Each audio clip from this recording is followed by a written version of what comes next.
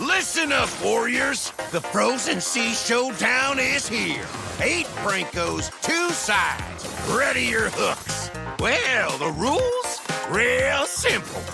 Hook 'em over, then bash 'em. Or hook 'em back and stash 'em.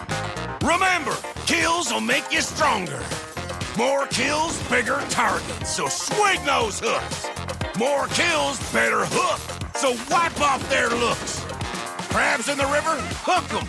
Reel 'em in for new skills. Stun. Magnet. Reflect. Chests in the cave, hook 'em. Reel 'em in for new skills. Team heal. Team super hook. Crazy ults. Total chaos. Triple hook. Recall hook. Trick hook. No equipment to buy. Auto upgrades for all. Take one down, get your hook back. Hook, kill, reset, repeat. Hook till you can't hook no more. Remember these words. Hook, kill, reset, repeat. Hook till you can't hook no more. Hooks ready? Let's go!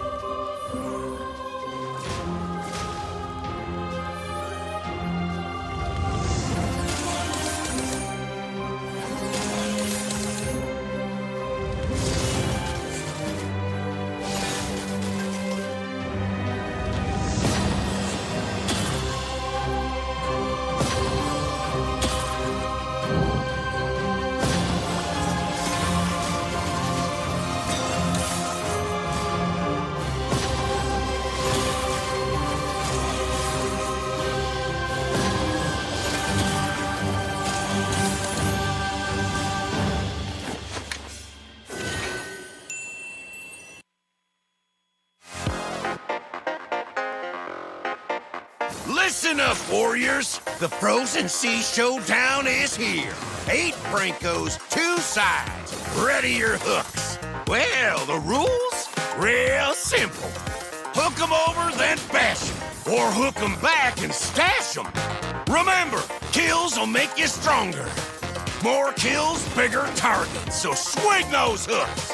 More kills, better hook, so wipe off their looks. Crabs in the river, hook 'em. Reel 'em in for new skills. Stun. Magnet. Reflect. Chests in the cave, hook 'em. Reel them in for new skills.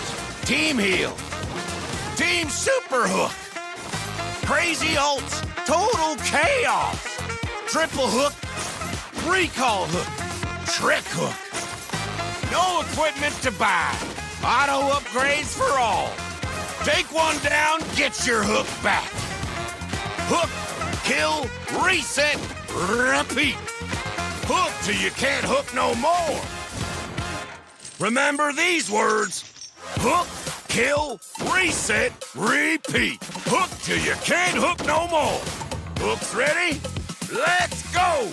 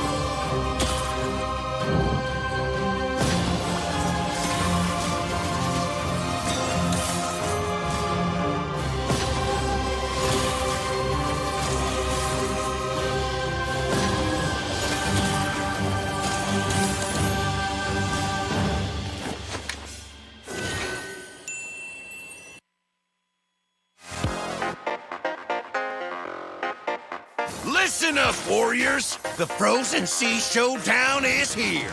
8 Brancos, 2 sides. Ready your hooks. Well, the rules? Real simple. Hook 'em over, then bash 'em. Or hook 'em back and stash 'em. Remember, kills will make you stronger. More kills, bigger targets, so swing those hooks. More kills, better hook, so wipe off their looks. Crabs in the river, hook 'em. Reel 'em in for new skills. Stun. Magnet. Reflect. Chests in the cave, hook 'em. Reel 'em in for new skills. Team heal.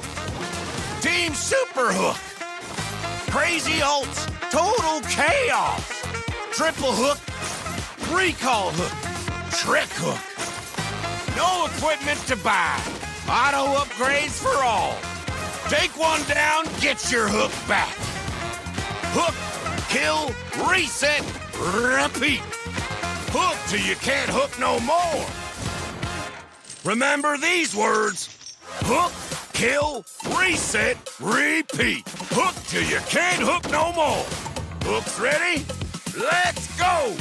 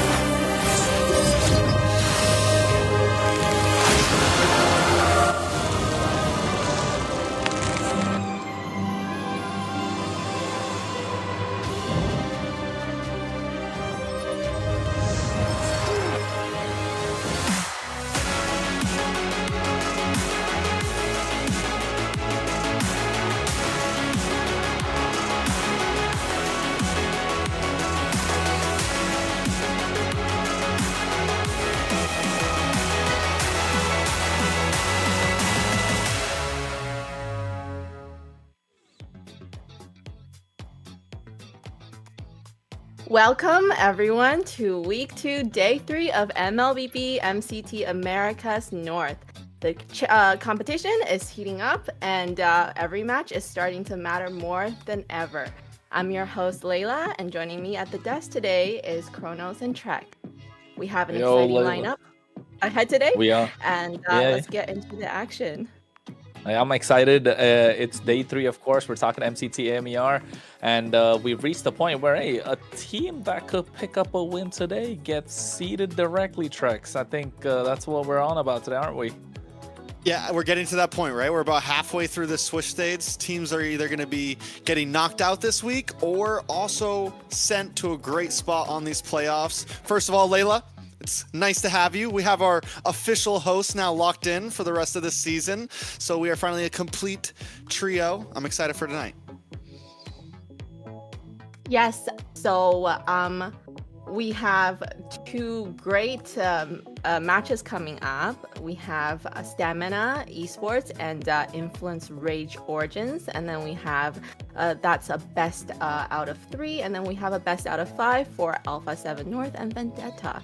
It is very, very exciting, and I'm definitely excited to be part of this whole journey with you guys. You know what? You don't sound exciting enough, Layla. I'm not gonna lie. Oh, you said you're excited. You said you're excited, but then you're just like walking on eggshells around us. Like, come on, it's okay. You're not carrying no glass bowl, but you're right. It's a best of 3 and a best of 5. I think the best of 5 is gonna be more exciting, but the best of 3 before that, that's probably gonna get a lot of eyes, isn't there? So I think about that later on, Layla. So coming up, we're going to have a quick explanation of what the Swiss format is, and this is what we're going to be operating on. And let's check that out. Let's have a look. Welcome to AMER 2026, the official league for Mobile Legends Bang Bang in the Americas. In this video, we'll walk you through the format of the competition. The league is divided into 2 regions, North America and South America. Each region features 8 teams, for a total of 16 teams competing in the ecosystem. The regions compete separately during the season, before meeting in the Americas Finals. Each region begins with the Swiss stage. All 8 teams compete across multiple rounds. Teams are matched against opponents with the same win-loss record, ensuring balanced competition. Matches in this stage are played in a best-of-3 format. The playoffs are divided into 2 phases based on seeding. Lower-seeded teams begin in Phase 1, where matches are played in a single elimination format. Higher-seeded teams advance directly to Phase 2, which uses a double elimination bracket. Matches throughout the playoffs are played in a best-of-5 series. In Phase 2, teams that lose in the upper bracket move to the lower bracket for a final chance to continue. The playoffs culminate in the group's final. The final match is played in a best-of-5 series to determine the group champion. The champions from North America and South America advance to the Americas Finals. Here, they compete to determine the best team in the Americas in a best-of-7. Everything leads here. AMER 2026 starts now.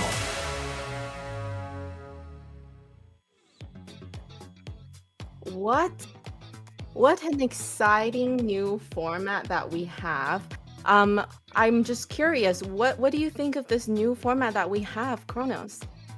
It's been tried, tested throughout. We've seen that in the World Series as well. I think Trex, you know more about that than I do. Yeah, we saw it first at MSC, and it was something new, and we liked it. I think everybody liked it. It was something intense. It was quick pace, and we got to see, it just felt random for once, and there was never knowing what was going to come the next day, and that's exactly what we're getting now on a slightly more microcosm base. But it still kind of holds that excitement, you know? And every team, I feel like, has very much equal opportunity to get to where they need to be. And we always see the best teams rise throughout this format. Yes, I, for one, is very excited to kind of see how this unfolds. And with the Swiss format, there's more fairness. And then wouldn't it be amazing to just kind of see somebody go straight to the finals? Hey, that's the best part. I think some of the players have been saying this as well. Like, hey, when are you going to face this team? Possibly never, because they could just go straight to the finals. The other team could get knocked out before they could even meet each other. And that's the best part about the Swiss.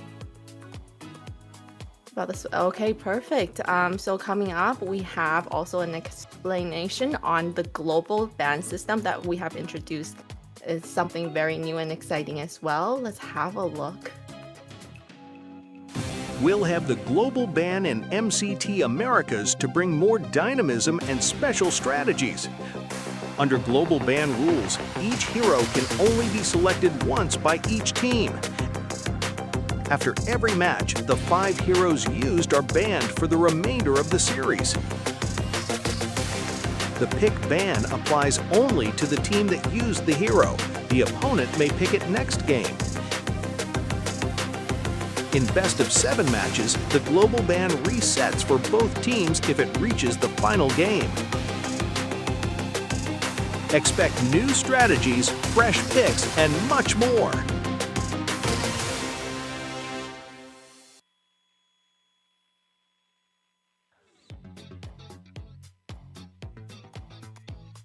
Yes, the global ban system. So with this, I kind of feel like it's really hard to play the game now. Let's say you only know a couple of heroes, right? You have to use every hero out there now because you can only use it once. So what do you think of that, Kronos? I'm digging into my bag of tricks, man. I'm digging into my bag of tricks to find out what I can pick up with, especially with this new patch that's come in. Does this hero work anymore? No, this was in the past. Let's put that aside. Wait, this hero works now? Yeah, I think we need to try this. Oh, wait, what about this one? I don't know. It's all about the different combos that's going on, right, Trex? And I think that's what this global ban brought to us, especially on the first 2 days. And the best part, today, we see it go into a 5-game series. And that's where it's going to get interesting, right? We've seen it at the 3-game. We've seen about 30 heroes banned out completely. And for me, as someone who's never casted or analyzed or anything through this type of format, this is the real hitter for me. The Swiss stage is cool, but it's something we've at least seen and done before.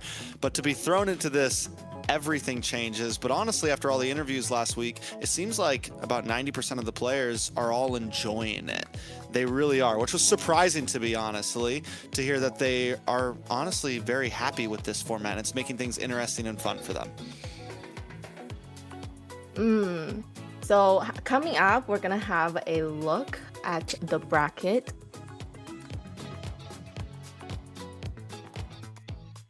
Okay, so the Swiss stage we have coming up. We have Stamina versus the Night Horde, and they have. Oh, well, yeah, you're right. Wait. I think day number 1, of course, we Yeah, could see on the day number. about 4 games go about, best of 3s, 2-1, all the rest being 2-0, and then the final game being a 2-1 as well. And then they moved on to the 1-0 bracket, 0-1 bracket, and then that really resulted into something that we were excited about, which is coming in today. What we're going to look at is the first game, or at least the first best of 5 that's already been sorted. That's Alpha 7 North versus Vendetta, and then the other best of 5, which we'll be covering tomorrow, U2 Esports and Leon. And the other best of 3s, that's a 1-1 bracket. We're looking at Stamina versus Influence Rage, which is our first game that we're going to cover, and Leviathan versus the Night Horde, which we will be covering tomorrow. So we're covering basically the top half of the entire thing. The bottom half is going to be tomorrow, and it's going to be exciting this week only for the fact that we get to see who's going to be the Seed 1 team and who is going to be the unfortunate one to get that Seed 8 tracks. I think another great thing looking back at this bracket is we've had a great division of best of 3s, 2-0 sweeps. It's right down the middle. 50% of the games have been 2-0s, 50% of them have gone the distance. And it's just showing that, you know, it can be a little depressing sometimes when it's just 2-0, 2-0, 2-0. I feel like this is one of the closest 8 teams we've had in a while in this level of play here. And it seems like there could be a lot of teams that can upset some others. And maybe we see that happen today. Maybe we see possible upsets happen today. I mean, it definitely feels like it could happen, is what I'm saying. Yes, very exciting. I definitely want to see the game that I am very, very excited for, obviously, is the best of 5 with Alpha 7 North against Vendetta. Why? And Excited. well, if you remember last year, I did kind of say something like I was thinking, you know, Area 77 was gonna win. But now, you know, Alpha 7 North is coming in, and I kind of want to see them win this year. Okay, Did fair you curse Area point. 77 last year? Is this your fault? Alpha 7, this might not be the fan you want, man. I'm just Hey, I'm trying to redeem myself. to be fair, Alpha Area 77 did go to the MSC, so I guess everything worked out in some way, shape, or form, right? Ooh, good point. Very So good I guess point, very good maybe point. in the long run, she's the kind of fan you want to have, but I don't know. It looks kind of dicey. It's up in the air. It's a coin toss. And speaking of a coin toss, I think that's what the best of 3 is going to come up to tracks. What are you thinking? It is definitely, it's a coin toss. You're right, a 50-50. I could agree with that. I think it's pretty down the middle. We've been talking a lot about this match the last week, and I think all of us are on the same play of who's going to win game 1, who's going to win early game. It's a tough call. I still don't really have a favorite for this match, honestly. For me, for the game coming up, I wanna see Stamina, you know, perform well. Just because I know Dez, you know, being a streamer myself, I kind of just want to see him make it and, you know, do something really, really great today. Okay. And I think, and I think on that part, on that part, you're kind of right? We've been talking about it. Trex and I have been talking about back and forth about the same thing. Like, you asked him this question as well in the interview last week. Like, NA kind of has a new face or is looking for a new face. At the moment, it's Trex right there, but then we need somebody else that could like really fill it. A player, not a caster. So I mean, at that point, we were seeing if Des could fill that because he's got a fan following, he's a streamer, like you said, he's always there to the public. He's got a face, he's got a name. The only thing is he's got to have the gameplay to fit that and you know, fill that gap. That's quite a gaping hole for to fill for North America at the moment because there are so many teams, there are players, but are they the ones that you could say like, hey, he's the guy? So coming up, we're gonna have a look at the match 1. Okay, Yeah, so we're gonna take a look for at Stamina Esports. It's gonna be Instinct in the EXP, Dez in the jungle, Yomel in the roam, Diamond in the gold, and Bless. Oh no, Yomel in the mid and Bless in the roam position. This is Stamina Esports. This is the team we've been talking about, right? This is Dez. This is what some people, his fans, would want him to be the face. But so far, the reality is they have fallen short here and there. Last year was their first time breaking into a top 8 position. And yes, they've grown a lot. But for me, I want to see them push it further. I want to see them at... I'm not putting them at a first place finish this year, but I am hoping that they make it to a top 4. I'm hoping that we see growth from last year. That's what's going to be big, I think, really in the general scheme of things for this team, because then next season we can see even more. Yeah. And next we have the next team that's going against them, Influence Rage Origins. We have Dalika Eto in the EXP, Maracucho in the jungle. We got Nox in the mid lane, Replic in the goal lane, and Astro in the roam position. And you spoke a lot about Dez, Trex, and you're right. I don't think I got them in my top 3. I think I got them in my top 3. At least I want to see them be the top team. But then with the first week performance, it kind of a little bit of a letdown. But then you know what was more of a something that rejuvenated the entire letdown that we had was Influence Rage Origins with their gameplay so clean, so crisp, understanding what they got to do, fulfilling each and every single player's role, understanding the map, the draft, how to execute the draft, everything. Even the games that they lost were really down to the wire, right? Not like it was just a throwaway game. And that all comes down to, of course, their jungler. 5 games they played, 5 different picks. We're talking Maracucho. I think we had an interview with him as well. Pretty chilled out guy, pretty cool guy. He just said he wants to play against some of the big dogs. For what reason? I think it's very clear. He's out here to make a name for himself with Influence Rage Origins. And with the gameplay that they've put out, Dalika, Eto, Nox, Replic, and Astro, yeah, I think this is a team that could pull off a lot of upsets.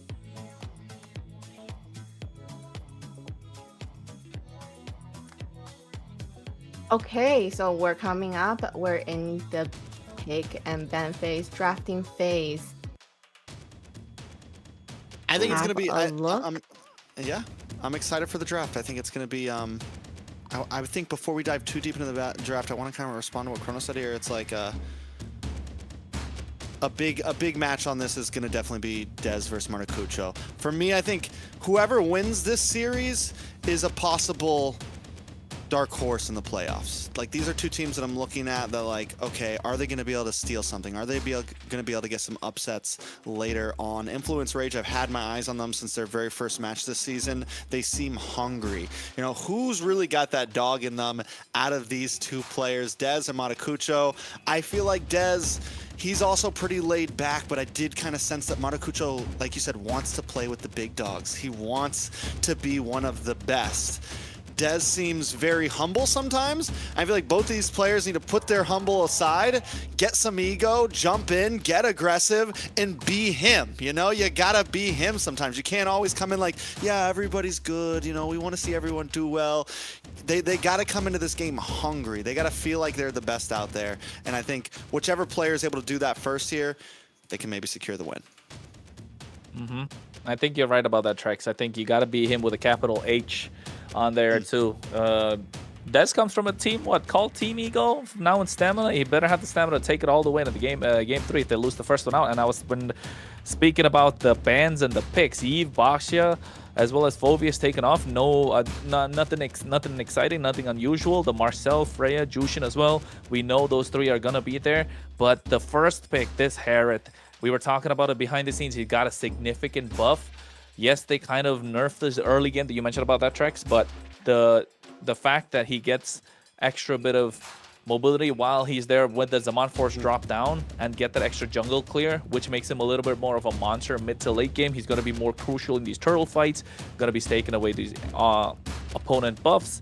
So yeah, I think this is going to be quite difficult for them to take back, and to prioritize that over the Harley is what kind of baffles me here. Track. I will be the star Is it worth it? above That's her the question. We don't know yet. I haven't really got to see this in that much play just yet. And even if you play it in game, even if you're playing it in rank, it doesn't mean it's going to hold up in a tournament setting. We see so many heroes get played in a casual rank game and people think they're great, but on the pro level, it's just not the same. Obviously, Influence Rage feels like it is. Obviously, Influence Rage feels like this is the pick.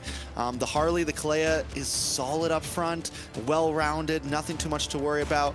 And then we get the Hylos and the Guinevere. We have seen Maracucho play the Guinevere, most likely going to be a jungle pick. Possibly could get nope, no roam because the Hylos is already there. So definitely jungle Gwynny. You know what? I think Wu Zetian is still open, right? So I feel like that could be a pick for them. It's been a very strong hero, and we see a lot of players getting MVP with this hero because she can do so much just with her ult, her global ult. Ranger can poke far enough to at least maybe deal with Harith in early laning phase, comparative to certain other picks, but it's still a tough one. Kimmy gets banned out by Stamina. Layla, I mean, you were right about the Zetian. It might have not got picked up, but at least it was good enough to ban and get out of the way. But yeah, they do still need a mid lane pick. And some possibilities. Maybe the Yi's been banned out. We've seen the Farza a few times if you want to go long distance, but against the Gwynny and everything, it's not looking great in the Harith. So options definitely getting limited. Very interesting, because I feel like really a lot of the mages that are really strong right now are banned. So I'm wondering what they want to pick for mage. What do you think, Kronos? I think with the Lunox even being banned out, Kadita, Lilia is probably the best option here. Maybe Valentina, you're right, but then again, is it the best one? You kind of prevent the Black Dragon if they go for it, but yeah, Lilia is the best possible choice, I'd say, especially against the Hylos, against the Harith, the Guinevere, Black Shoes, Purify, so basically two lifelines you have. So maybe save the goal lane until the end. We can always see a Beatrix, even a Claude. I'd be leaning a little to the Beatrix since you have the Kalea already on your side. The Claude because you have the Alice, so they got two ways to work around it. Over here, mid lane, honestly, Valentina like for influence, maybe. Valentina, yeah, I'm thinking Valentina. Slam. Yeah. That might be their best bet. Maybe Kadita, but then again, like, is that the best option? They need some sort of a knockup to kind of add to what this Guinevere can bring to the table, right, Trex? The knockup would be nice, it's very true, and the Kadita could be something, but I think Valentina's safe, it's easy, it's comfortable, you still get it, you get the Tsunami Slam if you want to steal it away, you get the Black Shoes if you want to steal them away for survivability, and then whatever Stamina's last pick is, which honestly Stamina still could use maybe a little bit of crowd control. They need they need gold lane, so you just pick up the Claude here, right? It's simple, it's safe. And even though normally you would pick up, he's a shred hero, he still does great against squishier heroes. It's not like they have to have nothing but a bulky lineup for you to pick up a Claude. You know what?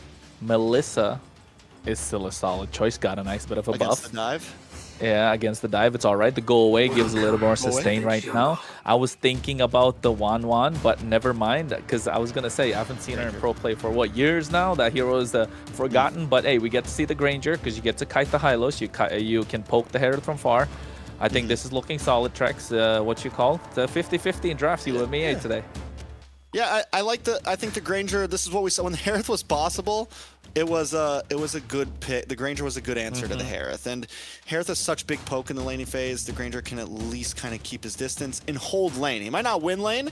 Could come down to a 50-50 in lane between these two. We don't know how good the Harith really is just yet, but the possibilities are there. I will say this, from Stamina, there was some big some damage, some kill pressure burst between this Granger and this Harley. If they can get any kind of big pick-off early on, it's dangerous. But then on Influence Rage, same thing. Kill pressure with all the knockups and crowd control. So a lot of it's come down to who can land those combos. Okay, so we have our picks coming in. Looks pretty evened out. I know that Stamina has the coach, so I'm hoping, the coach knows what he's doing and had these picks, trying to counter pick. Well, what do you think, Kronos? Yeah, I think you're right. Of course, Rage Origins don't have a registered coach right now for MCT, but we know they're working through the background and doing their thing. But Stamina Esports, Rage Origins, with this first series, the first game, it's all about momentum. In a way, I still feel like Rage Origins kind of have the upper hand because they have a Guinevere against the Harley, which does really well.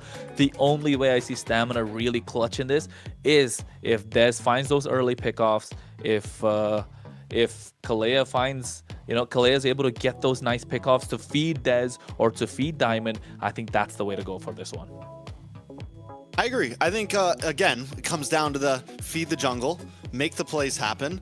And I like that, right? Overall, the difference is Maracucho doesn't have to be the star. We have seen him do great, though, on that Guinevere and be an aggressive Guinevere at that. It wasn't a tank Gwenny in the jungle. The guy was getting kills. The guy was chasing people down. So I'm still excited to see it. I don't think he's going to be catching Dez with any of those ults, but you never know. The Hylos is a great answer to the Harith as well. One misstep by Dez, you get stunned, you get locked up long enough. I think in this game, we were focusing a lot on Maracucho Dez, but my eyes are going to be on Replic in Diamond here, the gold lane face-off. These guys are going to be killers in that gold lane. They are the backup damage. They are the mid to late game promise. I mean, when you talk about that part, Trex, I think you're right, because Harith and Granger need to find a way to get that snowball rolling. Otherwise, it's going to be super difficult for their teams to kind of make it out. And not just that, even the EXP laners like the Yu Zhong, the Alice need to hit that level 4 power spike, have massive ultimates in that turtle pit, in that Lord pit. They're going to be the ones that are changing the pace of the game, and they're the ones that's going to be leading the team from the front when it comes to these neutral objectives, not just the first turtle, even the Lord. So I think it just comes to the point where we will find an answer. We will find how this game is going to go. Eyes are on already, and I think with these picks, of course, we got a lot of Dez fans that are going to pull up in the chat. So, Trex, you got anything for those fans? Well, before we jump into game, Layla, who do you got? Pick a team. Yeah, who do you got? Game one. Stamina! Let's go! Yeah, okay. I like it. And for the fans, it's the same thing. Let us know who you got in chat. Stamina Esports, Rage Origins. Support your team. I'm sure the Stamina Esports fans are already out there. They're probably listening to me doubt them right now and hating me, but it's okay. I think either way, I do kind of like Stamina Esports draft. Maybe it's just the Granger fan in me. That could be the possibility. Maybe it's the old school Lilia fan in me. That could be a possibility as well. But I like the draft. I think it's well layered. I think it's a decent front to back. But the Harley adds the possible angle, right? You have this assassin pick. Everything else is going to be front to back. But that Dez pick makes things just a bit more sporadic. And not just that, right? I agree with both of you. Like, Stamina Esports looks so much better when you layer those skills. Yes, Rage Origins do have the option to layer as well, but it's a little delayed with the Furious Dive coming in from this Yu Zhong. The only thing I'm thinking about was the Harith so worth it that you actually give away the Harley, right? That's the big question. Because yes, Harith got a buff, but my guy, is he like really that crazy that Harley got let through, which is so nasty at the moment? Because yes, we got a patch, and I'm surprised Harley didn't get a nerf. And if he was that broken, he would have got banned. If he was like that broken, he would have got banned. So that's what's really making me question this first pick. Yeah, I agree, and I think we're gonna find out soon enough. The waiting's all done, the yapping's all over. Folks, we're heading to game number 1 of day 3 MCT AMER North. We're talking Influence Rage Origins on the blue, Stamina on the red, a best of 3. Who's gonna be the one to claim victory? Who's gonna be the one to get first blood? Kronos and Trex to bring you the action.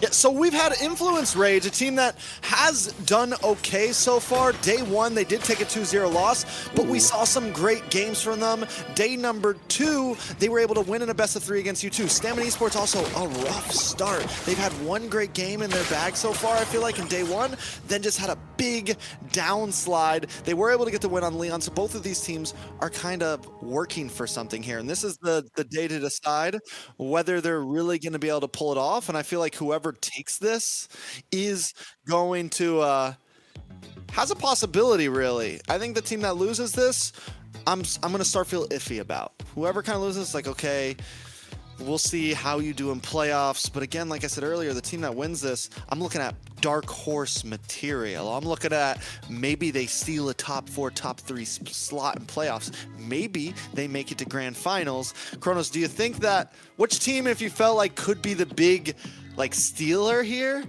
which one's giving you that vibe?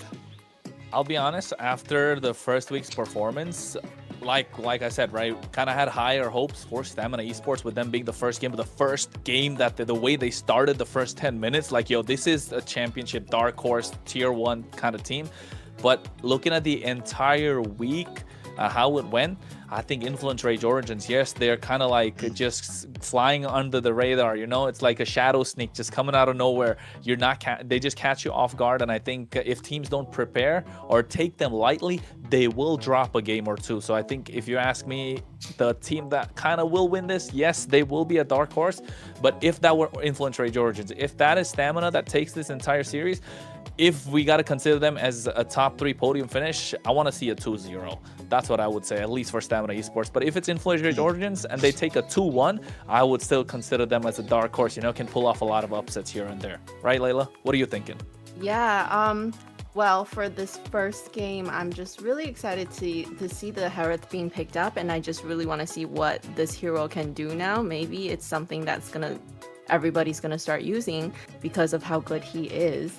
And then, you know, just like you said, is it going to be a sweep? If it's going to be a sweep, I'm going to be a little bit sad for Stamina.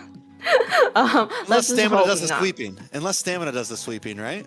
Yeah, exactly. I mean, either way it goes, I think we're going to have a good series here. Both of these teams. One thing is, if Influence Rage loses, knowing their track record, the games are still going to be long. They're good at dragging things out. They're good at defending. They're good at, like, listen, if we're going down, it's going to take you a while to take us down. And that's what I'm expecting out of this series. And that's what Stamina Esports, if they want to win this, the win con, I think, for the overall series itself is, can Stamina Esports go the distance, right? Can they go against a pretty well-rounded team? Because Rage Origins is a well-rounded, in terms of macro, in terms of just, like, looking for a win condition, whether it's early to late game, they know how to execute. Sometimes they make some mess ups, but they still know what their game plan is. That's what Stamina Esports is up against right now. Hey, who knew a team called Stamina Esports? Oh, first blood on the bot side. Diamond gives him a face full of his Rhapsody. Right there, able to pick off Replica, powered by Runestone. That was nasty. Yeah, this is the worry, right? I think the Granger was definitely a good pickup. Replic already taking a death. Luckily, it was very early. He loses maybe 1 minion here, if that. But we're already seeing the possibilities. A nice gank from the bot as well with Dez. Oh, wait, Spatial Migration.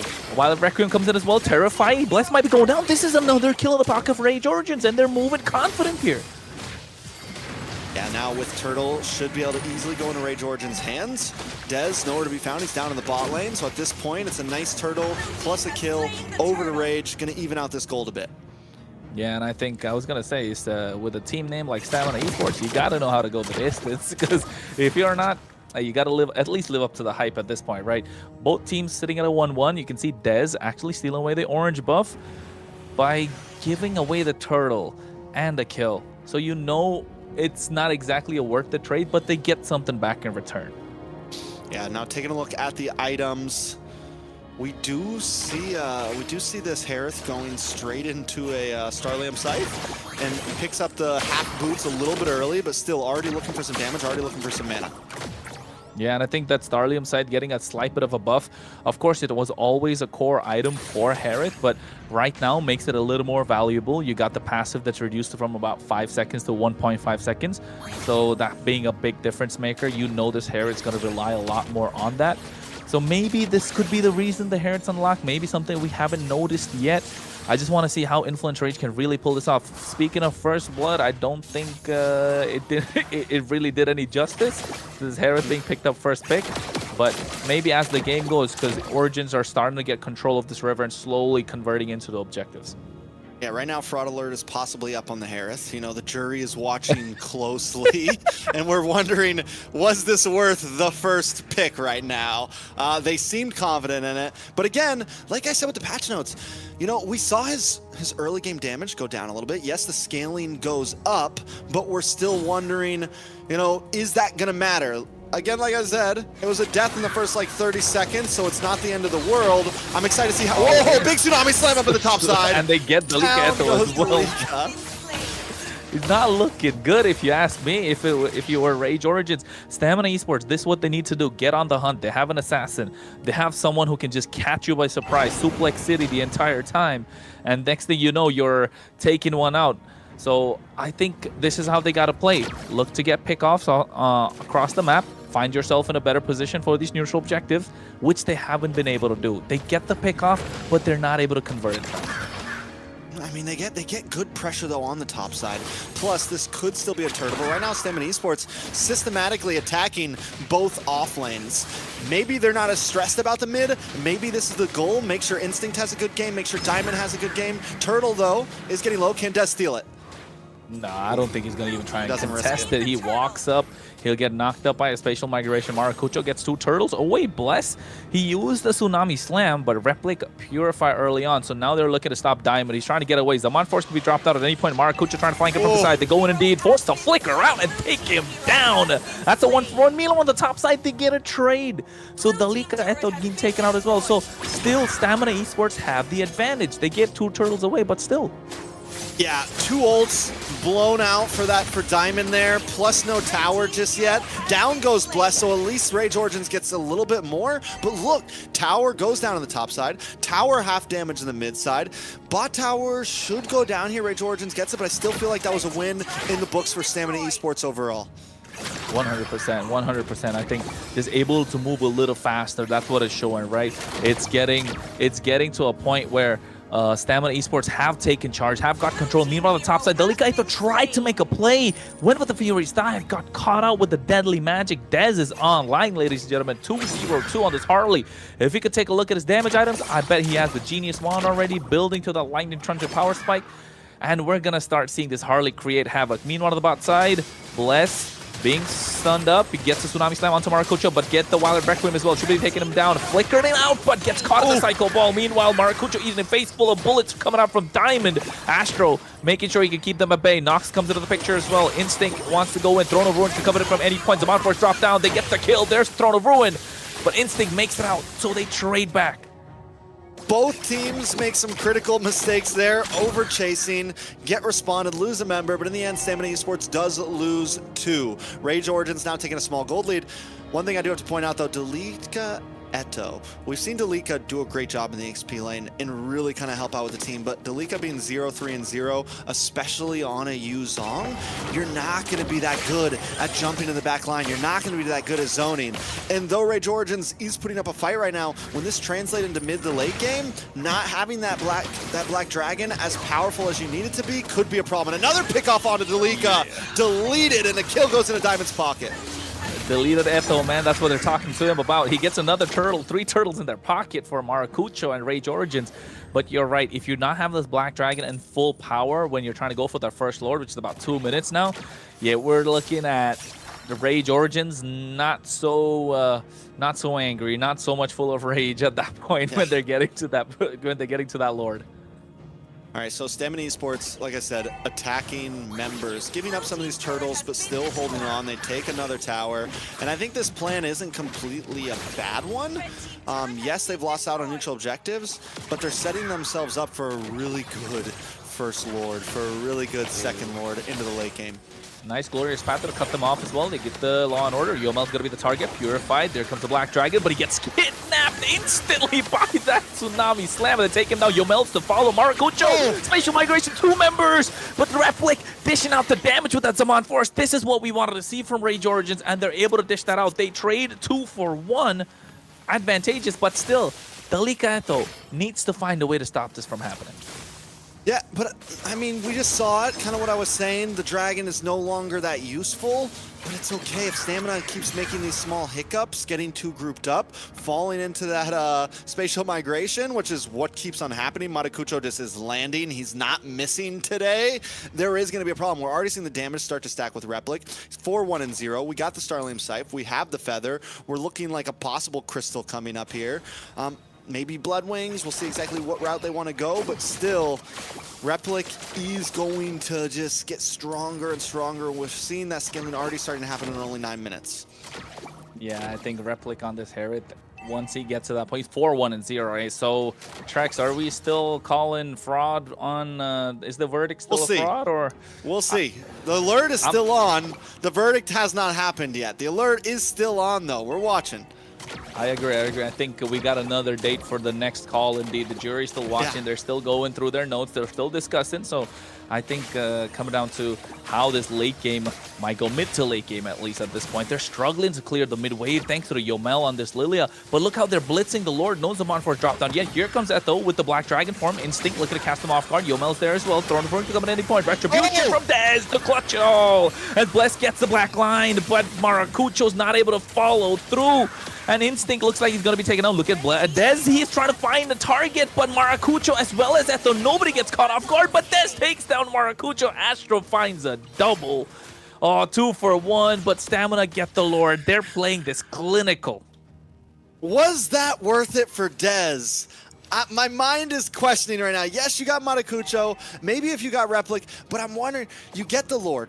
You're good. If they just lost Instinct there, I think it would have been okay. And Instinct could barely get away. I felt like it would have been a win in the book if they just lost Instinct, but losing Dez as well from Maracucho, I don't know. I'm questioning the stability of it right now. Lord is at least still marching. Stamina is able to take a tower in the mid. So right now it is looking good for Stamina. Yeah, I think at this point, with Yomel, especially if you're Stamina Esports, now you need to start relying on Yomel to try and open up the map a little bit more. Because you know Bless is the one that needs to cast them off guard. Dez is the one that needs to cast them off guard.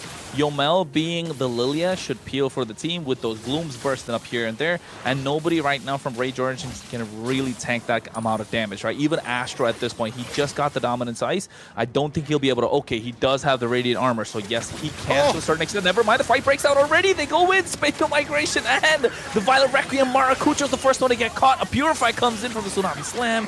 Bez looks to get taken down. Instinct has to get away. Stamina Esports biting more than they can chew, but still an even trade, Trex. Yeah, 2 for 2, jungler for jungler, roamer for roamer, very even trade. They freeze that top lane so well. They pretty much have a Lord at full push here. Tier 2 goes down on the top.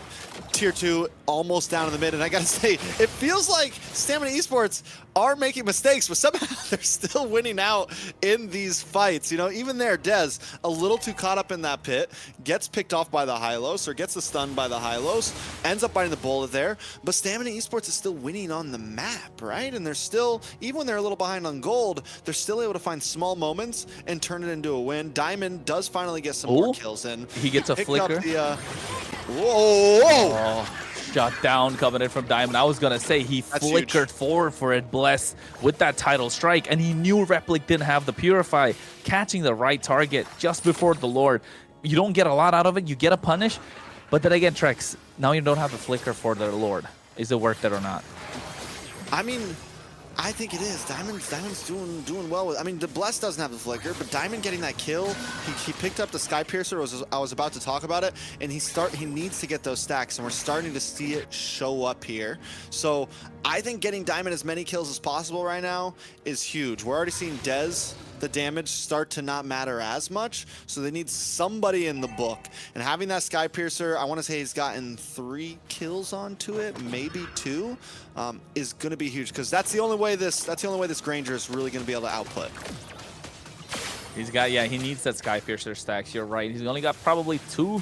Yeah, you're right. Yeah, I think 2 or at 3. this point, but look at how the Blitz and Lord again. Dalika goes in, Black Dragon. Hopefully they get the retribution on the point. No, they don't. They're still able to clutch it out, and now you can see Etho in the back line gets 2-man Petrify, finally finding a shutdown onto Diamond, and this is the moment that they're looking for. Yomel, no black shoes, should be taken down instantly. 2 traded again. Dez able to clutch the retribution. Somebody gotta keep it on. He is on demon time.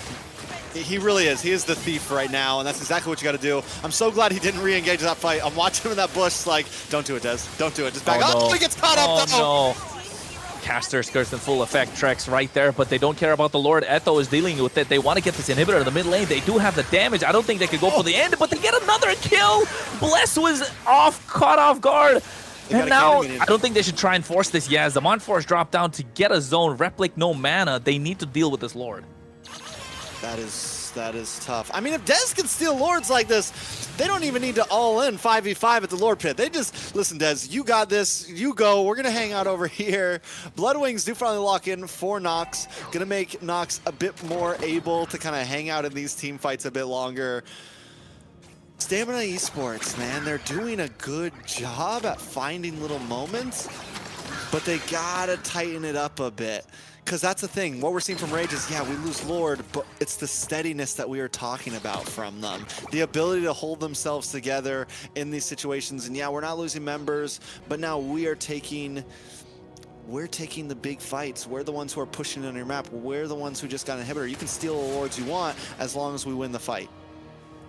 We're not, yes, but at the same time, if you take a look at the map, the sides of Stamina Esports doing stronger than Origins.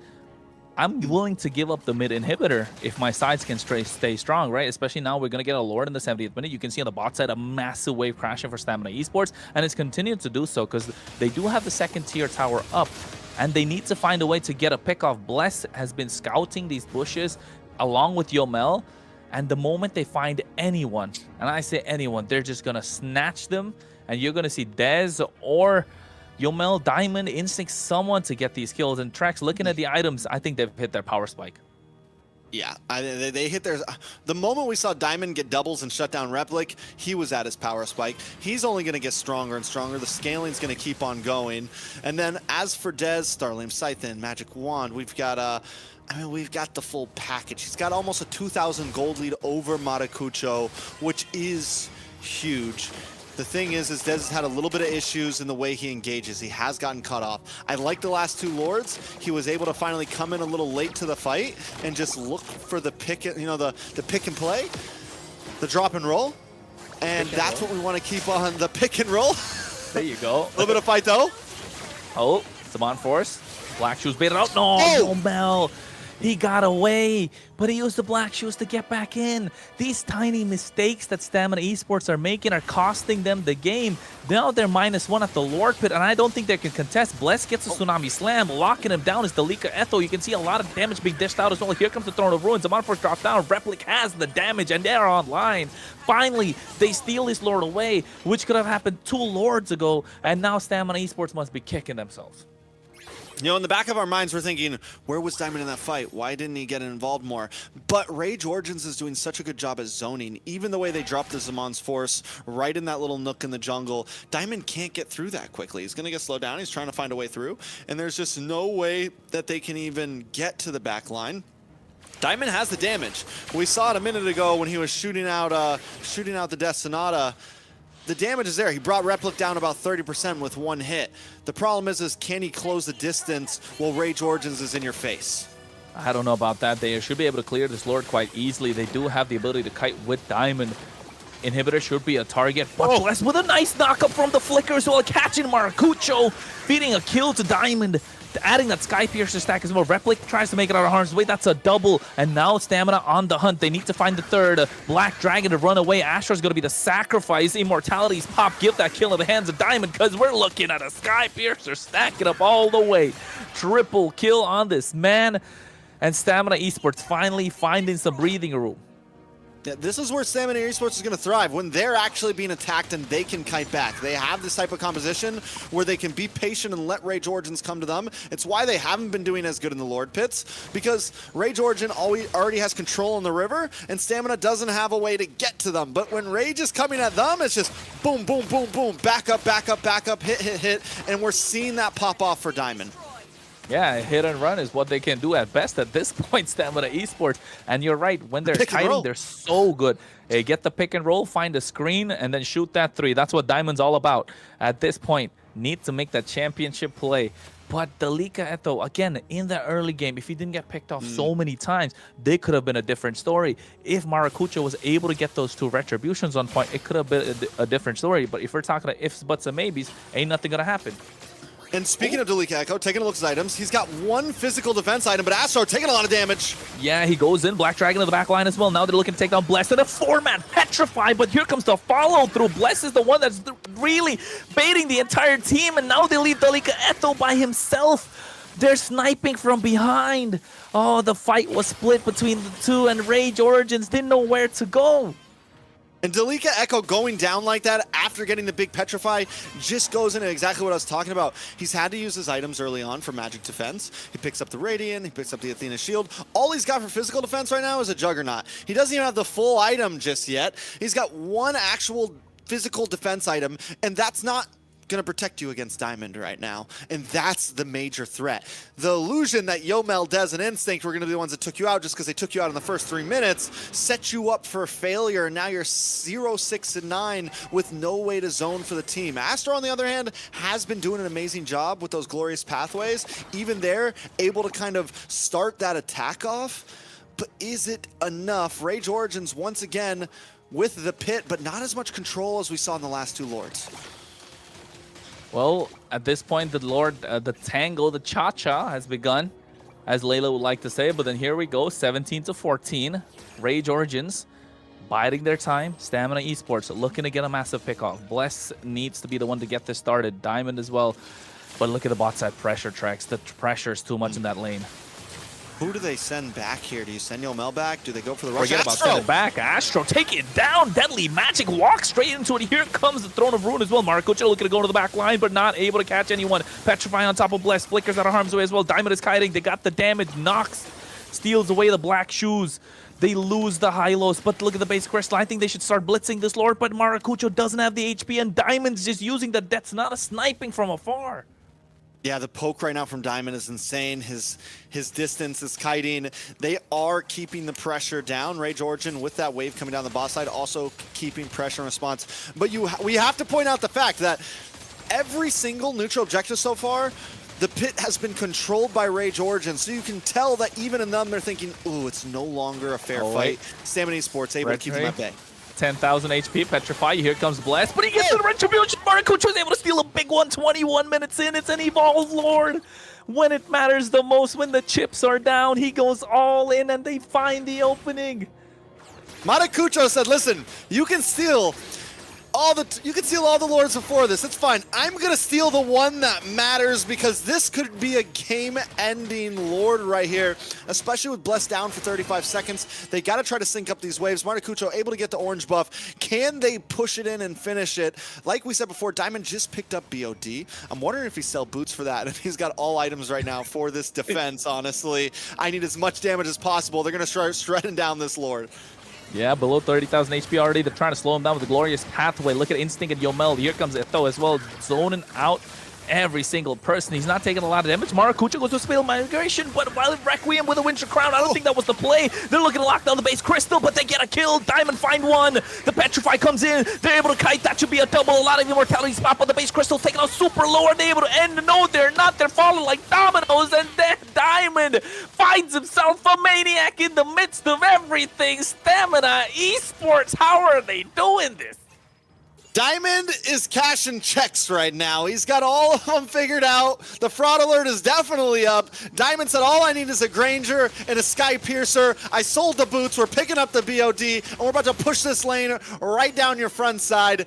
I think they can pull this off. It's nothing but Nox. 3-0-11. Are they finally going to put a kill on this man as they take out the crystal? He's been the support of the entire day, but the Star walks in. Oh, wait, they're trying to get a clear, but at the same time, Nox taking a little too much damage. The Crystal's not going to be taken down. They get the clear, but 6 seconds for Maracuja to come back up. Stamina Esports looking to get that mid-wave crashing in, but I don't think it's going to be possible. They do have enough time to get a clear, and Nox just bought enough time for them to try and get a defense going. Where's Maracuja going? Oh no! He's gotta go for Oh, nice! Okay. They get the Body Requiem with the Spatial Migration. At the same time, they find a kill. Delika Eto comes in as well. Diamond adding another stack to the Sky Piercer, and you're right, he's cashing checks. He's cashing checks that Rage Origins didn't see coming. You know, and I think it was funny. We said it. We're like, okay, we're going to talk about Dez and Maracucho this game. But right when we saw that Harris and that Granger, it's like, maybe this is the real anime battle here. Maybe this is the one we need to watch out for, because Diamond did not want to get left out of the conversation. Oh, wait, speaking of a conversation, Astro gets picked up, put down. That's another stack we're talking, sir. He is online. He's on fire. Here comes another one. They're looking to get Replic. Might as well give that to him as well. He's been on a roll. Stamina Esports, after everything, take game number 1. Diamond Esports at that. The guy just shredded through all of Influence Rage. My God, my Lord, that was a game. I honestly thought that Influence Rage was going to be able to defend that a little bit longer, and we were going to possibly break another 28 minutes or something. Layla, how are you feeling after watching that? That was crazy. That was really out the way that Sanma was able to defend that Lord and turn it around. Unbelievable. I thought it was going to end right there. Yeah, and I think it was a slight bit of a mishap with that push, right? They kind of overestimated the Lord. It was an evolved Lord. That was the possible end for them, but not able to find the angle, or rather a mistake from Maracucho when he dove in, didn't get Diamond, and preemptively, panically used that Violet Requiem and the Winter Crown, and then get the split. Dez was waiting, Diamond was waiting.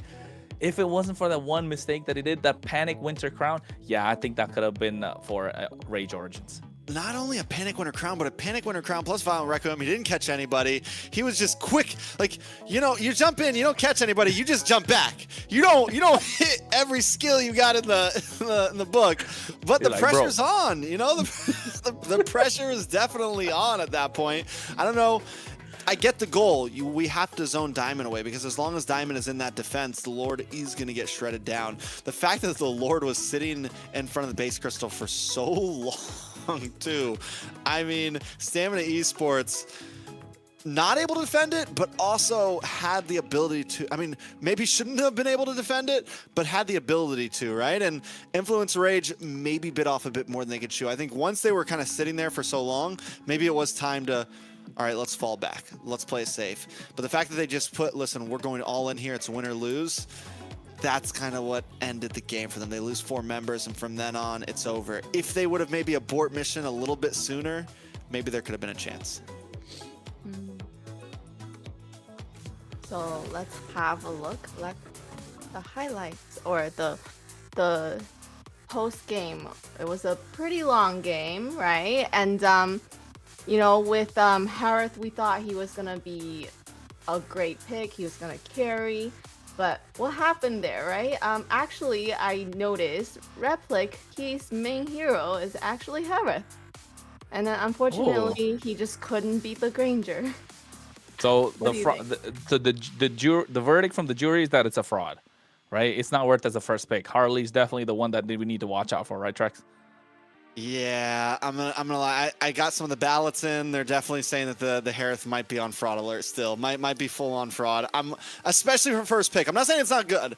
Replic showed some decency at it. Maybe we'll see something later on tonight. Maybe there's still possibilities. But for that game, all it took was a decently placed Granger, and there was nothing that Harith could do. Decent? You're talking decent? 18-3-2. Are you out of your mind? That's not decent. That's my kind of Granger, bro. That's the kind of Granger diamonds right there. Yeah, I know. He got double O's right there on his name. He's trying to show the double O this time for Influence Rage. Are they going to pull it off? They already got one in the bag. And I think with the way that they played Dalika Eto, yeah, he's looking to make that egg a comeback. He needs to find at least 1 kill in the game, especially with the last push. And you're right, that last push could have been so different if it wasn't for that spatial migration, Winter Crown, Violet Requiem play just coming out of nowhere. And Diamond on kiting heroes has been doing so well. So I think Stamina Esports finding their moment, finding their ways to get that victory. And you can see 33% kill participation, and still Replic able to get a 38. So I guess is a great pick, but as a first choice, I don't think so. You know, I will say this, for Influence Rage, it was kind of surprising because in the past, they suffered from taking games almost too slow and not being willing to force the end. And I'm wondering if that kind of is what got them here. It's like, okay, we know that Diamond's getting out of control. The stacks are too high. Maybe we need to try to force an end here. When in reality, maybe they didn't need to force an end there. They do go for it. But in props to Stamina Esports, taking a look at these replays, I said in the beginning, they gave up every turtle. But what were they doing? They were systematically attacking the off lanes. They were focusing on Delika. They were focusing on Replic. They were making sure that Diamond and Instinct had a great game. And by doing that, when it came to mid to late, they were able to shred through Delika. And Bless almost never got a big catch onto Replic, never got a big catch on a Matakucho. It was almost always either Astro or Delika, but that was enough. You get rid of the front line, and Diamond can get to the back line. I think that's what the idea was. It made it possible. And especially with that assassin pick coming through, right? Yes, we're talking about Diamond. He's been playing crazy, but Dez able to get those picks, able to extend the game a little further, contesting those neutral objectives. I mean, yeah, that Petrify, 4-man Petrify should have made it all possible, but Bless surviving, even with the slightest bit of HP, after that immortality gets popped, buying the time that they needed. So every small micro decision turning into something big, turning into something that Diamond can really find a way to snowball from, even though it was past 15, 20 minutes. When Diamond found his stride, yeah, Stamina Esports found their groove as well. The way that even Matakucho steals that last Lord, I think we all felt like it was a wrap. We thought Rage Origins was going to be able to pull through, but Stamina Esports does it. And in that, we get to see the MVP. And Layla, it is Diamond. How you feeling about it? Amazing. I was looking at the stats, and he was the richest guy there. He did so much damage. 129k. That's crazy amount of damage. He's just doing amazing and definitely well-deserved MVP. I think nobody doubted that at all, right? He's a stone cold killer. Look at him. If it wasn't Diamond, I would have had a riot for sure. If Diamond was not on this MVP screen, I would have walked away. But luckily it is, so we're still here. I do want to point out the guy did sell his boots for that BOD at the end there. Or maybe he ended up stealing it for the winner crown. But either way, I think on that final push in, we knew it's like, okay, it's all or nothing here. I'm not going to need to run across the map. I just need to stand in front of this Lord and do as much damage as possible. Pew, pew. And it paid off for sure. Hey, man, he looks like a stone cold killer, all right. I'm telling you. With the item build that he has, with the heroes that he's been playing, and the way that he's been playing, we want to see this guy pop off a little bit more. Forget about Dez. Ain't nobody going to talk about Dez right now. We already talk a lot about him. We want to see Diamond pull up for Stamina Esports because he's been carrying this team, and it's been hardcore. Bless, yes, he got those early pickoffs, but nah. Diamond, it felt like a one-man show after 12 minutes, Rex, I think. After 12 minutes, it felt like a one-man show for Stamina Esports. Yeah, I mean, don't get me wrong. We still got to see, like you mentioned, Dez getting those Lord steals and everything, like at the 8-minute, the 8-minute mark and the 12-minute mark, somewhere around that range. And even then, him being able to keep the pressure. But yeah, Diamond, once, I think it was like the double kill in the mid or something, he killed Replic. Once those Sky Piercer stacks started coming in, it was just out of control. He was sniping. If your health got below 50%, you were gonna die in the next second. Pretty much. That's the way it happens. Once your health drops to 50%, you got about a second to live, and that's it. Yeah, Granger, what a hero. Like, it just, once again, it reminded me that Granger is a very dangerous marksman. Granger's just been I mean, he's a fun hero to play. Even when he was in meta, I don't even play marksman that much, but Granger was someone I'm like, this guy's just so much fun, easy. You kill people, they go down, you shoot, that's it. I mean, just overall, I've been happy since he got into the meta. But there is a stark difference between like the great Granger players and your casual Granger player like me, obviously. They really push the hero to the limit, and positioning is key with this hero. We got a little bit of time till draft pick. What are we looking for in game number 2, Kronos? What does Rage Origins do to kind of pick up the pieces here? I think if you're Rage Origins right now, you get the choice. I still think right now you go for the blue side. You get that first pick. You try and this time get the Harley instead of the Harriet. but also you don't want to give the Harriet away because he's super strong. But we've seen there's a way around the Harriet, the Granger. It's been there for a long time, and now we can see a little bit more. Oh wait, never mind. We're talking about global ban. So yeah, none of that. So None of that. no, but it still works out though. It still works out. You prioritize the Harley still. It's all right if you give all of that away. But I think right now, if you're banning out the Harley, maybe look to take the Suyo, because the Suyo is still super strong. If you're banning out the Harley, apart from that, just look how you can contain Diamond, right? And Bless on these pick-off heroes, we've seen even in the previous week, he was doing really well. The game where Bless was, I think, 0-10 and something, they still ended up getting the win because he knows to get the right target at the right time. I think that's the biggest difference maker if you are Stamina Esports. And if you're Rage Origins, you need to look to target down at least, you know, take a couple of picks away from Bless, so you kind of neutralize the early threats in the game tracks.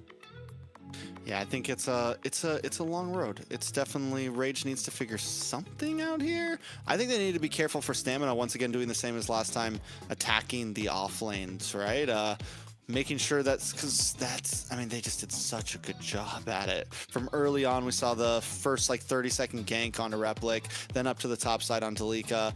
Early on, getting towers, completely just abandoning the turtles. So I think Influence Rage needs to watch out for that type of strategy coming back in, because if that's coming, it's going to be something similar. That's at least in terms of gameplay. Draft is a whole different story. Layla, how are we feeling about game number 2? I'm excited. I'm hoping Stamina can keep that momentum going. So let's have a look what they're going to pick for the draft. You know, with the coach, I think the coach has done a really, really good job. Marcel, always getting banned. I feel bad for the guy. I haven't really seen this guy in action. I really want to see that. He's gonna live there. He's gonna live there for the next 2 months, I'd say. He got a buff too with that platinum snap. You're now, when you get that shield, you're able to move around if you're his ally hero. So yeah, that he is gonna live there for a while, and he's gonna be taking pictures of the draft that he's gonna see. The Eve's banned out. Influence Rage again going for the blue side. Like I said, I think this time prioritize the Harley, but if you're Stamina, you're probably looking to ban it out, right? Yeah, I don't know. Is it worth the ban? Global ban, man. Oh yeah, come on. Is it worth the ban? Now, don't change your thoughts now. Don't change your thoughts now. You know, I just said, is it worth the ban? That's all I'm saying. Like, I don't know. I might not.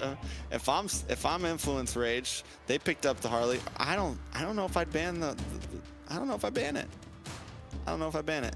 I mean, they ban a Fred run, which is kind of surprising. I guess they are on blue side, so they can target ban it a bit here. But they have to be careful because Stamina, they already banned the Freya. They could try to do the old, we're going to leave 2 heroes open here. You know, right now we still have the Jushin up. Boxia. We still have Basha. Both of those are still up and open and possible. I'm wondering if we're going to see, you know, the old 2-hero trade up here. I'm thinking the same. I'm assuming it's got to be that 2-hero trade up, right? Because if you're Stamina, you really want that. But they know. But if they leave the Harley open as well, kind of Influence Rage know that they're not going to pick the Harley. So maybe pick up the Boxia, prevent the Harley from being picked up. But then again, Influence Rage is overthinking at that point. So I don't know. I think if I was Influence Rage, probably take out the Suyo to kind of throw a wrench in the plans. That's early. Layla? That's early. Yeah. I mean, like, all the heroes that I know how to play are getting banned, so it's like,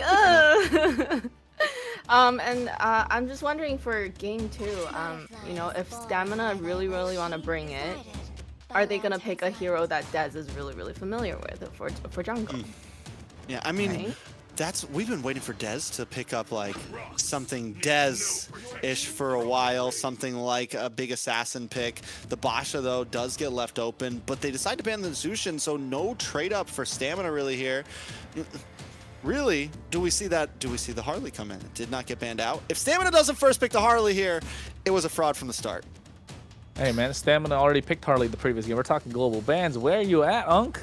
Come on. Well, You gotta I mean, lock in a Harith, little bit Harith, more. Harith Okay, is what I'm talking about. We're okay. talking about Harith. Okay. Okay. Talking about Harith. I was gonna It's say the Harley. HH, Harley, Harith. It's Okay. close.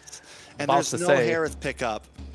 I didn't mean to call you out like that, but it's okay. You can get back to me on that one. But yeah, Khalid, Kimi being picked up. They get mid lane prio.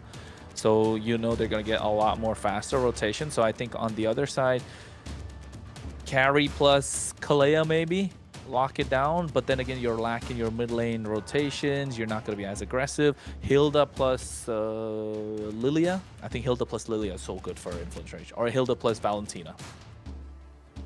They can't pick the Valentina for influence because they're on global ban. Get your game together, Unk. Oh, sheesh. There, he got one back on me. I like it. I like it. On the other side, they do go for the I'll take Phobius, it. and they pick up Right the on the carry. chin, So huh? you do get one in there. You get the carry. You definitely. The question now is, do you pick up Purify on this carry? Do you go Flicker? Purify might be the safe pick, especially with the Khalid on the field and any more Flicker crowd will. control that Stamina wants to bring in. You mentioned Layla. Dez picking something he's comfortable on.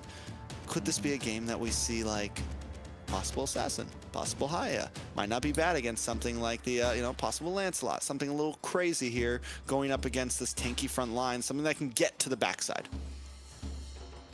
Yeah, I would want to see that. I wonder what they're gonna pick for their mage as well, though. So, and I don't play jungle, but I would not want to go up against these tanky guys who can definitely try to stop me from trying to get to the squishies. Like the glue. Glue. I like the glue. I like the glue picked up in the XP lane. You kind of, I mean, gentleman's agreement between the Lika as well as Instinct. They're not really going to end up killing each other. Just going to hang about, clear the waves, get into these fights. So you know it's all about those neutral objectives. Right now, for Influence Rage, Maracuja looks super strong with the Retribution, with the Boxia. So you know he's going to be farming much faster. If I was Influence Rage, I'll look to take out the Suyo, prevent that early power spike, prevent him from farming super fast. With a lot more picks in the side of Stamina, maybe you could see a Yi Sun Shin as well get banned out, because you know Kimi and Yi Sun Shin play really well together with that Khalid. But if you're Stamina, what other mid lane options open? I think Lilia's got to go. Yeah. Faramis, Ooh, okay. Faramis ban from Stamina Esports. Honestly, not a bad ban. It's one of those picks that's not going to get picked up all the time, but if it got picked here, it could be very dangerous with this type of lineup. There goes the Hayabusa. This is what I was thinking we could see from Dez in this type of fight. So I think it's a decent call from Influence Rage there. Stamina Esports looking for a final ban.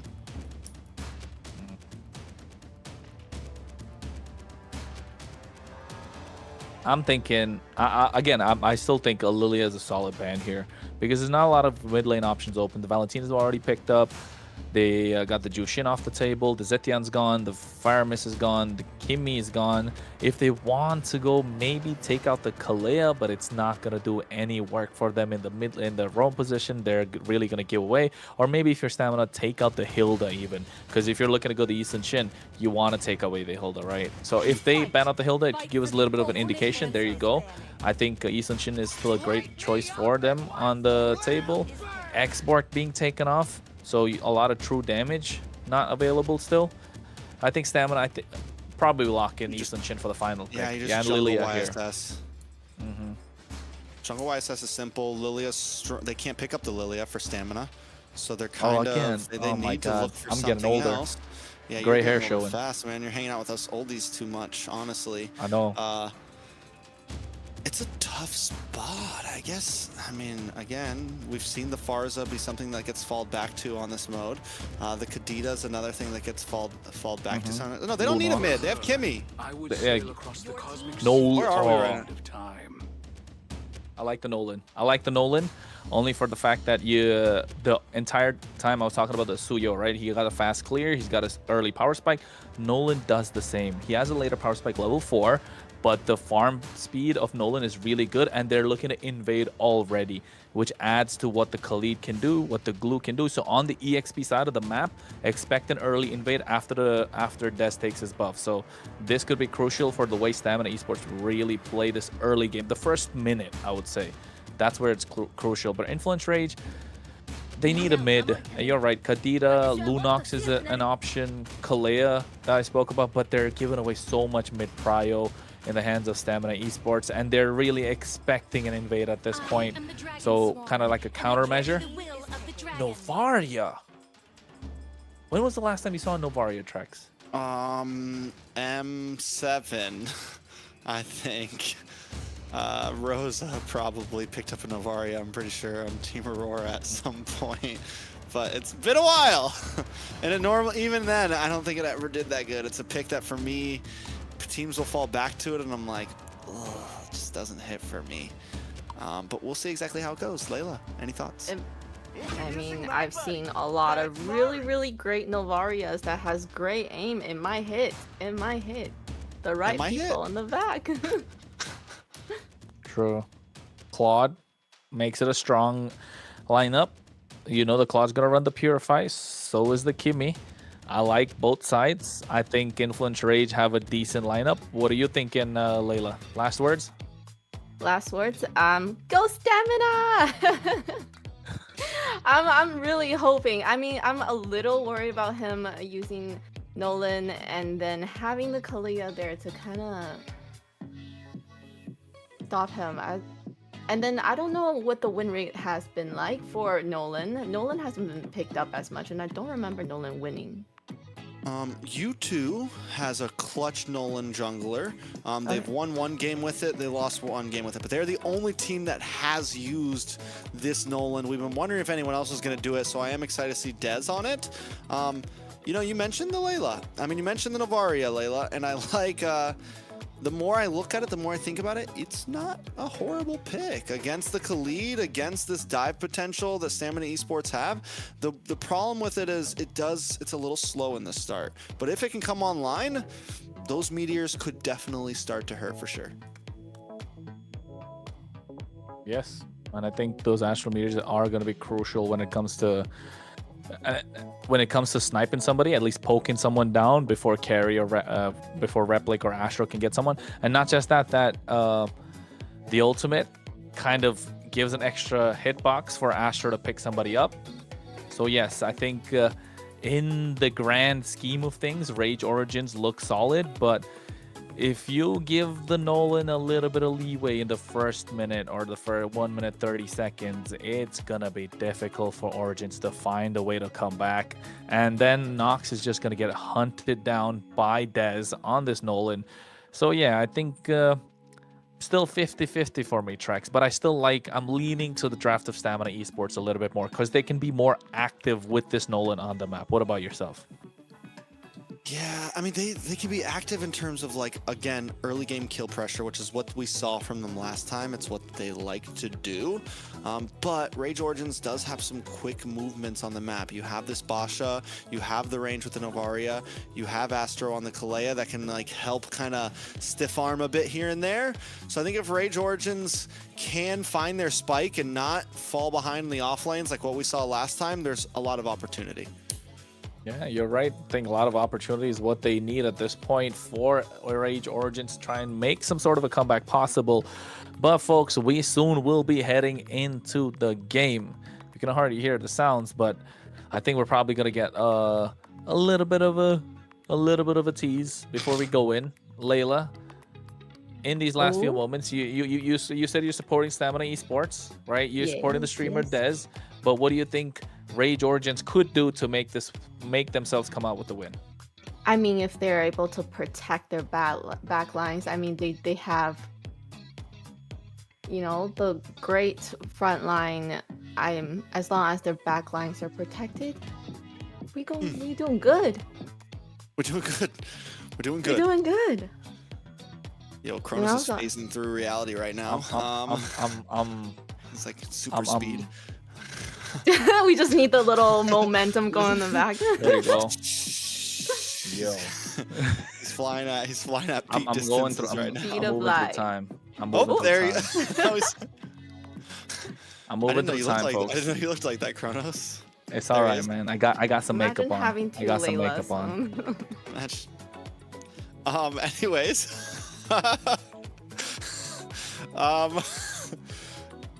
Hold on. skip that. We skip that. Back to the back. Focus. Focus. Influence Rage. I like the lineup. We're gonna be jumping back into the lane, into the game, Kronos. Yep, we're going to go in, folks. We see the graphic. We're talking about how we're gonna get to that point, how far we're gonna go through with the Influence Rage Origins and Stamina Esports. We're talking game number 2 right now with this best of 3. Influence Rage looking to make it and take it to a game number 3. Stamina Esports want to close this out as fast as possible. And that's exactly, I mean, Stamina Esports, that's the goal here. Oh, You have this Nolan, you want to get aggressive, you want to try to get those stacks on quickly, and it's what they did with Harley last game. I think essentially the strategy is the same here. Get a nice early game, translate it into Diamond Lane, and look at the pressure already down on the bottom side. I'm expecting a possible early gold lane gank here, just like what we saw last time. Make sure Diamond has a great game so you can secure the mid to late game. this is what I was talking about, Trex. On a Nolan, you want to get that Lava Golem, you want to get that Beetle, you want to kind of shoot Maracucho in the knees so that he can't really roll around that fast. And that's what Dez has done. He's not even got to his top half of the jungle, and you can see already Instinct and Yomel protecting that top half, never mind, Maracucho just walks in, is going to take it away. Got to give Maracucho the flat tire, right? And then comes that's what they Yomel on need a to damage do. from Dez. Yeah, they get a knock up as well, but the Fracture along with Instinct able to get 1, and they make that 2. Stamina Esports already 2 on the board, get the advantage. That's 2 flat tires for the side of Rage Origins, and Stamina Esports taking a good lead already. This time, they didn't have to attack the off lanes. They're coming straight from the mid. It's not even first turtle, and it's a 1,000 gold lead on the side of Stamina Esports. They get this turtle. It's looking grim for the side of Rage Origins. What do they do here? I think they definitely give it up. They don't try to force it. Ooh. Almost a They steal. tried to snipe. Tried Almost. to steal. Yeah. No way they walk into this purple and give this away as well, right? No, not a chance. And I think they are, but there's a nice knock-up. 3 members, but at the same time, nice Dark Wave coming in from Delicato as well. They go in, catching another.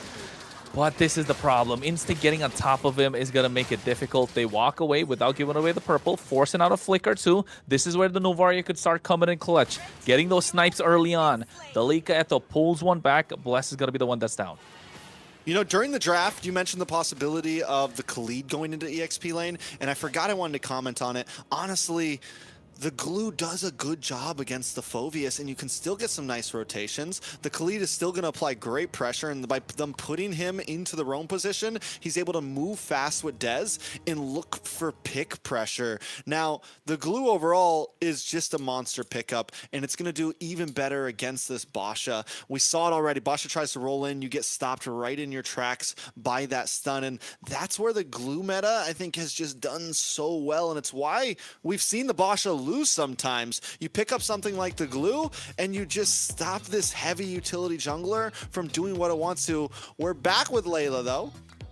How's it Hello, going? welcome back, welcome back. Oh, every time, you know, we get started and we're like, let's go, and then, okay, well, I am definitely looking forward to you know what, I'm cheering on Stamina, but I really want to see, you know, Rage Origins to do something and kind of give us that you know, fair fight that we really want to see, right? We want to see them bring their show their abilities and really bring a really good series here.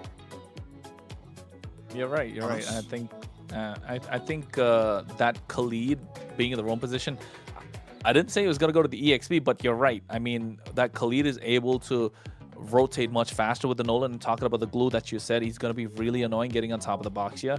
You're not allowing them to really play the game from the get-go.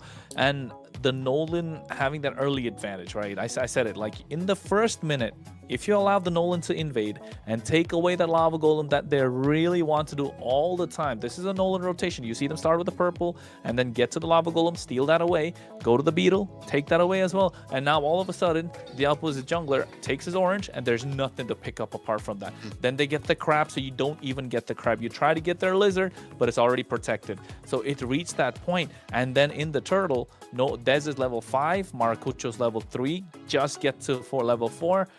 it's a slaughter. It's a complete slaughter, and it's going to continue to do so if they don't find a way to stop this Nolan from that snowball. But the problem is not even the Nolan, right? The problem is the tools he has around him. This Khalid, this Kimmy, as well as that glue that you mentioned about Trex. And it's going to be very difficult for Origins to find a way to make a comeback. And they need for Stamina Esports to get more aggressive and make a mistake. So I mean, yeah, that is the plan for Rage Origins. They've been able to do it in the past. They've been able to drag out games.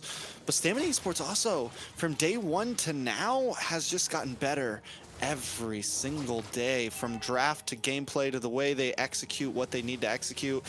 They're a well-oiled machine today. And I don't think Rage Origins came into this game thinking that was going to be the case. Hey, remembered what Des told us? Like, the further we get into the tournament, the more we're looking to get better, because Bless was a new acquisition that they got a couple of days ago before MCT started. So maybe this is what we're looking at.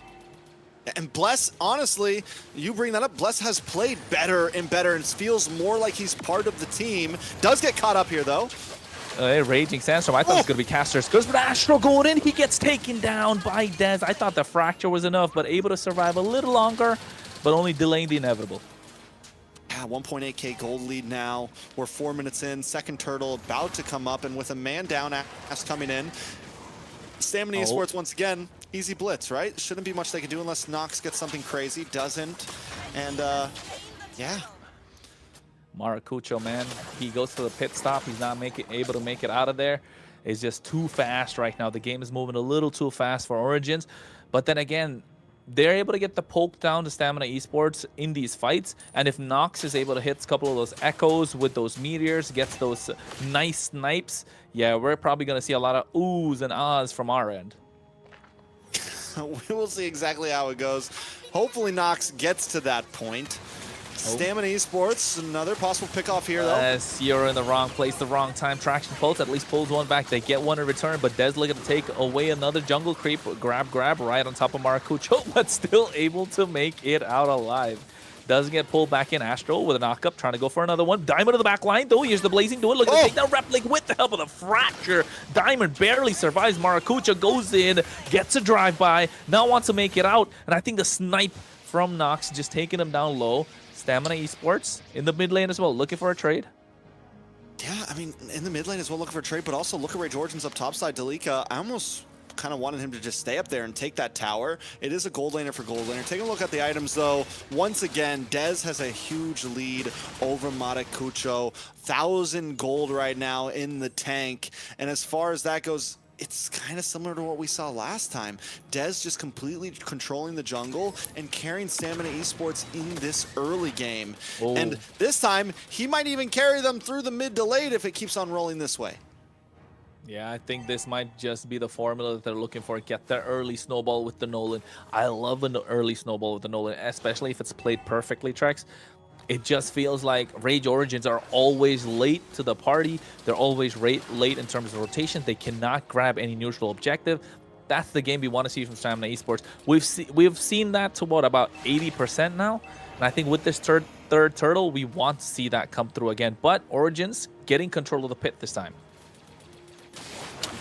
I mean, they've had control of the pit, I feel like, every time, and it just keeps on getting worse. But wait, a nice echo. Yeah, but you can see the knockout coming from Astro as well. They try and get that meteor down. Yomel take it down super low. The Leak on top of him. Here they get the Tsunami Slam. Get the Flicker out of harm's way as well. Yomel's the first one to go down. Blazing Door to the back line. The Leak taken down super low, but the Retribution coming in clutch from neither as Diamond gets the Eto. And I think, was it Nox that got the turtle, or was that a Replic? Replic was able to steal turtle, able to get it, and down goes another one. Rage Origins finding rhythm right now. Amidst the chaos, even with 1,000 gold deficit, even more when this fight started. They're now looking for a purple buff. Dez unable to get it. Grand Theft Purple comes in, and Rage Origins has taken control of the game, possibly. And that's the mistake that I was talking about, right? Stamina Esports made that mistake. They could have gone from the orange. Dez could have gone from the orange to the turtle and then to the purple. But they prioritized the purple over the turtle. So that kind of really set the pace. So Maracucho said, I'm not going to take my orange. I'm going to go straight for the turtle. And that's what happened. They got control of the pit. And the next thing you know, Stamina Esports behind the 8-ball, not able to make it back up. And Astro just getting those good knockups to the title strike. And Bless is not able to sustain the damage any longer. Oh, this is what I was talking about. He's not able to sustain any longer, all right. Oh, A lot of damage Blazing coming in. Duet Blazing Duet to the backside. Yeah, and he goes in as well. You can see the damage being dished out. Replik gets taken down. Diamond gets that kill. Yomel now trying to kite. Instinct left in no man's land. And Yomel goes down at the same time. So 1 for 3? No, 1 for 2. 1 for 2. But Diamond gets a kill and takes out Replik. Not a horrible trade. And up on the top side, too, pressure just continues. Stamina Esports, something we haven't seen from them much in the past few days. Macro is coming into play in these past 2 games. Stamina Esports is a different beast today. Even if they're losing in team fights, they're winning on the map. We saw Dez move up to the top side. And what did we see last game? That kept Stamina Esports alive even when they were behind a bit. It was the bottom lane last game, but still, they always had control in the push. I do want to point out one thing. Yomel looks like he's going for a Sky Piercer here as his second item. I'm wondering if it's the right choice. Stamina Esports, if they can get this big backswing at 8 or 9 minutes, 9 to 10 minutes, it could definitely pay off. Where they're looking to get there, right? We're at the half-May mark right now, if you ask about game times. 9 minutes is a good spot. They need to get this big Lord. It's going to be the one that kind of fuels the push to their final third. Dez is looking to snipe from behind. They get the traction pulse as well. Now goes in Fracture with the Retribution. At the same time, gets Maracujo. Replik goes down. That's a double in the hands of Yomel. You were talking about Sky Piercer. There's a Maniac right there coming in the hands of Yomel. That's 4 stacks right off the bat, just less than a minute before he purchased it. I know, he did purchase it. Did it come through? I'm wondering that. I know before it was just the 2 gloves. Hope to God he purchased it. Pretty sure it is in. Dez, why did no one check that bush? Why did no one on Rage Origins check that bush? They're rushing down the Lord. These are the small moments that decide games. Stamina Esports, they made that steal was too easy. It was too easy. Yeah, it was definitely too easy. He went in, he got the Fracture, a lot of damage at the same point, and usually Boxias don't lose out the Lord, so it's not looking for Rage Origins, and I think the problem is Stamina Esports hit them where it hurts, in the confidence from game number 1. So game number 2 looking smooth, easy breezy for them, 5K goal lead, but we've seen them slip up from here as well. All right, so now the big push comes in. Stamina Esports looking to close this down in 11 minutes. Wait, he flickered forward, not working out in their favor. I don't know what Bless was thinking right there. Yeah, misplay. He pulled a game 1 Maracujo dive into Requiem, pretty much. So Bless now gets a mistake. We've been hyping Bless up this game too. He was due for a big mistake like that. Stamina Esports was looking to close. Now they're forced back. Caster's Curse is real. Remember that, guys. We shouldn't even use players' names, honestly, when we cast. We should just go back to heroes' names. Maybe there would be less deaths in the Land of Dawn. As we move forward, though, it's a 5K gold lead. Does Rage Origin have a comeback story here? We finally get the Holy Trinity in for Replik. Replik is starting to output a decent amount of damage. And Delika Eto is getting tankier. And I think as long as they can have a good front line, Replik can output. Nice Echo, gets all 5 members, but they're not able to capitalize. No one goes in. I think more than Bless I like the pickup of the Chastis Pauldron at this moment, so you prevent Replik from getting that free attack speed that he has been so far. Instinct has been playing well. Dez hasn't gotten taken down a single time. And that Echo should be enough for Astro to pick somebody off, right? That's been the difference. Bless is more aggressive. Astro's been more calculated with his pickoff so far. Yeah, and you can see that even with their 0-5 and 7, 0-3 and 7, like the way that they've been playing, who's taken more deaths. Bless, I'm not saying it's not paying off though, right? Even though you've died more, the value has still come out for Stamina Esports. Overall, I think where Stamina Esports has really been winning is a perfect example in that last Lord fight, their positioning. We talked about their macro, but even their micro positioning in these fights. And Rage Origins surprisingly hasn't kept up, because this is something that really stuck out for me from them as a team the past few days. Even when they were losing, they had great map control. They had great presence. And right now they're just kind of crumbling under the pressure that Stamina Esports is giving them.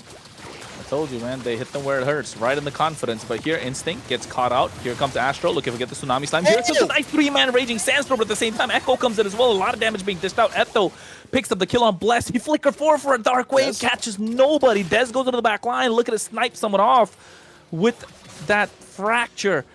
Nobody home so far.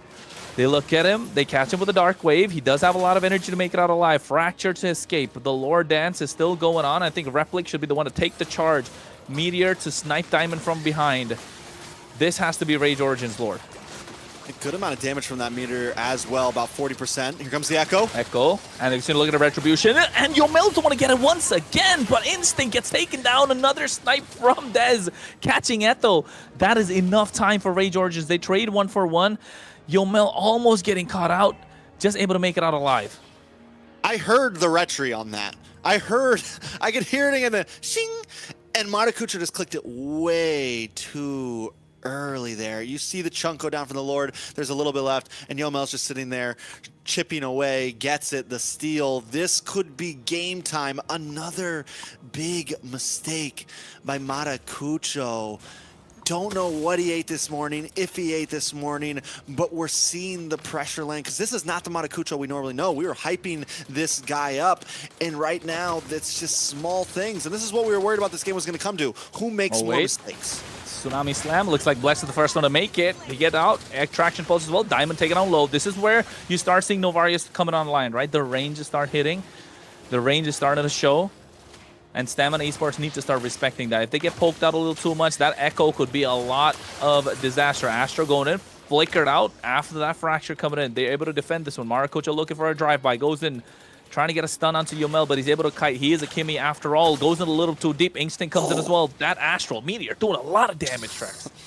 That is a lot of damage, but once again, Bless, there's a mistake from Bless. You know, it's like each time one team's doing well, somebody whiffs it. And this is the second Lord push now that Bless has gone too deep by himself and gotten caught off. And he's supposed to be the engager. He should be the one zoning them back away from these towers to open up space for Stamina Esports to take these inhibitors. And with all 3 inhibitors standing, we're sitting at a 5K gold deficit. I would say the possibilities are still there for Rage to fight for this next Lord. Definitely. Oh no, wait, they go in for a 4-man. God. They kidnap Bless. Bless is the first one to fall. They go to the Blazing Duet. Diamond has to get out with a BMI. That was a lot of damage coming in. They could not hang with Replic. Astro has to make it out alive as well. Replic trying to go in, but in the back line, Dez finds a kill, takes out Maracucho. They split the fight apart. It was only a diversion. It was the delusion. Smoke and mirrors, and Origin fall for it. Oh man, but Rage Origins, if they just had a little more damage, if they just had a little more possibility, and this is where we're starting to see maybe the problem with the Novaria, even though the big damage comes from the snipes, you get a 4-man knockup? A 4-man knockup! 4-man. And all they could get was Bless in that.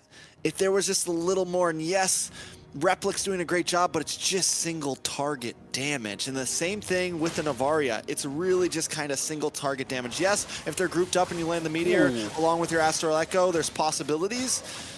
But we're seeing that problem. They can get these big knockups, these big plays, but they can't clean house. I don't know if I saw that right. Did Dez have 5,000 gold ahead of Maracucho? I could believe it. No, they only have a 5,000 gold lead. There's no way it's I know, all I'm about to say, Dez. because I mean, I saw Dez have 5,000 gold lead ahead of Maracucho, and I was like, yo, that's not possible. That's absolutely insane if you ask me. But then again, it's all right. We'll take a look at it later. But now they get the Lord started. Stamina Esports taking charge. Oh, they get the knockup on Astro. Bless is going to be the target, and he gets taken out as well. Replic's going to be the one to get that Diamond taken out super low. Blaze Needle comes in as well with the Winter Crown. Instinct goes down. Replic is online, finds a double. Looking at the third, Astro gets taken down. Meanwhile, Dez in the mid lane looking to get and clean house. They want to get the mid lane inhibitor. Yomel is being stopping everyone from going away. The Liketo buying time. Maracucho is going in on top of Yomel, looking to get that kill. Gets a stun. Finally finds a Diamond, able to get that one as well. They get a trade 1-for-1. Replic and Diamond. Replic flickers forward. He's looking to take Diamond down, but look at the base. They find the opportunity, but Dez wants to finish the game. Only Nox is there to try and defend. They have a whole big wave coming in. I don't think Nox has the wave clear. He tries to flicker forward. He goes for the fracture as well. But Base is going to be the target. I don't think it's going to be a super nice idea. Dez sells boots to get the immortality. Oh my god. But that's worth it for Dez. That's a win. That's a dub. 2 inhibitors. And Rage Origins didn't even get Lord. And he bought so much time that everyone's back on the field. And yes, that's a 6,000 goal lead for Dez right now. What is going on? The pickoff at the Lord. Pit Astral Echo does come out. Stamina Esports will have to back off, but still, it's still in the hands of Stamina Esports at this time. You just lost 4 members and somehow you won. Oh my lord! Replic flickered back, but here comes Bless Soul with the Raging Sandstorm. Wind of Nature coming out at the same time, but he gets shut down, and Dez finds the big one. Yomel gets taken down by Nox. Astro has to get out of harm's way. They trade 1 for 1, but you know Stamina Esports got the one big jackpot. I have no clue what's going on right now. Stamina Esports Astro somehow keeps on. Oh! By the 2-man knockup, Bless is going to be the target. Immortality purchased by Diamond. Maracucho, Tortoise's Poisson makes it out. So Stamina Esports with the Lord marching down the mid lane. No Yomel. So maybe it's still a blessing in disguise for Origins. Maybe. Possibly. There's a Lord coming. Stamina Esports are taking it slow. Nobody's at the Lord. They should be able to rush this. I still think Stamina Esports, at this point, I feel like they could try to get aggressive here and push. How, though? How? Echo coming out, getting 3 members, 16,000 HP on the Lord. So below half HP. Replic taking a little too much damage. Oh, Diamond gets out with the BMI. Astro just needs to zone. They're able to clear the Lord. 5-man could go in. Yeah, I think Nox is doing a phenomenal job on this Novaria, right? Just making sure by the time these guys get into the fight, they're already softened up for the big blow. Yeah, if this game keeps, I mean, that damage is just getting harder and harder and harder. And if one big hit on a Dez, one big hit on a Diamond from that Meteor, especially paired up after an Astral Echo or something, could be a major problem for Stamina Esports, but they've been doing a good job so far at dodging. They don't all group up.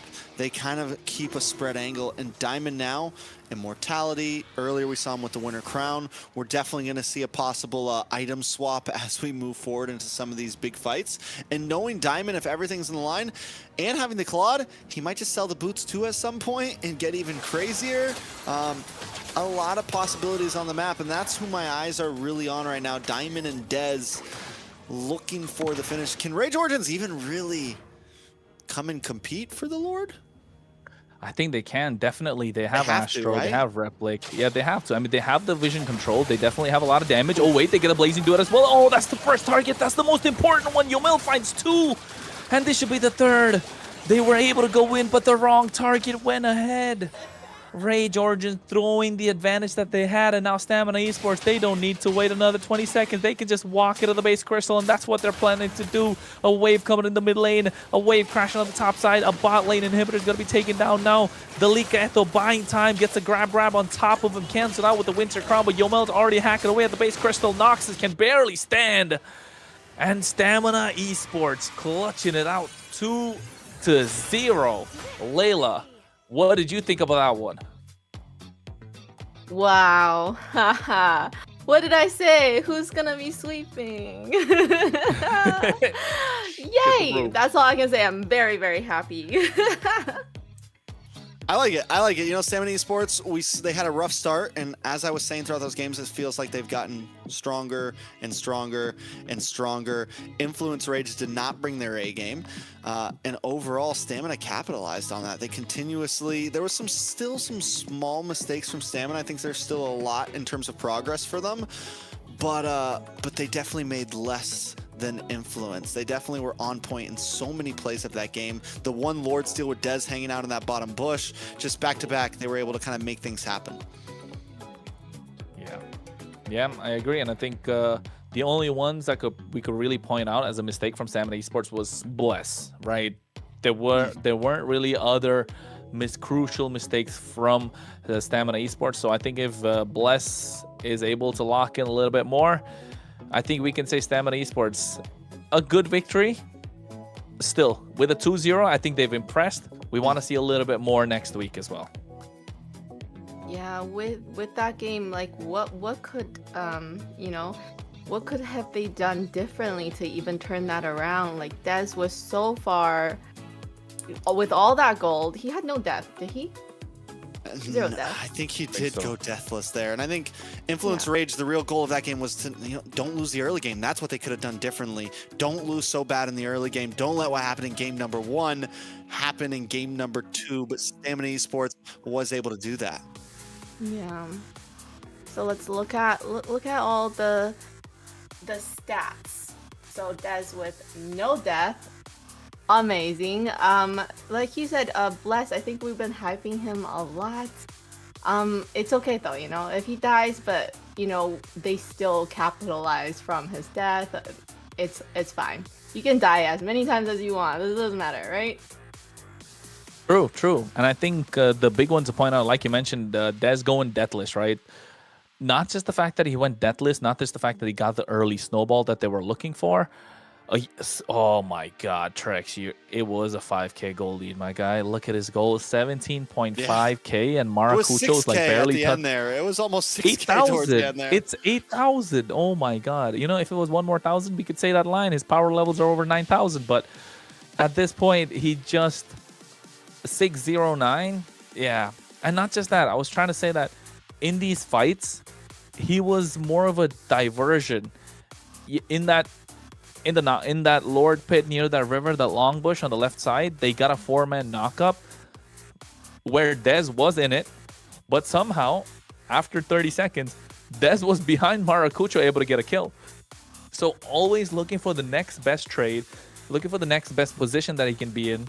Yeah, so clearly Stamina Esports have found a way to practice a lot more of these compositions with these global bans, and they're able to make it happen for themselves. Rage Origins, I think, just succumbing to the early aggression and losing and lack of confidence in this game compared to game number 1 or what we've seen from them in the previous series. Trex. I agree. I think, yeah, I mean, was it like a full-on lack of confidence? Was game 1, did it hit too hard? Those are a lot of questions on my on my mind.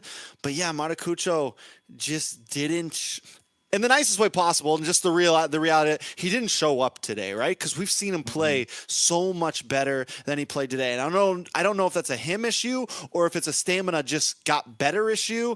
That's going to be something that time will tell as Rage Origins goes on to their next opponents, because that's when it's really going to be crunch time for them. And Maracucho's going to have to stand strong. He's going to have to be able to hold up against these other junglers. He got to pick like Basha. In game 1, they got their Prio Harith. You know, they seem to be getting what they want in terms of draft. It's just execution that they're not able to pull through with. Yeah, and the Novaria, you know, she had a lot of team participation, but it's just not really making that much of a difference.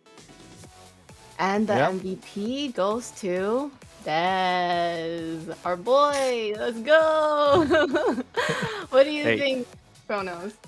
Clearly, Layla is a fan of Dez, right? Yeah, and, we figured it all out. We figured it out finally. Nice caster alert. It took a lot, right? It took a lot of opening up the safes to find out she's a big Dez fan, of course. But 609 KDA, absolute monster on this Nolan. Understanding what a Nolan rotation is, especially in that early game, able to be the distraction when the team is able to dish out the damage. Knowing when to go in, knowing whom to target, knowing when to get out, even allowing Yomel to get a Maniac in those fights where he was the one to kind of start the things and starting to get the ball rolling in a certain way. The only complaint I probably have is with the early aggression on the board, they need to find a way to close games out earlier, right, Trex? We said this earlier as well. They did this in game number 1, in the opening game of MCT AMER. They got the early snowball 10 minutes in. What should have been a 15-minute game went about 20 minutes, 27 minutes. It could have been closed out a little earlier, a little more clean towards the final third. Maybe able to get that final fadeaway when when we're on when the shot clock's down to about 5 seconds. Just needs to hit that game time when it comes to the end. Get into demon time, Dez. That's what I'd say. Demon time Dez, but honestly, there you go. Even with them, demon. There it is. Is that it? Is that it? That's demon it, bro. time I'm telling you, demon time Dez. I called it. Approved. He did lock it. Let's go. He did lock in today. But what's really shows out for me with Stamina is that they didn't have to do the early game, right? Like they were able to really translate Dez winning early game into a nice mid to the late game. In game 1, we saw them be able to rely on not just Dez, but Diamond as well on the Granger. And they came with a full strategy this time. And that's what's good to see from a great team. It's not just on one player. You don't just have one win condition. You have multiples, and you know how to fall into those win conditions at any point of the game. Yes, so we have obviously the MVP. We're gonna do a little interview with him, and I have lots of questions. So you know, we're gonna now be joined by Dez, the Demon Time Dez himself. Go through this, and just starting with that game, what do you think was the key moment that made the difference for your team? Let's talk about the first one and then the second one as well.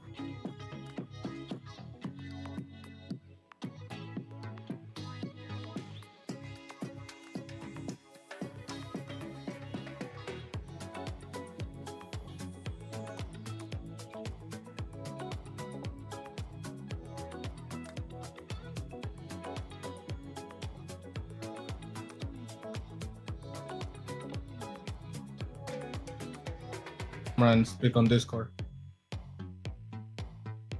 You're all right.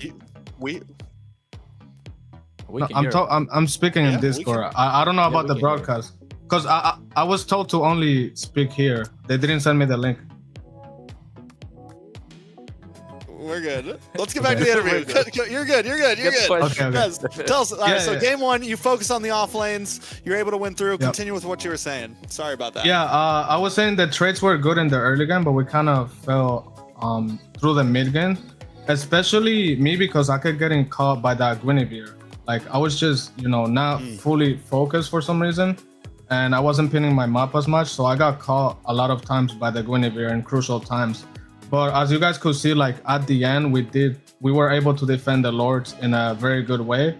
And Diamond definitely was the star of that game with his Granger. He was the one who carried and got a Maniac in the base defense. And we were able to win that one, which was very good because we thought initially we were going to lose. Hey, man, I think with both games being done, yes, Diamond was a crucial factor in game number 1. But if it wasn't for your clutch Lord steals, right, it wouldn't have gotten to that point of the game. So we're looking at Dez locking into Demon Time right now for after this series. I think game 1 with those Harley clutches, game number 2 with that Nolan, Maniac coming in later on as well. 1 minute you're in the bush, 1 minute you're behind Maracucho. Talk to us what happened to the game number 2. What was the shot calls? Because we know you went in early. How did you lock in? So game 2, like I had a few choices for jungle, but as soon as I saw Vasha and the kind of comp they had, I thought Nolan was a good pick because of his farming speed, right? He can keep up with the tempo, he can do a lot of trades and move a lot around the map. And I knew that our early game was strong because we had like Khalid Kimi. So I told my team to just invade. And as you guys could see, like I'm pretty sure like we got a kill and we were able to shut Basha down. He wasn't level 4. And we even got the first turtle, but then we lost the team fight on the blue buff, which was bad. But a lot of the mistakes that game was like, letting Khalid give vision because he was obviously gonna get bursted. So at the end, we realized that we should just let Glue walk in first. And as you guys could see, before we ended the game, we caught them at top just because Glue was there, and then the Khalid could counter engage. And that game was also like one that a lot of trades were made. And I think my positioning during some team fights were also good. And, make sure I didn't overstay and I look for the next objective in mind. You have to think quickly with these kind of heroes, because of their high mobility. But it was definitely a good match. I like it. I want to focus a bit on some more behind the scenes. You guys really seemed like well-oiled machine coming in today. Every day, it seems like your team has gotten stronger and stronger. And on the other side of Influence Rage, they just seemed off. It felt like the mental game wasn't completely there. I'm wondering, you didn't have to wait till 2 a.m. to play tonight. You guys had an early start, right? So is there anything you guys do before games? Any like prep, like hour before game? Is there any kind of, like Pre-game. anything that happens that you pre-game? What's the pre-game Ritual. for Stamina Esports? What's the ritual?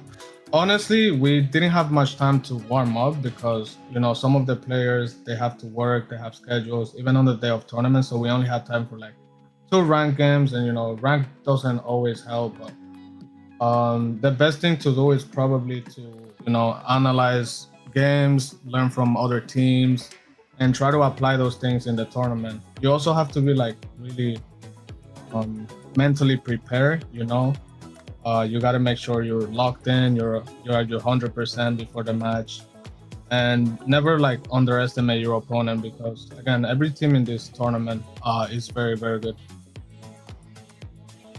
So, with your amazing carry on that second game as a jungler, what advice would you want to give to the viewers? So for all the viewers watching, especially those that are looking to improve as a jungler in their gaming, what one piece of advice would you give them?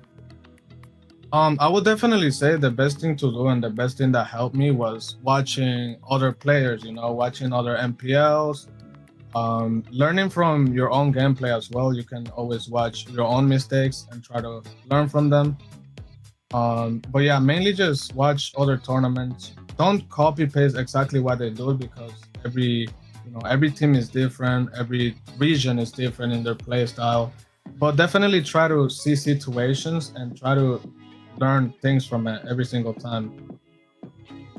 Yeah, and I think that goes for, not just jungling role, just if you want to improve your gameplay in general, definitely looking at all these tournaments, looking at these pro players, learn from them. I know when I first started as a roam, not so good, and then I got better. Someone was like, you should probably watch MPL. I'm like, okay, let me do that.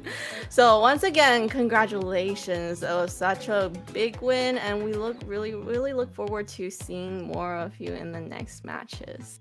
Hey, Thank you. what, Des? One question before you bounce off. Oh my You said Lord. sorry. You said last week, last time we had you, you said that Bless was a new introduction to the team, right? And you're getting better as the season move forward. So are we gonna see that get better now? Last week was 2 1s. Now we're seeing 2 0s. Maybe we see 3-0 next week. Yeah, hopefully that's the plan, man. You always gotta try to constantly improve and just trust your teammates. Always try to communicate well with each other and just get along, because if you're in a team and you're not really like friends, then the synergy will not be there. So you have to try to respect your teammates, be there for them, and just have a good time overall. Demon time, Des. Is there anything you want to say to fans? Because you stream, probably lots of fans watching you, supporting you right now. I just want to thank everybody who supports this competition in general, because it's always very fun to just compete in it and watch it. So any kind of support that comes from fans is obviously appreciated for future tournaments.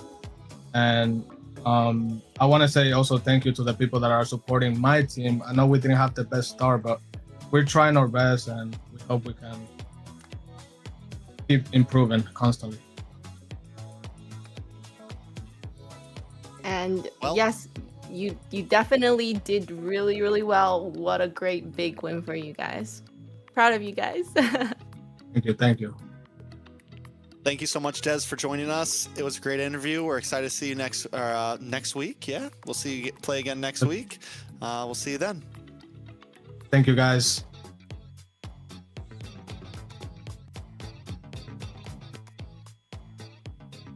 Well, that was I got to see Des. I was in a college. Are you fan? I'm are you such a fangirling fangirl right right now. now. Are you fangirling Yeah. right now? Hey, like, get it together. Get it together. I know. No wonder. Great big win. Well, it's just he's a streamer. She doesn't I'm know a that she's got streamer. butterflies. Very, very proud. Imagine You if know there what? was 2 Deses. No, bad. Sorry, I had to do the throwback. Call back. Yeah, just watching let's him get back. stream, and just being grinding, jungling his 1,000 star jungle. That was epic. I was there for that. Doing a lot of good things. Yeah. Awesome. So a good win by Stamina Chronos.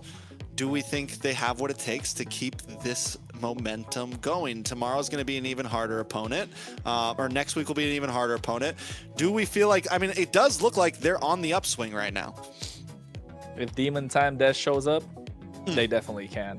If he locks in, gets those retributions, those Lord Steals, able to get that early snowball, going deathless throughout the entire game, definitely.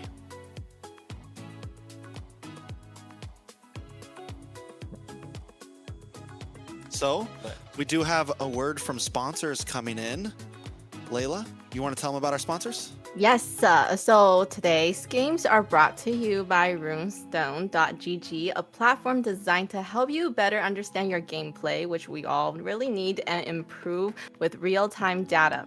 It's a perfect place to track stats, improve your gameplay, and stay ahead of the competition.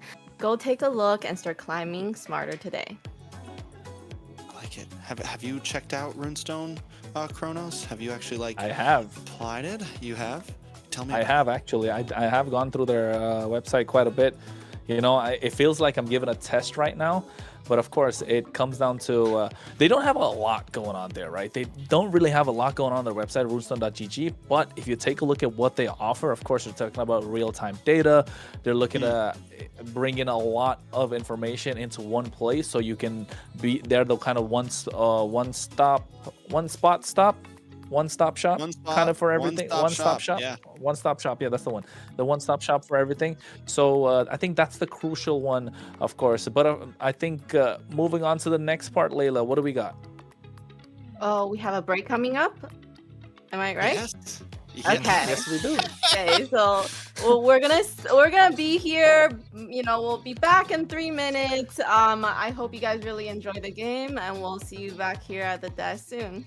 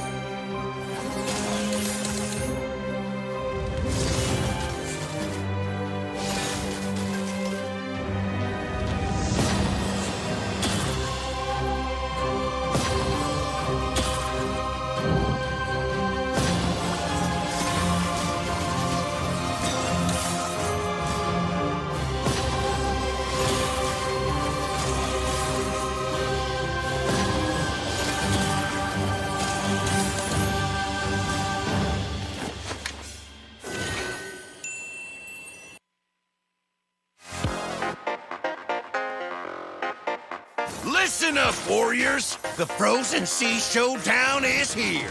8 Brancos, 2 sides. Ready your hooks. Well, the rules? Real simple. Hook 'em over, then bash 'em. Or hook 'em back and stash 'em. Remember, kills will make you stronger. More kills, bigger targets, so swing those hooks. More kills, better hook, so wipe off their looks. Crabs in the river? Hook 'em. Reel 'em in for new skills. Stun. Magnet. Reflect. Chests in the cave? Hook 'em. Reel 'em in for new skills. Team heal. Team super hook. Crazy ults. Total chaos. Triple hook. Recall hook. Trick hook. No equipment to buy. Auto upgrades for all. Take one down, get your hook back. Hook, kill, reset, repeat. Hook till you can't hook no more. Remember these words. Hook, kill, reset, repeat. Hook till you can't hook no more. Hooks ready? Let's go!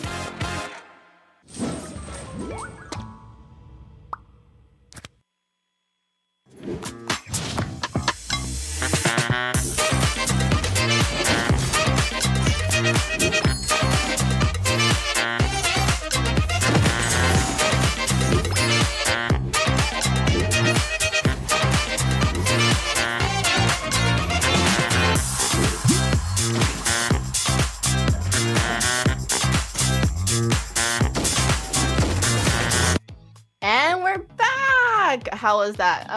Did everybody get a little break? A little water break, you know? Mm-hmm. Okay. Definitely did. Little popcorn break. Prepare myself. Put a little like voice spray in. You know. I don't know. Yeah. Still a bit sweaty palms. I feel, but you know, ready to rock and roll because all the nervousness from game number 1. I think game number 2, we're gonna, or rather, first series, match number 2. I think this is the one that Layla was waiting for, weren't you, Layla? Ooh, it's very, very exciting. Can I say these teams are, you know, what we're really, really looking towards.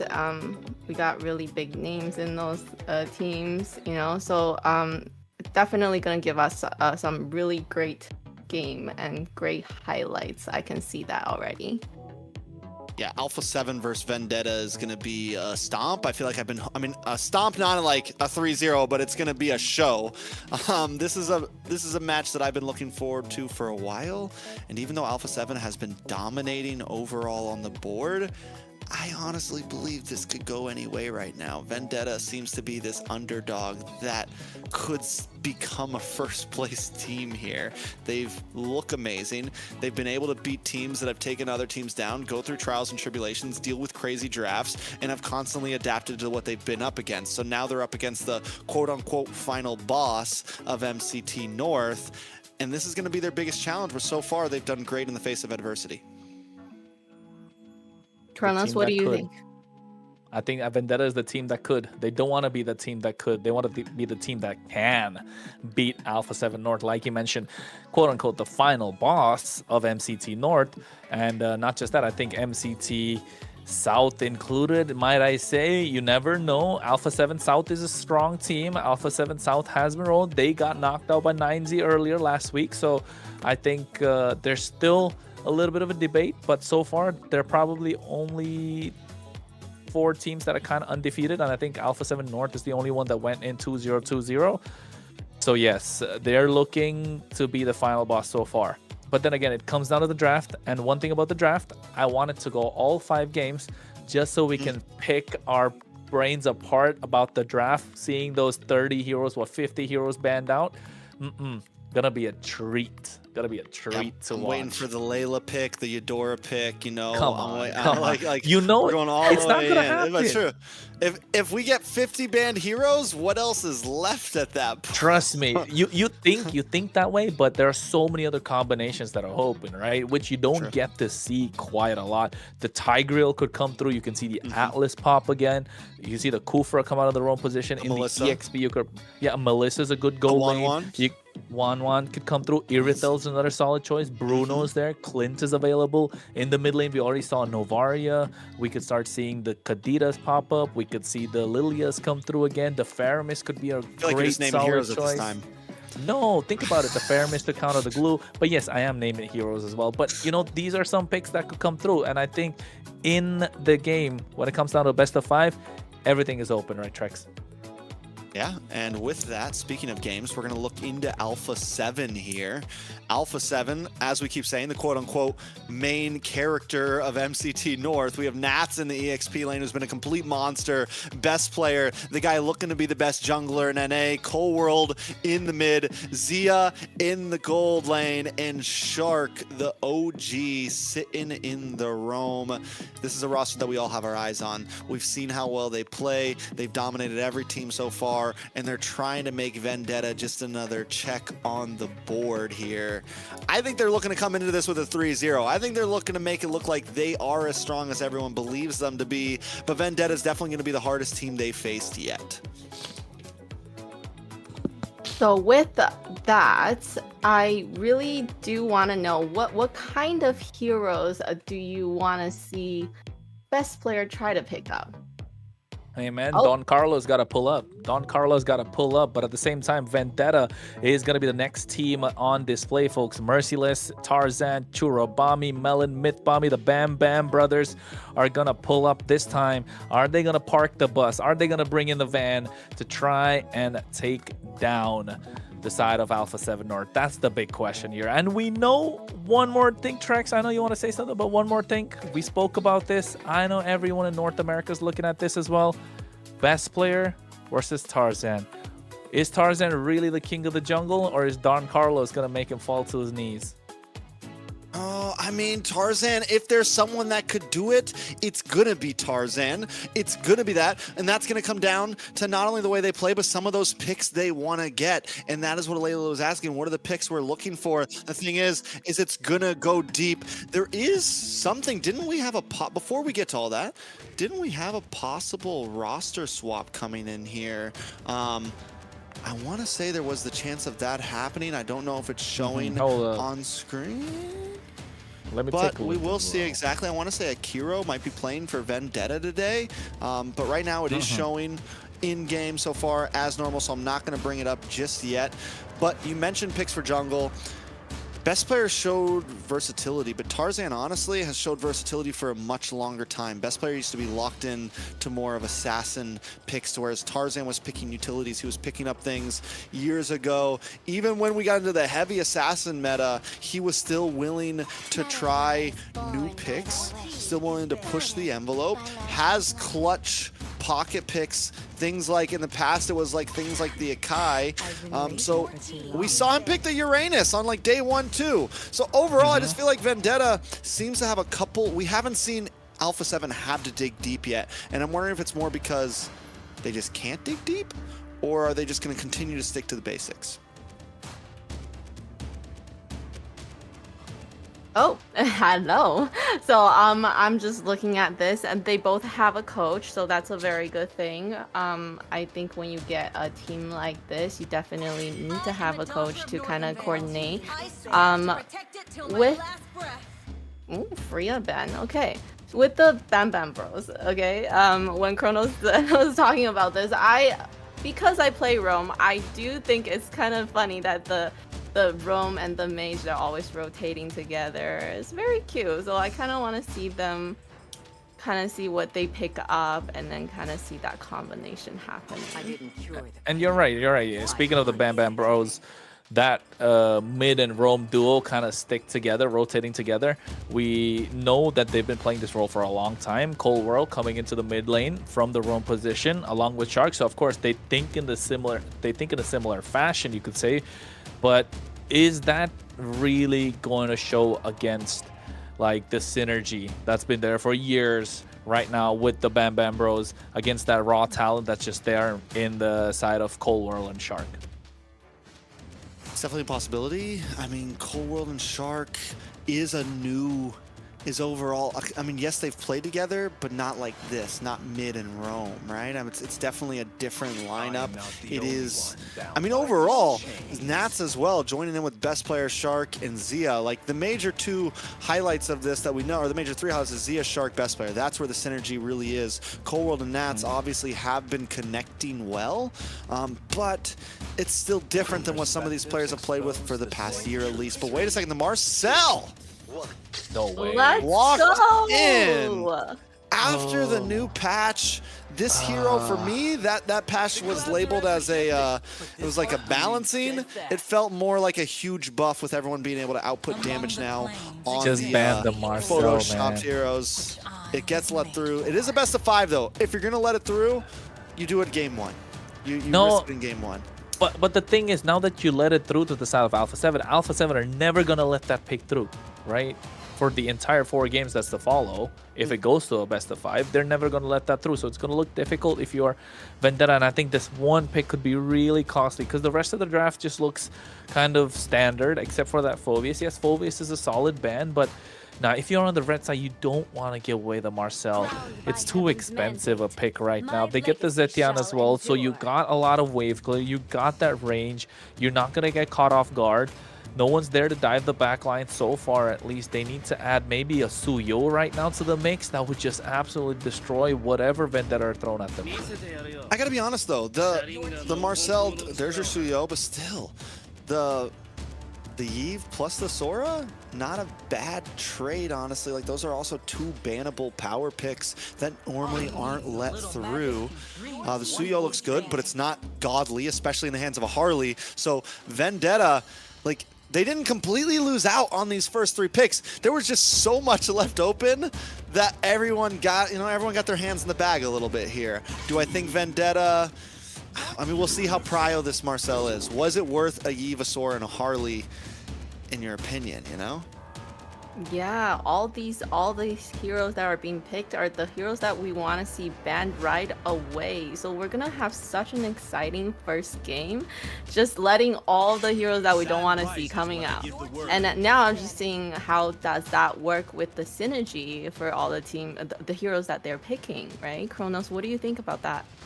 Yeah, I agree. I think they need to find a way to get to kind of keep pace with this Marcel, at least push him away from the river. I'm looking at Hilda to be picked up if you're Vendetta. In the hands of Mitbami, they need to find a way to stop this Marcel.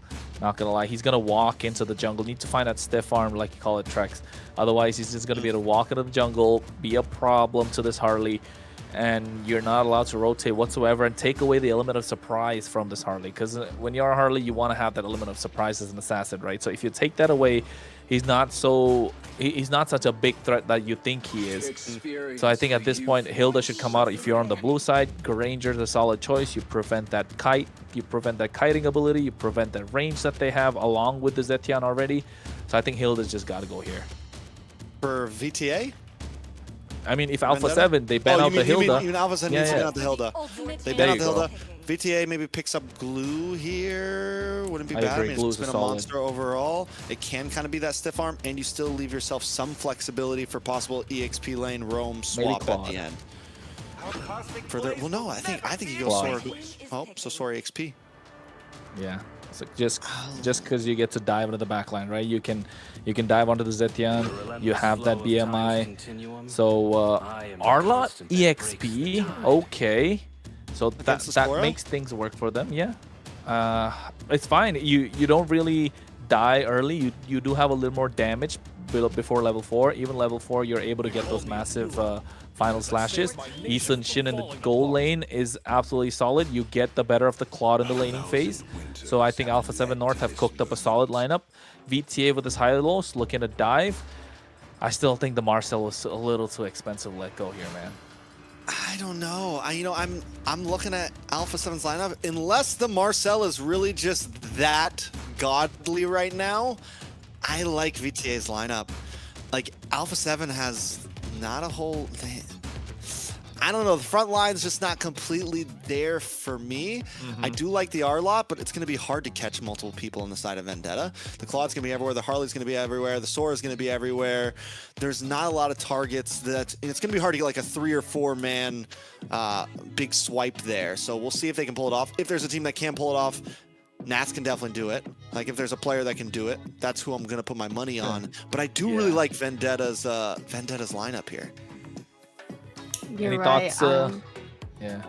Yeah, you're definitely right about the Alpha 7 North. They don't have that kind of set, and they don't have that kind of front line to really tank the damage or anything.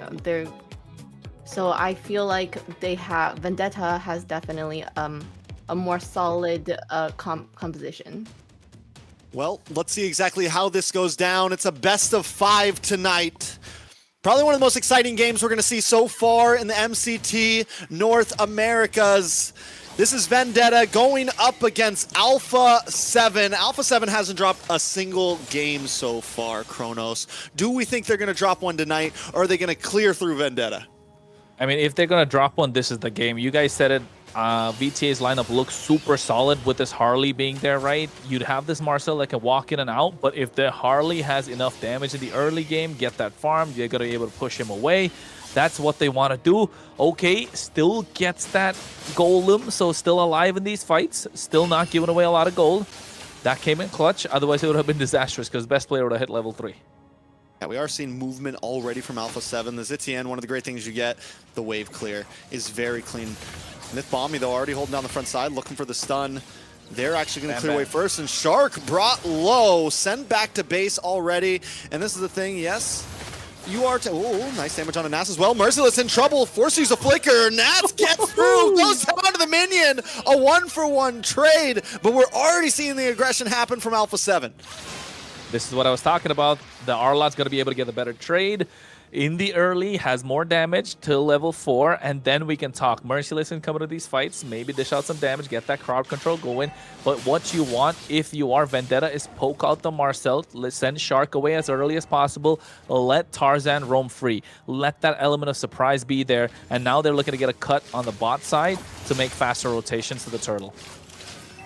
Man, Melon, the rookie, the kid, gonna get pinned down on the boss side. He's going up against Zia, and Zia's been doing this a long time. We have one of the most OG gold laners against one of the newest big faces in the gold lane. Tarzan does take first turtle, a little bit of damage, lands down on a Shark here.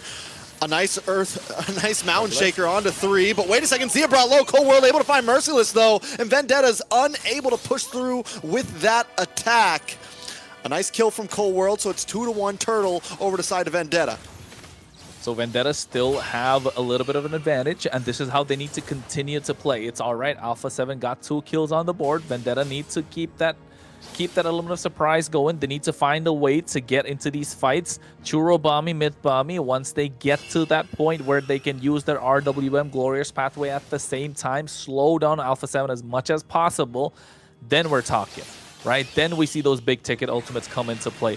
So far, Alpha 7 North have tried, haven't succeeded. Shark needs to hit that level 4 before he could get that golden hour, create the space that Alpha 7 North are looking for, and find a way to get Nats into these fights. You want to include Nats into every single fight as much as possible, and so far, Vendetta have been doing a great job by keeping him at bay. I gotta point out though, Alpha 7, even at first turtle, wait a second, nice RWM, forces a flicker out of Cold World. 40 seconds till turtle. Cold World won't have a flicker coming up on that next big neutral objective. That could be big for Vendetta. We see the rotation from both gold laners. What I was going to point out is Zia rotated early for that first turtle. Cold World taking a more steady approach in the gold lane, kind of hanging out, making sure he gets his gold. Melon and it's taking a more... Hey, he's the kid, man. He's a rookie. He needs to find a way to get there. He's evolving as we go, game by game, series by series. And I think looking at the items as well, going for DHS, gets that Warrior Boots early, so he's not really afraid about any sort of crowd control coming in from Alpha 7 North. They don't really have that much apart from that Platinum Snap that comes in from Shark. So Vendetta, they've been holding their own. When is this bubble going to pop, right? When is the volcano going to erupt? And I think it's going to be this turtle, because you can see already 5-man rotation from Alpha 7. Yeah, they are looking for these fights. They want the second turtle as Zia makes his way in.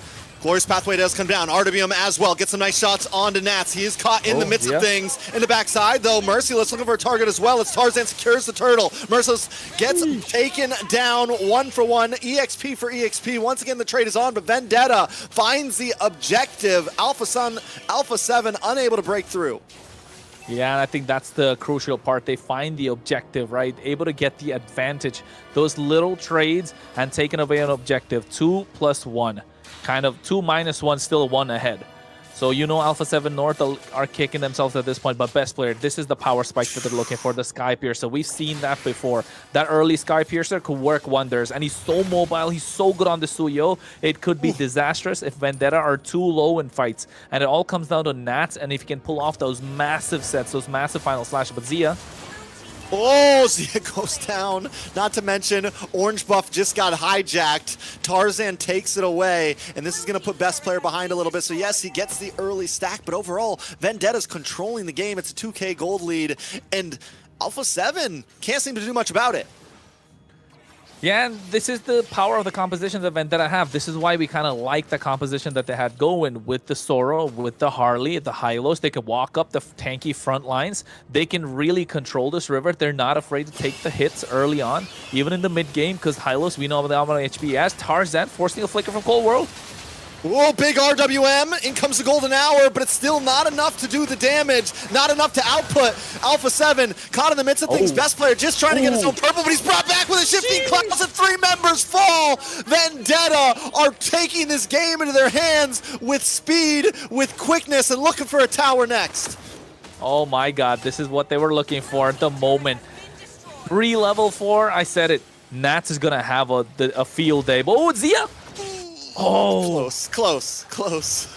Yeah, pre-level 4, Nats is going to have a field day. But once they hit the level 4, Merciless gets into these fights, gets those big shifting skies going. It's going to be problematic for Alpha 7 to deal with because they're not tanky like you guys mentioned, right? They don't have someone to go in the front, tank those damage, and kind of bait out those spells early on. That not being present for Alpha 7 means they need to be blitzing through the map. They need to move really fast, which they have been doing to their credit for these neutral objectives, but not walking away with any advantage. Oof. Final slash does not lock on. Nats gonna go down here. Another pick off, killing spree for Tarzan. You know, I wanted to say it during the draft, but I know it. Wait a second, RWM catches more. They want to keep up the fight. Golden Hour does come out, but still not enough. Tarzan's gonna keep on the onslaught as Cold World goes down. More members falling. It's almost a 5,000 gold lead, and we're only 7 minutes in, Kronos. Oh my god. This is the vendetta we were looking for, right? BTA online, Bam Bam Duo 205. The mid duo has more advantage, has more wave clear, has enough front line. They get control of the river. They let Tarzan go loose in the jungle, and all of a sudden, this Marcel pick is not really showing so much. He's not showing up at this point. 0-0-1. It's crucial. It's a great pick, but you need to add some sort of front line. And them not allowing Nats to go on a comfort pick, getting him on his R-Lot, which is squishy, doesn't really help Alpha 7. It's not helping at all. And the thing about the Marcel, yes, it looks good. The skills are so telegraphed. Down in the orange, big shifting clouds. Merciless. Nice damage. Everyone taking things slow still as Melon on the backside just gets golden. We haven't even seen Melon really get fully involved in these yet. And that's the thing. Even if Vendetta has some trouble at some point, Shark takes a little bit of damage. Golden Hour comes out again, but it's just an escape mechanism as Tarzan with the hat trick falls back. But VTA continues to push forward. They push this fight long enough that now Alpha 7 has no ultimates left. Nice RDM comes out. Melon still holding on to this blazing duet for dear life. He doesn't want to pop it too early. Vendetta just smothering slowly. The tempo of the game is too fast for Alpha 7 right now to catch up. They were relying... Oh, no. What was he doing? What was he doing?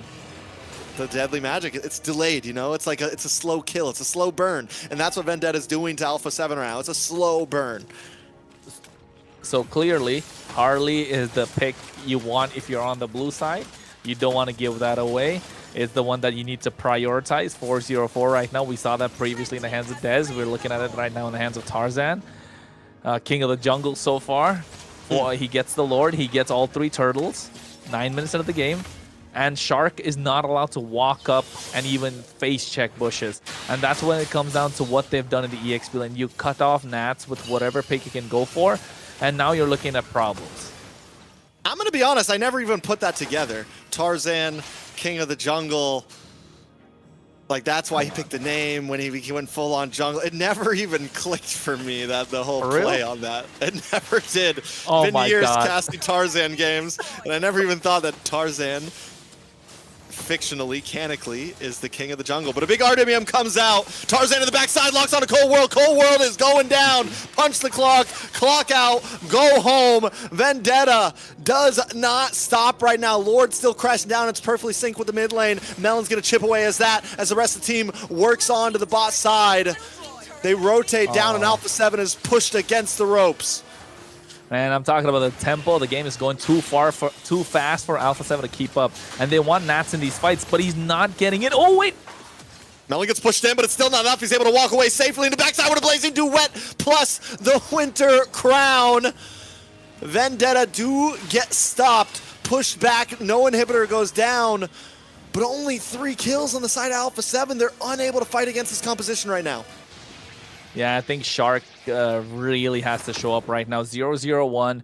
They don't have the stiff arm right now to stop Vendetta from diving in. They do have this R-Lot, but then it's not the best pick.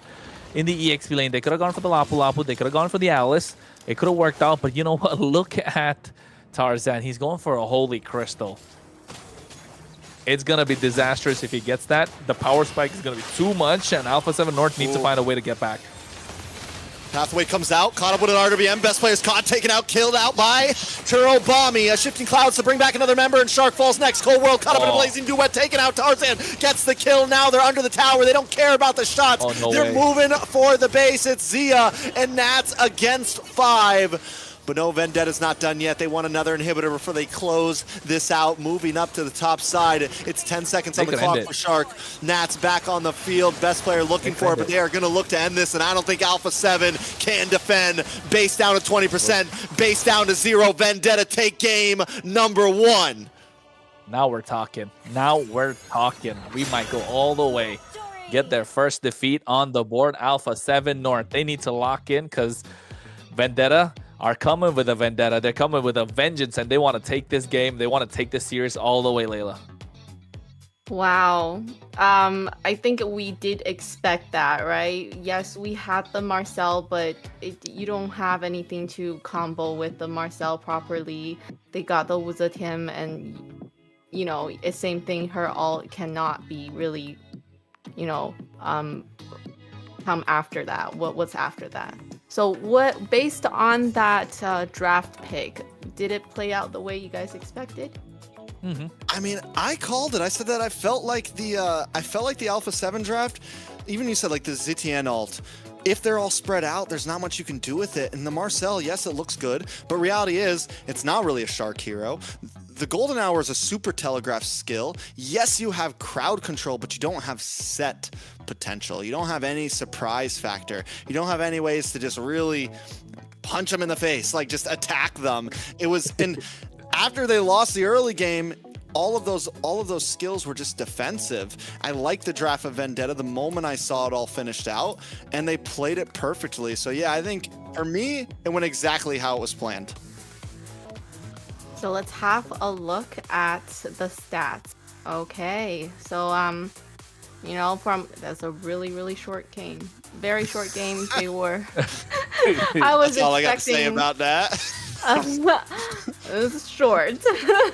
What do you think, Kronos?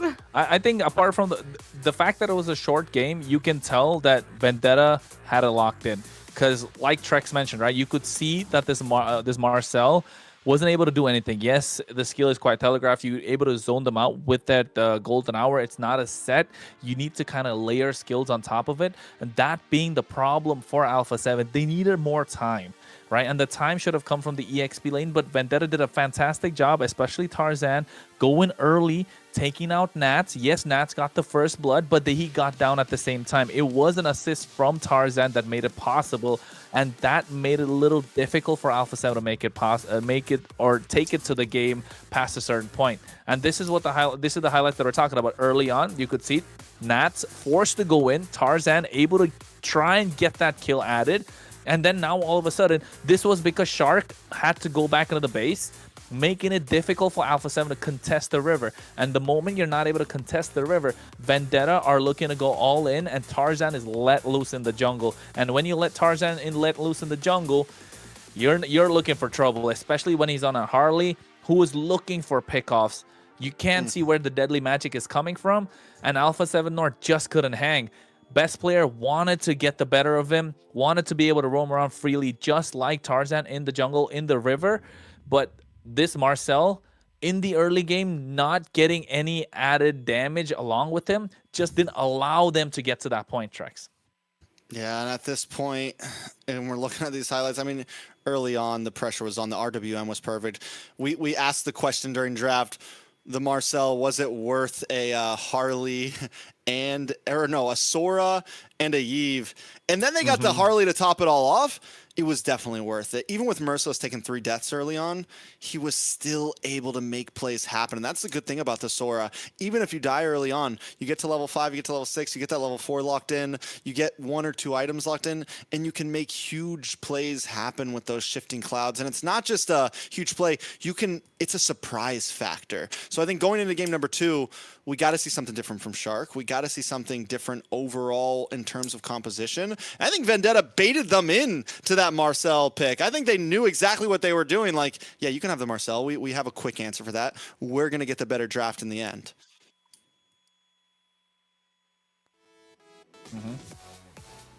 And the MVP goes to Bambi Mid Bambi.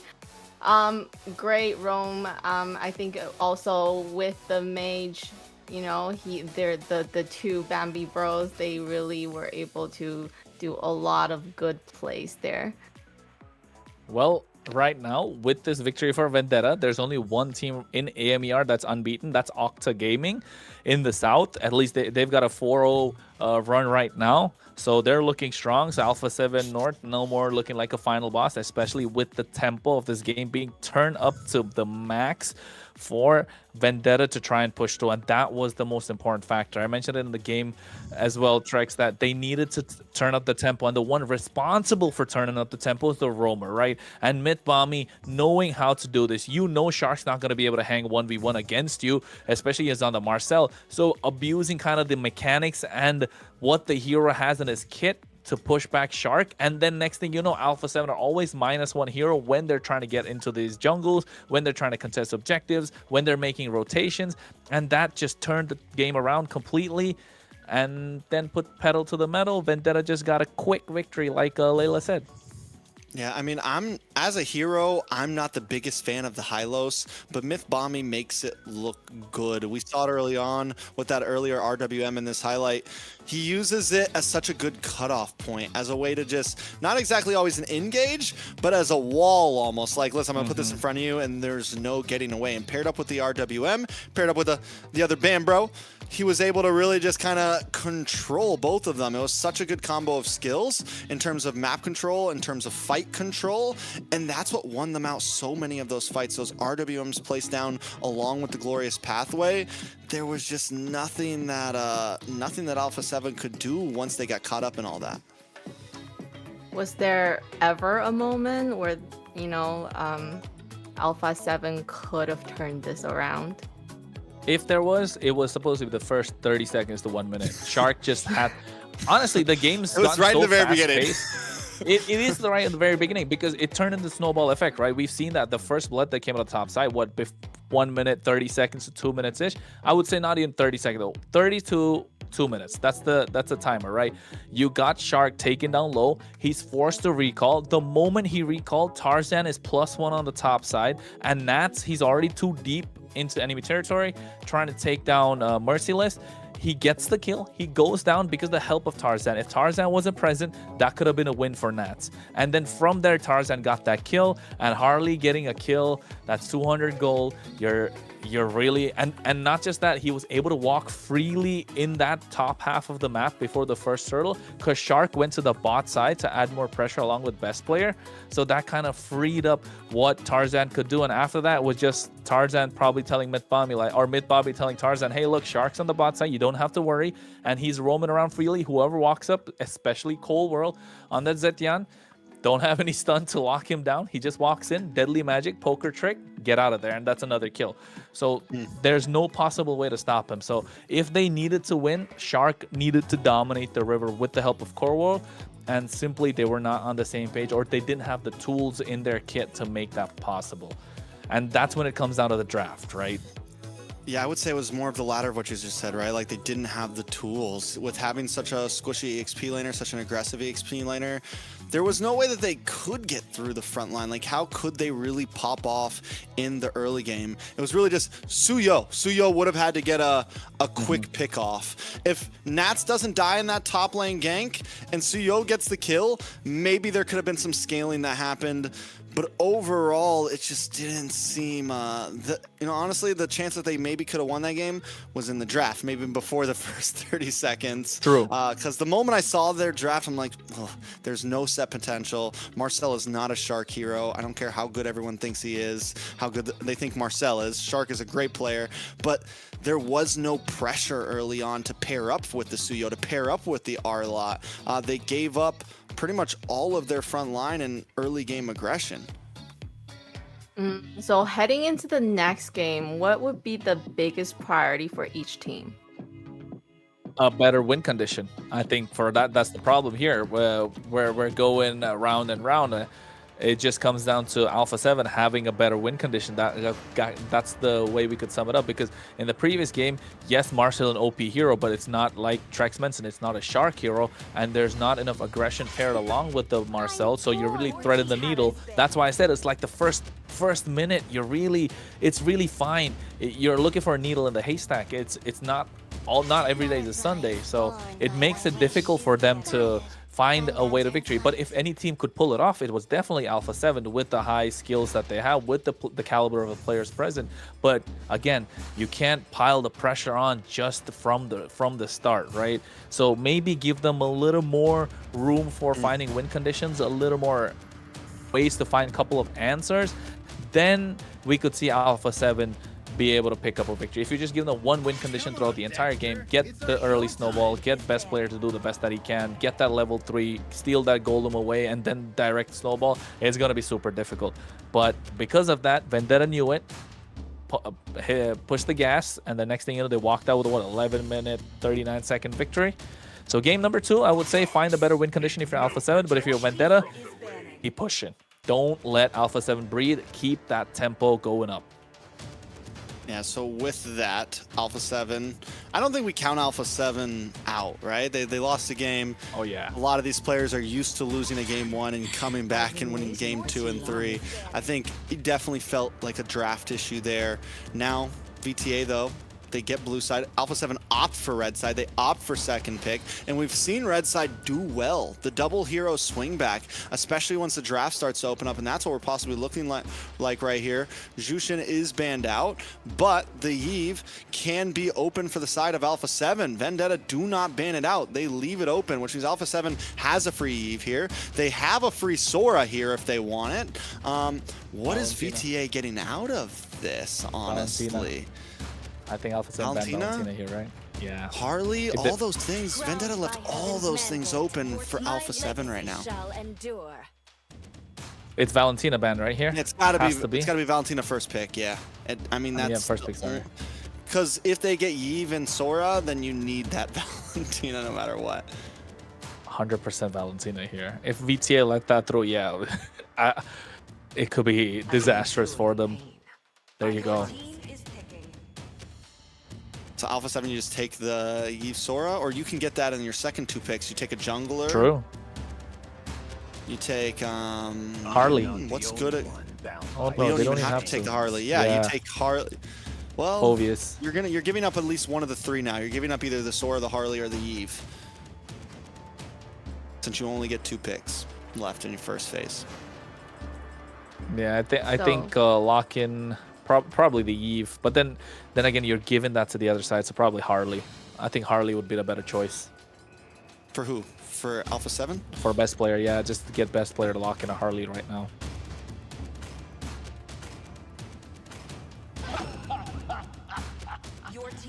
Wait. Yo, what's going on? That's the gourd. Was that a miss? Is that real? Gourd is a good counter against the Valentina. Yeah, but... Ooh, Frederick. And they hard. Too early, I agree. What's going on? What do we think about the drafting picks? The coaches, what are they thinking? Sir Rose is either... I don't think he's cooking. I don't know what's going on. Glue? So... Forget Sora. We'll save that for game 3. We'll save that for when we're at match point. We'll save the Sora. Yeah, maybe that's the strategy. They're saving the best heroes for the match that really counts. So the gourd is kind of indirect counter to the Valentina, you can say, right? With the Mystic Gush. Yes, the Valentina gets that, but you have the range good against tankier heroes, and I think they hard reading into the fact that Tarzan was probably going to go for a Fredrin, maybe. I don't know. That could be the possible answer. Early. They could pick that gourd it's very early. whenever they want. They could fifth pick that gourd. I agree. And now they give up jungle possibilities. Fredrin Uranus pickup from gone. VTA is solid, super solid. They even take the Uranus as a possible counter in the jungle to the Fredrin. They can't take Suyo on Alpha 7 side. Do we see maybe a Fanny here from Alpha 7? It could be possible. Best It looks super strong. Yeah.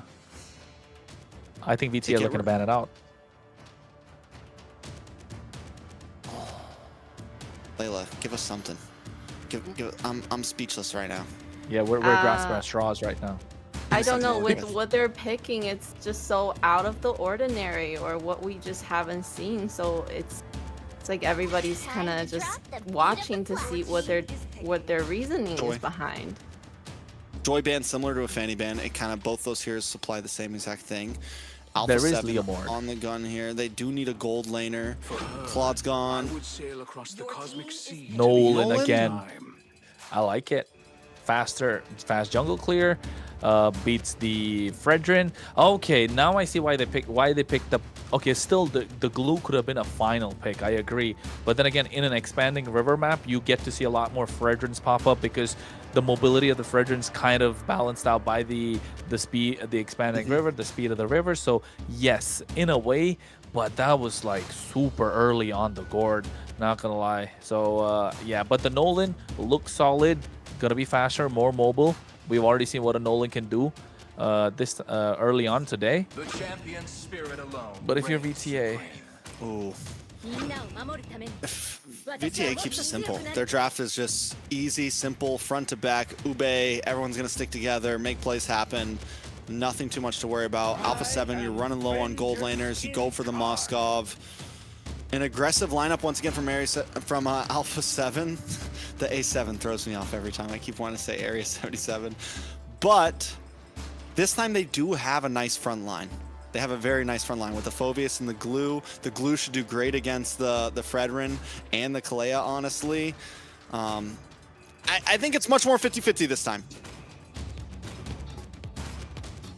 I still feel like the Vendetta lineup just looks really good to me. I mean, this is just safe picks, right? It's the heroes that we know that works really well. What do you think about the chances of Alpha 7 North winning this one? I think they got a better chance compared to game number 1. A little more well-rounded. The gourd came in too early, but they found a way to make it work. They found a way to put the pieces around him to let this gourd shine, and this gourd is going to shine in the game if he's able to survive, doesn't get any dive on top of him. Trex, take us into the game, man. As we jump into the land of Dawn, Vendetta start things off with a 1-0. Alpha 7 need to do something to stop this from going to match point. This is game number 2 of Alpha 7 up against Vendetta. Will this be the difference maker? I'm telling you, the difference maker, if there is going to be any from the side of Alpha 7, is going to be that gourd. He's such a nasty counter to the Fredrin. He can't really walk up, get stunned every single time. A lot of true damage, too many slows. Along with the glue on top of him, this is more of a shark here. This is what I was talking about. You see how the gourd kind of like bullies the Valentina even in the laning phase. So the Valentina really needs to pull up. But at the same time, it's going to come down to how fast Alpha 7 are going to be able to make their rotations. And you can see on the top side, it's already starting to work. Yeah, I mean, this is an aggressive lineup for Alpha 7. This is what I kind of want to see in game 1. Oh, early game pickoff. The crowd control is insane on the side of Alpha 7 if you think about it. And even the gourd, you mentioned it, it adds another layer of crowd control. And for a mid laner, he's got good range on that crowd control. So set potential all around the map for Alpha 7. Vendetta. The thing is, with the Fredrin, you can still kind of take this match slow, right? They don't need to really try to rush things. They have decent ability to fight in turtle pits and still contest for them. Just the Fredrin alone can kind of hold his own. He just needs to watch out for the glue. So when I think about a win condition on both sides, Alpha 7 maybe wants to rush things a bit. Vendetta can take it slow and look for a mid to late game spike. I agree. I think looking for a mid to late game spike just because of the fact that they have the Granger, they're okay inviting the pressure. He can definitely dish out the damage from afar. So in that sense, yes. But at the same time, Alpha 7 with that Moskov will be looking to split the map as much as possible, especially against an Ube composition that you mentioned, Trex, coming in from Vendetta. It could be the answer. They have all the answers. They just need, this time, a little broader win condition compared to game number 1. So it's all about the execution now of how they're gonna play. The draft are more even, and then we want to see, in terms of macros, which team would be stronger, you think? I would say just because, like what he just said, Alpha 7, having that Moskov, being able to play the long lane, and then to whereas we look at Vendetta, and they are much more grouped up composition. They want to fight together. So they're not going to be, it's going to be a bit harder to control those long lanes, right? It's going to be a bit harder when it comes down to Lord. Alpha 7 always has an answer to that with the Spear Destruction. Zia can just hang out in bot lane, hang out in top lane when these Lords come up, and be able to get to a fight in the nick of time anytime. Kronos, what do you think? No, exactly. That's the difference maker. That Moskov is going to be a difference maker in mid to late game. In the early to mid, it's going to be that Gord, especially in these neutral objectives. You already saw First Blood being on the top side with Nats getting the aggressive start. He did the same thing in the previous game. It's just that Shark wasn't present. Now with the added layer of Shark and that glue, it's going to be so messy. If Tarzan pulls off any Lords or any neutral objectives in this game, he is definitely king of the jungle, bro. Like you can't walk up to a Gord or walk up to a glue. Yeah, he's gonna be quite annoyed with the amount of crowd control coming his way, Trex. Yeah, he's going to be yelling out the old "I can't move" every time he's in this pit. Tarzan's going to have trouble. They're going to almost, I want to say, have to approach these fights differently than they probably ever have. Maybe not be the ones to attack. Maybe be more of the respawn. Let Alpha 7 get in the pit first and look for angles. Ooh. Tarzan almost has to approach the fights like an assassin in a sense. Find bushes, find the last moment dash in. He can't be the one to start the turtle off. And you can already see he's taking this fight slowly. He's hanging out in the bush. He's waiting for an angle. Oh, Cold World, Mystic Gush on the bot side. Yeah, nice damage on a Merciless. Has to use the flicker already as Myth Bombing jumps onto Cold World, trying to keep them both at bay. Alpha 7 also taking their time. Best player is going to move down and possibly go for purple buff before this. Tarzan makes his way in. Merciless push back. Turbo Bomby finding an angle onto Nats. Spear Destruction does not connect onto anyone. Tarzan with the Appraiser's Wrath. Nats brought low and Merciless picks up the kill. Best player making his way back to the turtle. Vendetta doesn't want to rush this, but neither does Alpha 7. This is what we were talking about. They need to go for a re-engage in the turtle pin. That's what's happening. Shark goes down. That's huge for Vendetta here. Tarzan going to be able to chip away, and now Merciless and Myth Bomby putting pressure on to Best Player. Best Player brought low as Tarzan takes the turtle. Orange buff there as well. Best Player jumps in, but he's at 10%. He has to get out, but he can't.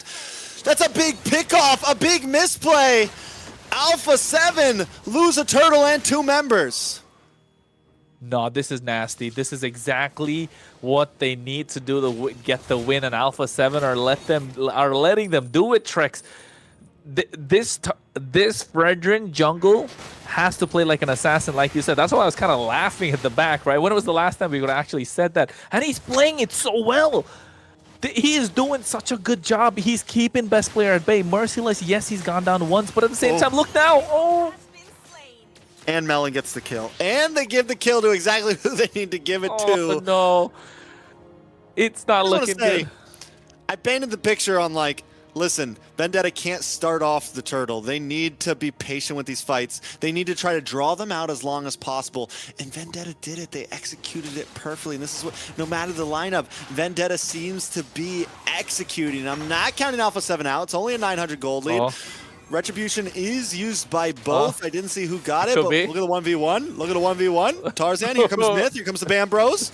Down the mid side. And all Cold World can do is stop him in the tracks, and Tarzan's not getting up. This is my jungle.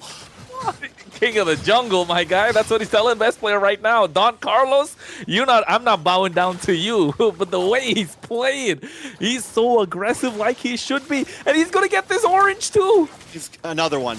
Grand Theft Orange, another one. DJ Khaled in the jungle right now. Showdown takes it. Tarzan with the Appraiser's Wrath.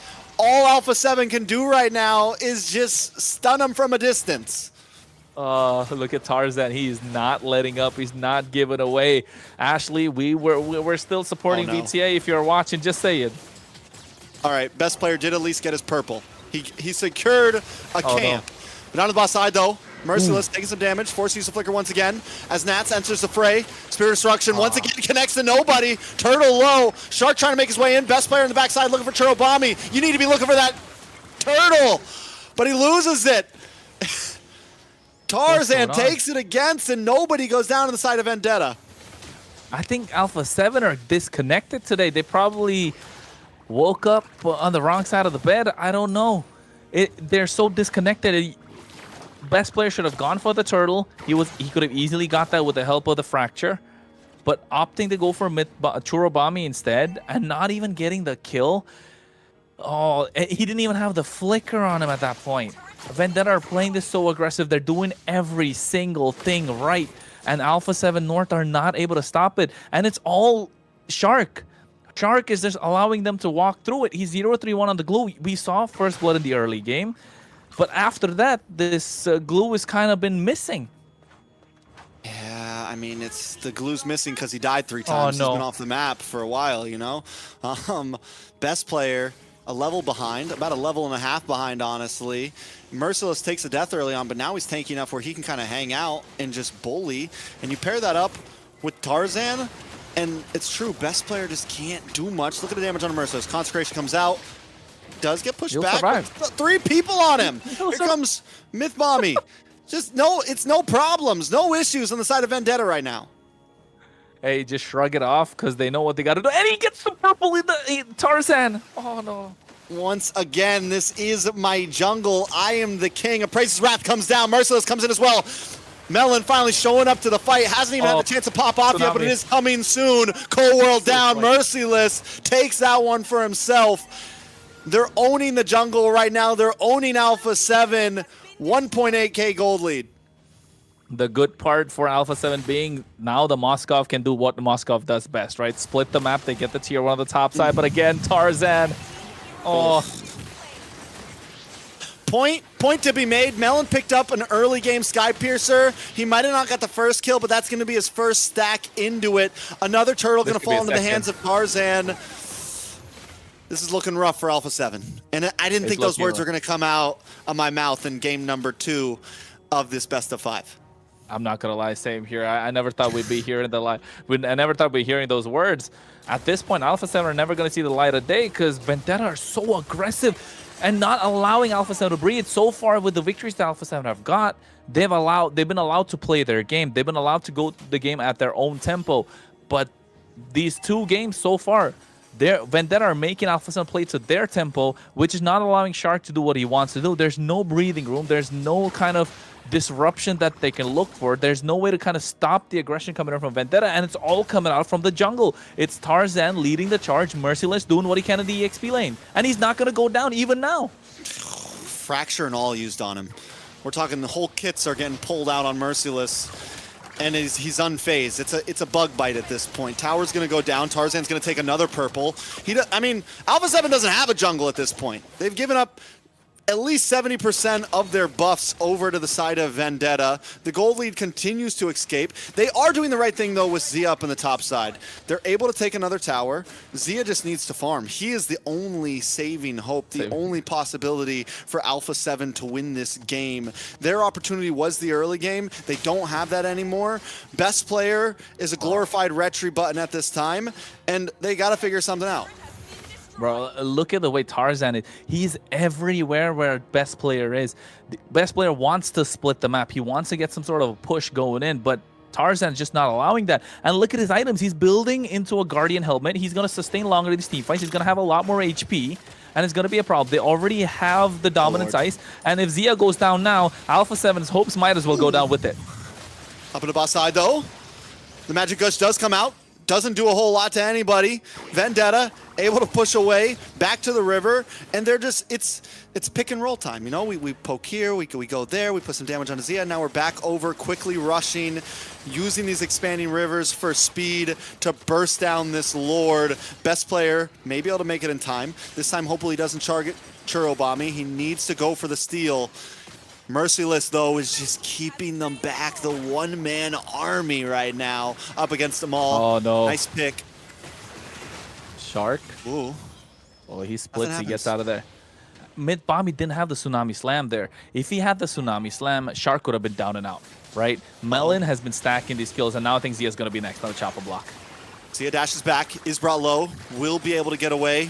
Forced to, I mean, still has the Purify. So actually, Zia, in the midst of all of this, is playing a good game with what he's got. No, that's the saving grace for Alpha 7 right now. They're already giving away 4K gold lead on the side of Vendetta. Lord is marching out of the bot side. 10-minute game. No chance we're going to see a same end at this point because Alpha 7 North have good wave clear. They can get this game going a little bit longer, and the longer it goes, the better it is for them compared to the previous game. But this time, Vendetta, they have the tools to try and take the siege to them. They do have MLBB who can give a surprise attack, and Melon needs a couple more stacks. And look at Tarzan, so aggressive again.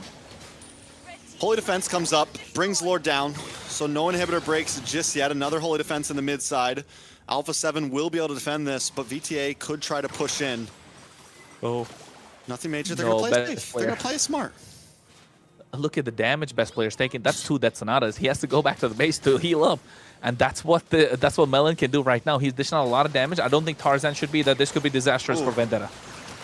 Yeah, Tarzan is brought low, but in comes Merciless in the backside. Once again, keeping best player away. Tarzan escapes safely. No. Mythmami Death come out Zia. as Merciless dives onto Zia. Zia, if he goes down, he will go down. Melon showing up the rookie of the year with the double kill. Another one, shots to the face. Abort for Alpha 7. Vendetta is relentless right now in this best of 5. Yo, that better be in the highlight plays. Melon pulled up with a flicker in the face of Zia and Shark to get that double kill. Now look at Merciless. Ooh, Oh no, big that's grab. quick. Melon. We've been hyping him up, and he does not disappoint right now. Oh, this could be over. 5-0-1 on the Sky Piercers. I don't think there's anything Alpha 7 can do right now to stop this. There's not enough tankiness for Melon at all. Another inhibitor is going to go down. Shark jumps up, tries to get the stun, will get the grab, and the slam onto MLBB. He falls, his Nas picks up the kill. Zia now trying to get some free shots onto Tarzan. Tarzan just too deep, taking out Zia, picks up the kill, and Vendetta has to run for the hills, but there's no inhibitors left for Alpha 7. They got the job done. If it wasn't for Zia, even the top tier 2s and the tier 1 would still be standing. Vendetta, they said it last week, Trex, they have a Vendetta against them, and they're bringing it. They're bringing the Vendetta. They're bringing everything that they can. Merciless will be going down. Okay, damage is starting to stack up for Zia. The items have locked in. That's the first time we saw Merciless go down since the first death, but we're not counting that one. Lord is up. Alpha 7 find a moment. Is this going to be it? Shark finally making plays. Nas finally holding down the front side, and Zia chunking away at the team. This is the winning formula that they need. This is what they need Zia to do. Churobami with a Mystic Gush gets them poked out. You force them back. Best player right now, like you said, a glorified retry button, but able to get that purple this time. Melon is the hope that Vendetta have, and Alpha, honestly, along with Melon, everybody else, but Alpha 7 are relying so heavily on Zia right now to dish out the damage, and Cold World. That Gourd can create the space with a skill 1 to try and peel for the team. And looking at the items, Merciless does get that Chastis Pauldron. We want Tarzan to get that item as well, and he has. And now it's going to be disastrous. It's going to be difficult for Alpha 7 to do anything. Ooh, look at the damage on a Mythbomby, though. Zia. Has to try to get out of there. Oh, Best Melon. player's going to lock on, be able to get the kill. Immortality does pop. Mythbomby able to use the flicker. They're still chasing him down. He will not escape. A Shark picks up the kill. That's 1 down for the side of Vendetta. Alpha 7 unable to fully pop off. Merciless now getting locked on by Nats. Shark, Cold World, and Zia keep on moving up with this Lord. Wait a second. Did you see the Big Yeah, I saw that damage SOD. on the best player, the SOD. Chirobami's not going to go for that 1v1. Down in the top side, though, Lord is going to connect. Merciless going to get brought back to the team, brought back to death as they chunk down. The Magic Dust does come out. Best player takes down a tower in the mid side. Lord continues to push in. A couple more shots onto Nats, but Tarzan can't connect. He doesn't have a flicker. He doesn't have a dash. He's just got a retry, so he's just got to defend. The base does finally go down. Best player continues on the attack. Alpha 7 North finally evening out the playing field. Oh, that took a lot. That took a lot from Alpha 7 North just to get the kill on the Merciless, right? And even then, it wasn't like they did the damage. The damage came out from Melon that kind of reflected back to him, and now you're seeing another pickoff. The damage from Melon is insane, and that's what they got to look for. Little pickoffs before this and next Lord, because now Alpha 7 is here to play. Best player, he was behind for a while, but now he's got the items in. He's taken a gold lead over Tarzan, and that's huge. And you know what, Trex? The RNG is not even the favor of Alpha 7 at this point. They got the inhibitor, but it's on the top side where the Lord is, so you know Vendetta can clear it. They can make their way to the pit, and they got the pressure on the long lane. So what Zia's got to do is come to the bot side, and it's not going to help their cause because he wants to be there. They got 3 lanes that's left open. Even looking at the items, they have everything in their arsenal, even a Wind of Nature at this point. And I think if I was Melon, probably sell that boots, goes for a Rose Gold Meteor, and he's not going to get taken down. There's no chance whatsoever. The other thing is Cold World does have a lot of damage, gets that Divine Glaive, so Tarzan really needs to think before he gets into these fights. Or if he's not, if he's still going to be as aggressive as he was early on, he needs some support. He needs some follow-up, and they need the damage to take down Shark first. Once Shark goes down, it's going to be easier. All right, Vendetta, all they got to do is slow play this. Magic Gush does come out, though. Alpha 7 looking for the attack here. They know they've used up some of their ults. They maybe need to make a play happen. Merciless keeping down the front line. Best player brings out the Fracture. It's a lot of damage on a Merciless, but he will be able to back off. Cold World trying to get some stuns, but can't find them. Zia, more damage on a Merciless. Merciless finally pops the Consecration, able to get some health back as everyone readjusts.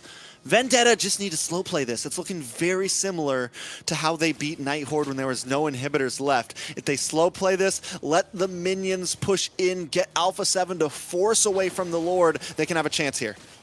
Yeah, and look at that. You can already see the pressure on the bot side, on the top side. They need to clear. Shark has to go. Merciless is creating havoc. SOD connects.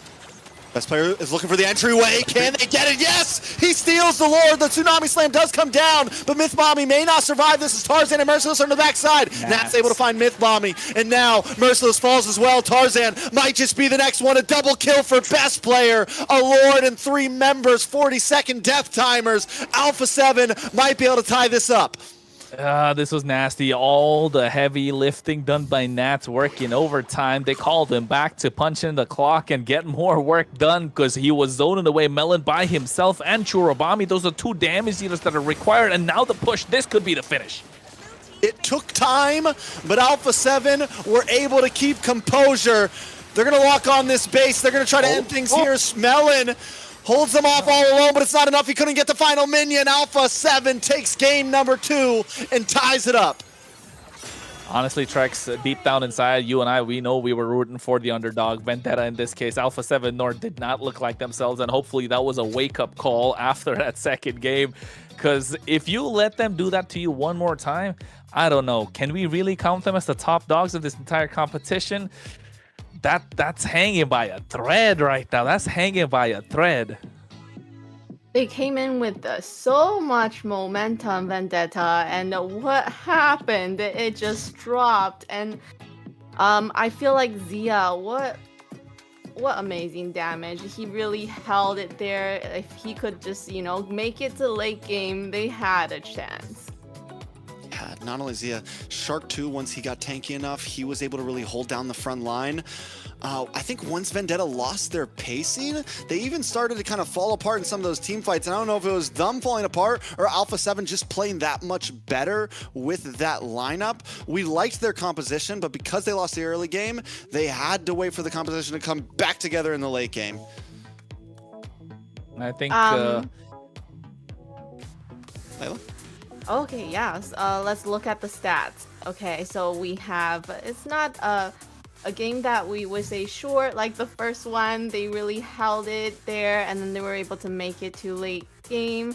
And let's look at I would say what stood out to me the most is definitely Rome coming in, and Shark doing what he can, grabbing everybody. What do you think, Kronos? I think you're right. I think, like Trex said, one Shark got tanky enough, it started to make a difference. But then again, look at the team fight participation. It's only 9%. He was barely there in like one kill out of the 12, or 1 or 2. Yeah, he's got 9. Okay, I think that's jumbled up, right? Yeah, that's jumbled up, right? It's got to be jumbled because, so team fight participation works in terms of how many kills you were a part of. Shark, a lot of time, was zoning away in other places, and the kills were happening in other places. That's how I would defend his honor here, you know? No, but then looking at the stats, it shows that Alpha 7 had 12 kills in total, and he was there in 10 of them. So it's not 9%, it's about 90% or something like that. So yeah, definitely that's it's okay. We'll figure that out. But then again, this early game was nasty, man. Vendetta playing it so perfectly, could not have played it any better. And even this is what we stopped seeing from Vendetta in the late game, though. The tsunami slams were not hitting. We barely got to see any, and if we did, it was onto Shark, and they didn't have the damage to burst him down. Even then, it could have been possible, but Alpha 7 North were kind of grouped up together, and Nats was so annoying, right? When Nats got to the point where he could tank so much and those Infernal Pursuits were just popping, he was just bonking and bonking and bonking, Vendetta just didn't have any answer, and he was zoned away. He was zoning away Melon as well as Churabami, which became a massive problem. Over here, you can see it took so much from Melon to take one kill down, and they still didn't even get that. Yeah, it was a tough call for Vendetta. Even this final big fight, I said it, they could have taken that Lord fight a little bit slower, this one right here. But I mean, Merciless did his best, but Best Player was just able to get in. And Nats, honestly, is the one that really, I think, helped secure that. He pushed Churobami back, he pushed Mythbommy back, and he's able to make sure that no one can zone Best Player away. Because even though Merciless did a good job of zoning in the beginning, he has no crowd control in that late game, and the damage isn't there anymore against level 15 max items out people, so they just walk right past him. MVP, though, does go to Cold World. And when we picked Gord, what were we thinking? We were like, oh no. Did not think it would be MVP. Yeah, we did not see that coming, but he pulled it off. He got MVP, the damage. He was able to be there for a lot of the team fights. What do you think, Kronos? I think this Gord, I liked it because of the fact that I didn't like it when he picked it up. I liked it after what Alpha 7, or rather Vendetta picked up, right? So yes, I think very preemptive in terms of picking up this Gord, especially in what was that the second pick that they went with? It was kind of crazy to think that they went with this. That was first phase. Their first two picks on red side. Exactly. Yeah, that's why I was like, if it was third pick, I would have been really happy. I was like, yes, I can get behind it. But like, that second pick, there's something you're reading into. Sir Rose got a mystic ball. He's looking into the future and looking at what the draft of Vendetta could look like. So I think, or maybe just preemptively assuming that they're going to come out with a tank jungle, knowing that it's expanding rivers, right? And the one problem that Gord has is his mobility, so expanding rivers adds to that, but still, it doesn't justify a first pick. I would say that 100%. Which pick did you think had the biggest impact out of the draft pick wise? I think the Phoveus, 100% Phoveus. Phoveus was clean the glue, just having a front line this time instead of last game where they were just able to kind of get walked through. Even though Zia did great, even though Best Player ended up doing good towards the end game there, none of that would have been possible without Nats and Shark holding down the front side. They would have just got walked over. And Nats overall too with the Phoveus in that last fight, it was because of him that Best Player could steal that Lord, honestly. So yeah, the Phoveus was clean, and I think the glue, we finally get to see Shark on something that he can be aggressive on. Any underrated plays? Underrated? This is a rapid fire right now. The underrated play. Boom, boom, boom, boom. No, I would say for Vendetta is that Granger surviving, Melon surviving that 1 HP against Zia. If he would have got caught there, that was game over. Right there, that would have been game over. But if you're asking for Alpha 7 North, it's that split on the top side. Zia able to get 2 towers to apply the pressure. just able to free up a little more space for them not to keep going to the top side and focus on the opposite side, allowing best player to do something on the map. Because at this point, if you ask me, 2 games in a row, best player, just a glorified retribution. Right, glorified retribution, like a good retribution though. He got that steal at the end. It was a good. He's all right. Listen, it was a good retribution, and towards the end of the game, he was no longer just a glorified retribution button. He was able to actually apply some pressure. But I will agree with you that I feel like Alpha 7, the moment they started losing that game, seeing them send Zia up to that top lane and Zia no longer getting involved in fights, that was all part of the plan. I will say that they executed once they knew, okay, early game is not ours, our only option is late game. It was all in the notebook for them to win out in the late game there. Yes, it was a hard route, and it's not every team could do it, but I do think that them winning that, the way they won it, they knew exactly what they needed to do, and they got there perfectly. Yes, sir. So we see that their draft has gotten better. What would you expect in Game 3 now? Game 3, we're getting deep into 50 ban territory soon, but right now it's 30, right? Let's not talk about that. Let's not. That's it's stressful. It's gonna be fun, man. It's real it's stressful. It's gonna be fun. Trust me. It's not as stressful as you think it will be. It's more mind-boggling. But I think right now the one thing that Alpha 7 have is a lot of advantage. Because if you think about, oh wait, it's not Alpha 7. It's Vendetta, because they didn't pick up the Harley. Oh wait, no, they did pick up Alpha the Harley. 7 that can still pick up Sora, Harley, and Yves. Yeah, but looking at the available. I'm looking at the jungle pool though, right? Looking at the jungle pool, in the first game they got the loss with the Suyo, not just the Suyo, even the Yi Sun-shin in the same game. So there's 2 junglers there that's kind of out. So with that in play, it would make it slightly difficult. When we reach 5th game, it's gonna be 10 and 10 again. It's gonna look crazy. Those grayscaled heroes are gonna look really good. But yeah, you can see already now they're gonna target ban. Sorry, Layla, but y'all used. But now they're gonna target ban.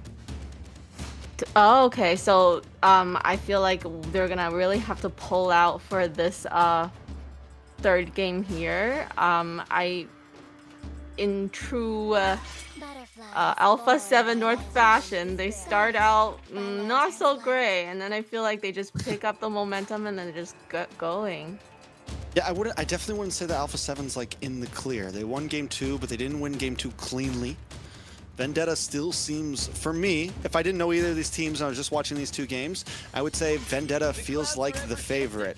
But in terms of draft, I don't know. Yeah, they don't have the YSS. Yeah, they don't have the Suyo.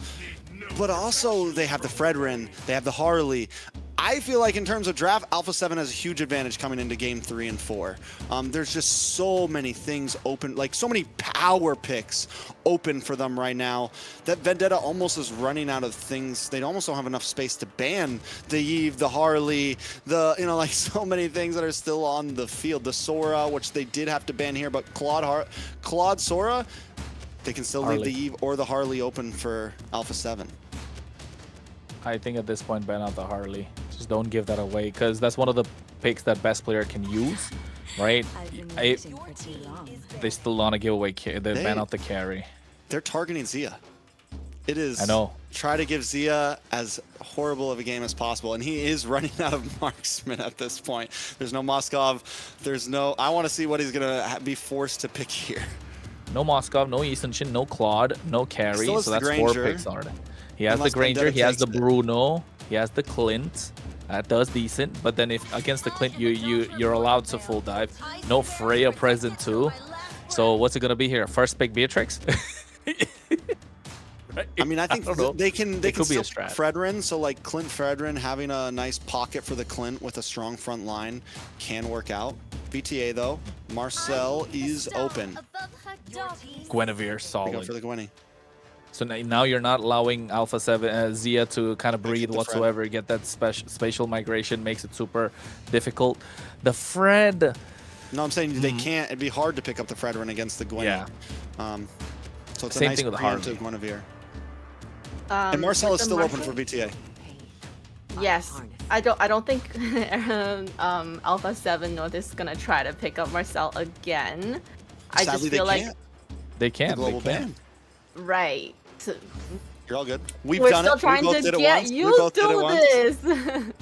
Yes, exactly. So I guess would they ban it? No, they're gonna pick up the Valentina so that they can still have his kit if VTA gets it.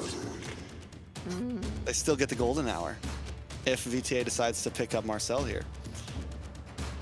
I'm looking at goal lane options, to be honest. For we're dwindling down for what Zia. For If they yeah, don't- because like VTA needs to pick up a goal lane here, like Yeah. Moskov, something. Yeah, Moskov's solid. Or do we see the sun Moscow. come out finally? Something like that. We've seen it once so far. Ashley did say that she likes the sun. I am not the only one Time to go to bound the by RBT these show. chains. Your team is picking. Obvious Lilia, they look solid. Grok, no.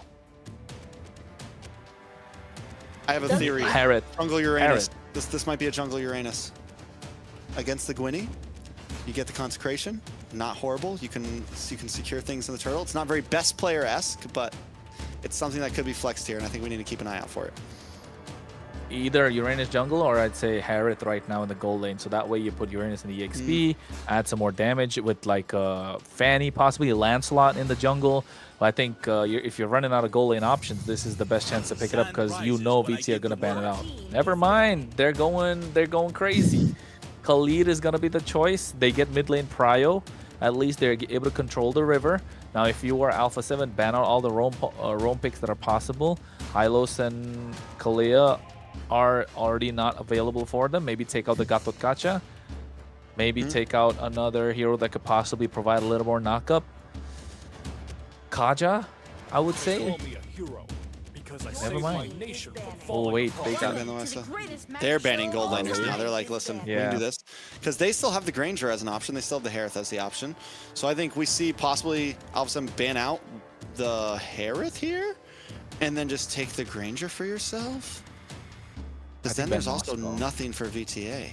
Oh, ban I Moskov? think yeah, I think ban Moskov because you have a lot Then of you magic get the on Granger other to side. counter the Harith. Yes. Yes. That's what I'm thinking. Because you don't go for the Harriet because you have too much magic on your side. But then again, yeah, the Harriet doesn't really fare well. Never mind, they go for the Hilda. Prevent the early game aggression that could come in with the and keep up with the Khalid. It still makes sense so far. Sorry, Layla, we're in deep theory right now. We're Yeah. in deep. We're in deep in this draft right now. We're deep. Leomord's gone. She's just, oh, I'm trying to keep up. I'm like, ignoring. let me take notes as well, you know? Make sure next time when I play I know what's going on. Hayabusa? No, right? No way. I don't think, no, they last pick jungle. I think they last pick jungle. Yeah, the last pick jungle. They need to go gold lane here. 'Cause- Granger. Just lock Granger. I don't think there's a better choice. You don't want to go for the Harriet against the Phoveus and the Guinevere. So I think Granger's a solid choice. You give Moskov or Harriet on the other side. I still think VTA would go for the Moskov. You get long lane presence. You have ability to outplay the assassins on the 1v1. You can take down the Uranus. Yeah, it's the Granger. Moskov plus Grok, Moskov. maybe? Grok's not bad. Grok's not bad. Grok's a good, I mean, it's set, it's simple, it's... They need damage, and I feel like Moskov and Lilia just aren't packing the punch right now. What if they swap Gwynny to roam and pick up something That would be aggressive? insane. That would be like absolutely insane if they go. They could put if they put Guinevere to roam, they could go Moskov in the gold lane in the jungle, probably lock in Yeah, they don't have much left there either. They could pick up the Nolan. Lancelot. Then you're kind of squishy. Ooh, No, I don't it's think Nolan tough. works there. Nolan doesn't work for VTA because they have a Khalid that's just super aggressive in the early game. So yeah, maybe Suyo could be a choice. Never mind. Glue, roll. Iritel. Blue Airthel. Too late. Even later than the Moskov, in my opinion. VTA. I don't know, but the Airthel's not bad against the Granger. I would say this, because you can kite, it's easy, it's much easier to not get hit by his skill 1. It's a good hero to dodge the skill 1, at least in laning phase. And you get some Did it burst get a damage. I did want some burst damage, not just like shred, because I want to see more damage. But yes, we've seen her picked up once. Sonic time! I thought I could swear I thought I saw a Joy ban on the other side, but yeah, it's a Joy. The Joy. It's okay, but I'm not a fan of the Joy here. I think best player has his work cut out for him. Layla, give us some breathing time. Tell us about this. I'm not sure how Lilia would do. Because, you know, yeah, she has that ult, but I feel like Joy could still catch up to her, you know? So I like Alpha 7. Okay. I like Alpha. I mean, I think it's both sides. The Joy might be questionable. It might pop off. Vendetta, on the other hand, the Airthil is kind of my risk pick there. And how are they going to output damage? We'll see exactly how it goes. We're going to jump back into the land of Dawn. It's a tie series right now, 1-1. Alpha 7 able to even the playing field. Kronos, as we jump into this, what are some win conditions we have to look at for these two teams? If you're VTA, you want that mid-game power spike. We're looking second turtle if you're VTA, and you want to go gung-ho at that point. So hold your own. Don't give too much of a goal lead to Alpha 7. And if you're Alpha 7, you want to blitz this early game. You want this Joy to come online as early as possible and abuse what Shark can do just like that. Get first blood. Well, but the response back. Roamer for Roamer. Shark for Myth Bommy. So a little bit of abuse, but Cold World is going to have to go back to base. And that means technically Vendetta wins the trade there. I agree. Vendetta do win the trade in that part. But for the benefit of Alpha 7, you bait out 2 flickers, right? So that's a good thing. So that might actually be a win, yeah. In the turtle pit, so you know for a fact Alpha 7 will get the better of Vendetta in this turtle pit. If Mid Bomby overextends, if Churro Bomby overextends, he does have the black shoes though. This is what you want to do if you're a Shark. Be annoying, be in the face of the opposition, play the Shark game against Vendetta. Nice knock-up. He didn't have to use the Retry. Tarzan didn't need the Retry, already used it earlier. Getting that knock-up meant he could safely secure his orange. Turtle's going to be up in about 24 seconds. Look at the top side best player. Not just that, look at the way that Alpha 7 are really going into the jungle of Tarzan, which didn't happen in game number 1 nor game number 2. So now you're not allowing Tarzan to do what he could in game 1 or 2. You're putting Vendetta in a difficult position, but I think Vendetta were prepared for that with this draft, right? They know they got to absorb a lot of this early pressure coming in from Alpha 7 North, and they've been doing that really well, not giving away gold lead. And I think Alpha 7 should get this turtle if they play it right. If not, Vendetta might just walk away with a couple of minute win.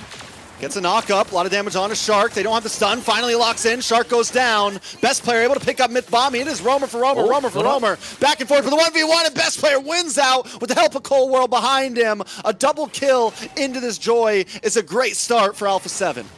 And that's the start that Alpha 7 were looking for. They need to get best player to get the ball rolling on their side.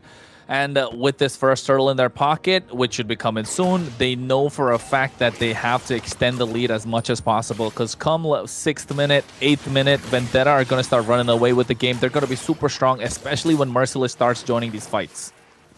Well, best player is low right now, but there's going to be no way in. The slam. Wait a second, the stun. Best player does find it. Good damage, though. Shark is bringing him back. And now Myth Bomby in a bad spot, doesn't have, uses the flicker. Nass is gonna chase him down, get the final hit and get the kill.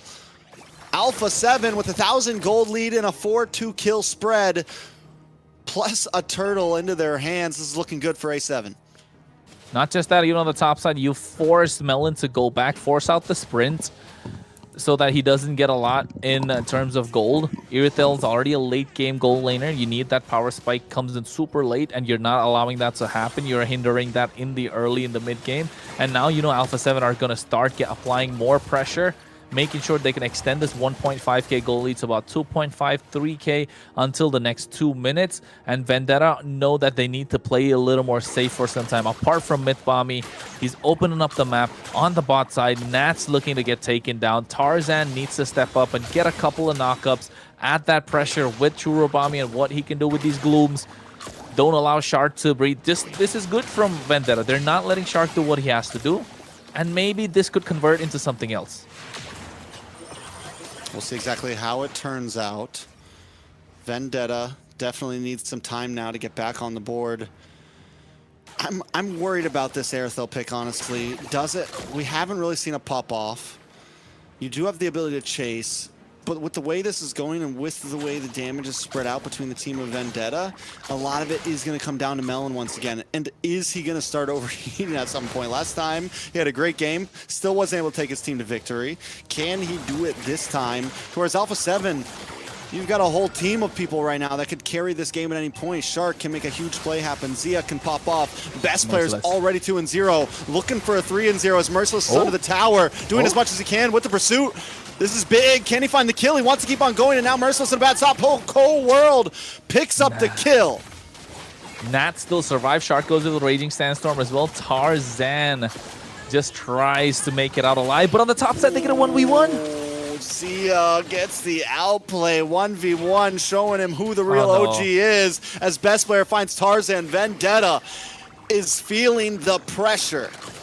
And this is what we spoke about as well, Trex. Alpha 7 needs to apply the pressure. They got a 2.5k goal lead, 5th minute mark, exactly where they want to be, preventing Vendetta to play their game. If this was a little closer for Vendetta, it could have been a turning point, right? Right now, you're seeing that they're not able to get there. Now, how do Vendetta make it out alive? Maybe get that spatial migration at Churubami's damage to pick somebody off. At this point, best player should be the target they're looking to get, and Mythbommy is trying to get control of the river, trying to be chaotic. Shark just preventing him from moving forward, just stopping him in his tracks. Yeah, this is what we want to see from Shark in game 1. We saw a little bit in game 2, but wait, a big Raging Sandstorm. The knockup does lock on from Tarzan, but it's still not enough. Best player able to secure the turtle, but now Shark and Zia are under the tower, taking out Tarzan. Zia is on the prowl, looking for another target as Melon tries to get away here. Merciless brought down, taking down a double kill for Zia. Alpha 7 are finding towers, neutral objectives, and members of Vendetta every single time. Every single time, and this is looking like a flip U-turn of game number 1 and 2, where Vendetta brought in the early pressure, but Alpha 7, this time they understand what their game plan is, knowing their picks. This is what they got to do, and they're playing it well. Now the goal lead is extended to 6.5k. Once it passes the 5k mark, Trex, it makes it difficult for any team to make a comeback.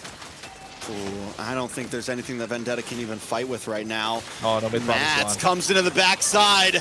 A lot of damage landing on Churubami. Churubami taking out Melon, putting useless shots out there. No damage at all. Violent Requiem locks in, but still Tarzan goes down. 3 members for the price of Shark. Just isn't enough right now for Vendetta. This is why I didn't like the Irithel. Yeah, it's such a high-risk pick, like you said. If they had the Moskov, they would have had the opportunity to split across the map, use the SOD to get out of the fights, find cross-map plays. Look at Nas. He's just standing there, and as Patrick says, menacingly. Yeah. I mean, at this point, Nats is like, yeah, I can have fun with the Uranus too. We know Merciless was giving him the business in game number 1, but now Alpha 7 is getting some heroes that they are comfortable with. Nats in flow state, 3-0-4. Yeah, and looking at the items as well. Tarzan only has the concentrated energy. Looking to go brute force right now, and Tarzan, ooh. That's bad. This is bad. This is looking gruesome for Vendetta. Double kill, 5-0-4 onto Zia. Wondering how early he got a Sky Piercer in and if those stacks are locking in, because it's looking like it. Zia had a rough game 1. Game 2 had a rough start, was able to farm up, and it feels like he's been farming ever since game 2 at this point, because game 3 is already in his hands. Hey man, Melon had his fun with his Granger. Right now it's time for Zia. Same thing. Merciless had his fun with the Uranus. Now Nats is doing it. The sides are taking over. Cold World is allowed to roam freely. Best players walking around the map. Nobody can catch him. And then it all comes down to the one who made this possible. Shark in with that early pressure, getting the early first blood, not allowing Mythbommy to go in, rotate, do whatsoever, create chaos. This is what Alpha 7 had to do. Finding their win condition, able to double down on it, and look at the goal lead. 10,000 less than 10 minutes in. This is the Alpha 7 that we know. This is the Alpha 7 we wanted to see. This is the Alpha 7 that all the fans expected that we didn't get to see in game 1 and 2. Now Vendetta, backs against the wall. No item power spike yet for Melon. Barely has the Berserker's Fury. It's going to be difficult. Holy Shield is present, but the Lord, healthy, is going to crash soon, and it's about the second wave that comes in after that. Yeah, they're going to have to watch out for this bot lane too. It does not have the holy defense. 3 out of 5 members in Alpha 7 have over a 2,000 gold lead over their opposing lane.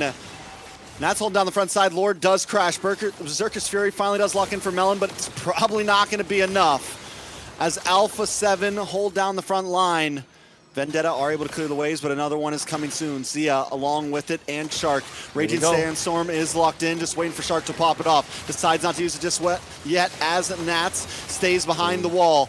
Zia looking for free shots. All Alpha 7 is looking for, they're not even looking for members, they're looking for towers. Black Shoes pops from Cold War. Here comes the Raging Sandstorm onto 2 along with best player. Myth Bomby forced back to the base to get health as Zia chips away at the tower.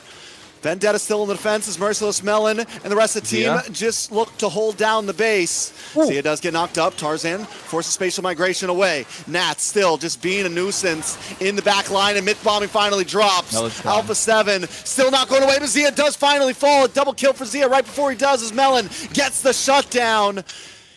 With only 3 members standing, Alpha 7 might have to back off here.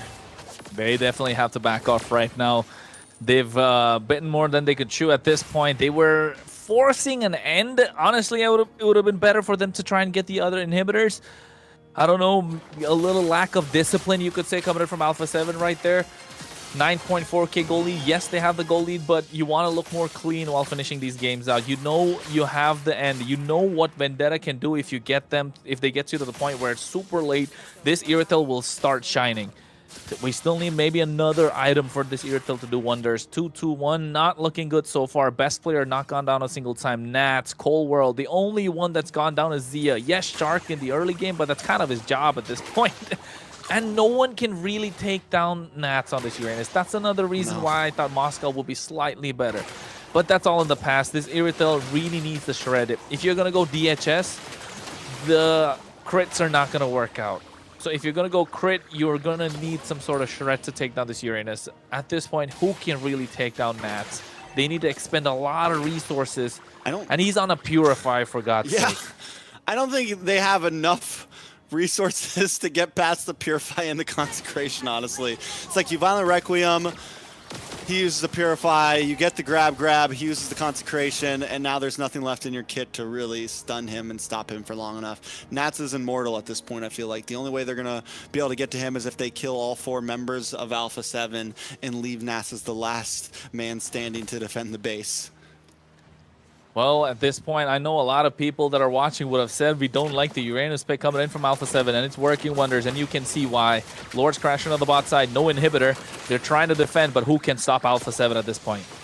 Nats is literally just standing there, absorbing all the damage he needs to as Shark and Cold World patrol the top side. Lord has come through.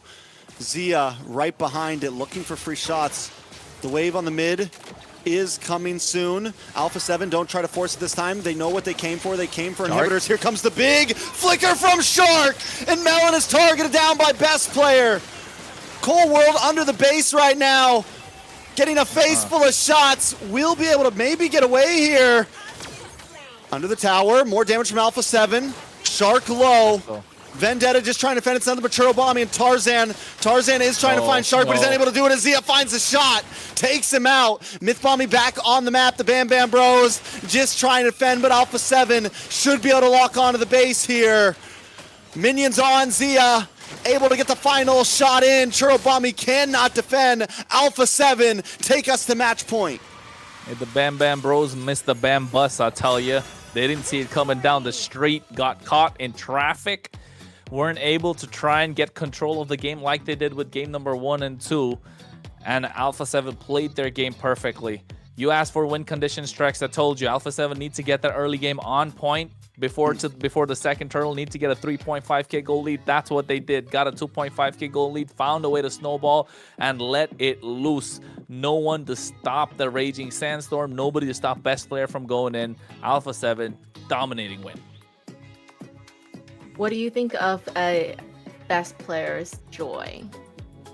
Come on, Trex. The joy was phenomenal, honestly. It was really good. It made me think that, okay, this is a viable pick. This is if best player picks it up, I don't know how many other people we're going to see use it, but best player made it work very well. and it just fit very well against the composition that they had. Yeah, and there you go. Not a lot of kills at all for Vendetta and best players. Do I know that? Doing really good. What was that? A double kill that he picked up early? Yes, and Yeah. it was being able to do that early on is what really put Alpha 7 into that spot of being able to win that game so cleanly. Yeah, I think it just came down to how Shark was able to play that aggressive early game. Unexpected that Churubami and MLBB would just walk up to a Khalid, try and get a clear when there is a Valentina Khalid on the other side who have 100% mid lane priority. That's kind of like the best mid lane duo right now in the meta. Maybe you can argue with a Hilda plus someone else, but you could see this is where the game kind of slipped. I mean, yes, it's too early to call it. This is the double kill that you were talking about, Layla. And I think it came down to how best player was able to outplay Tarzan. Tarzan really put everything he had into it. Just that the hero doesn't have the kit, doesn't have the tools, especially pre-level, pre-4th minute where you don't have the concentrated energy to try and survive. It became a little difficult for Alpha 7, or rather Vendetta, to try and make a comeback. And Alpha 7 knew what they had to do with it. Run and gun, find a way to make this lead a little bigger, a little more bigger. Balloon to a point where Vendetta just couldn't stop them.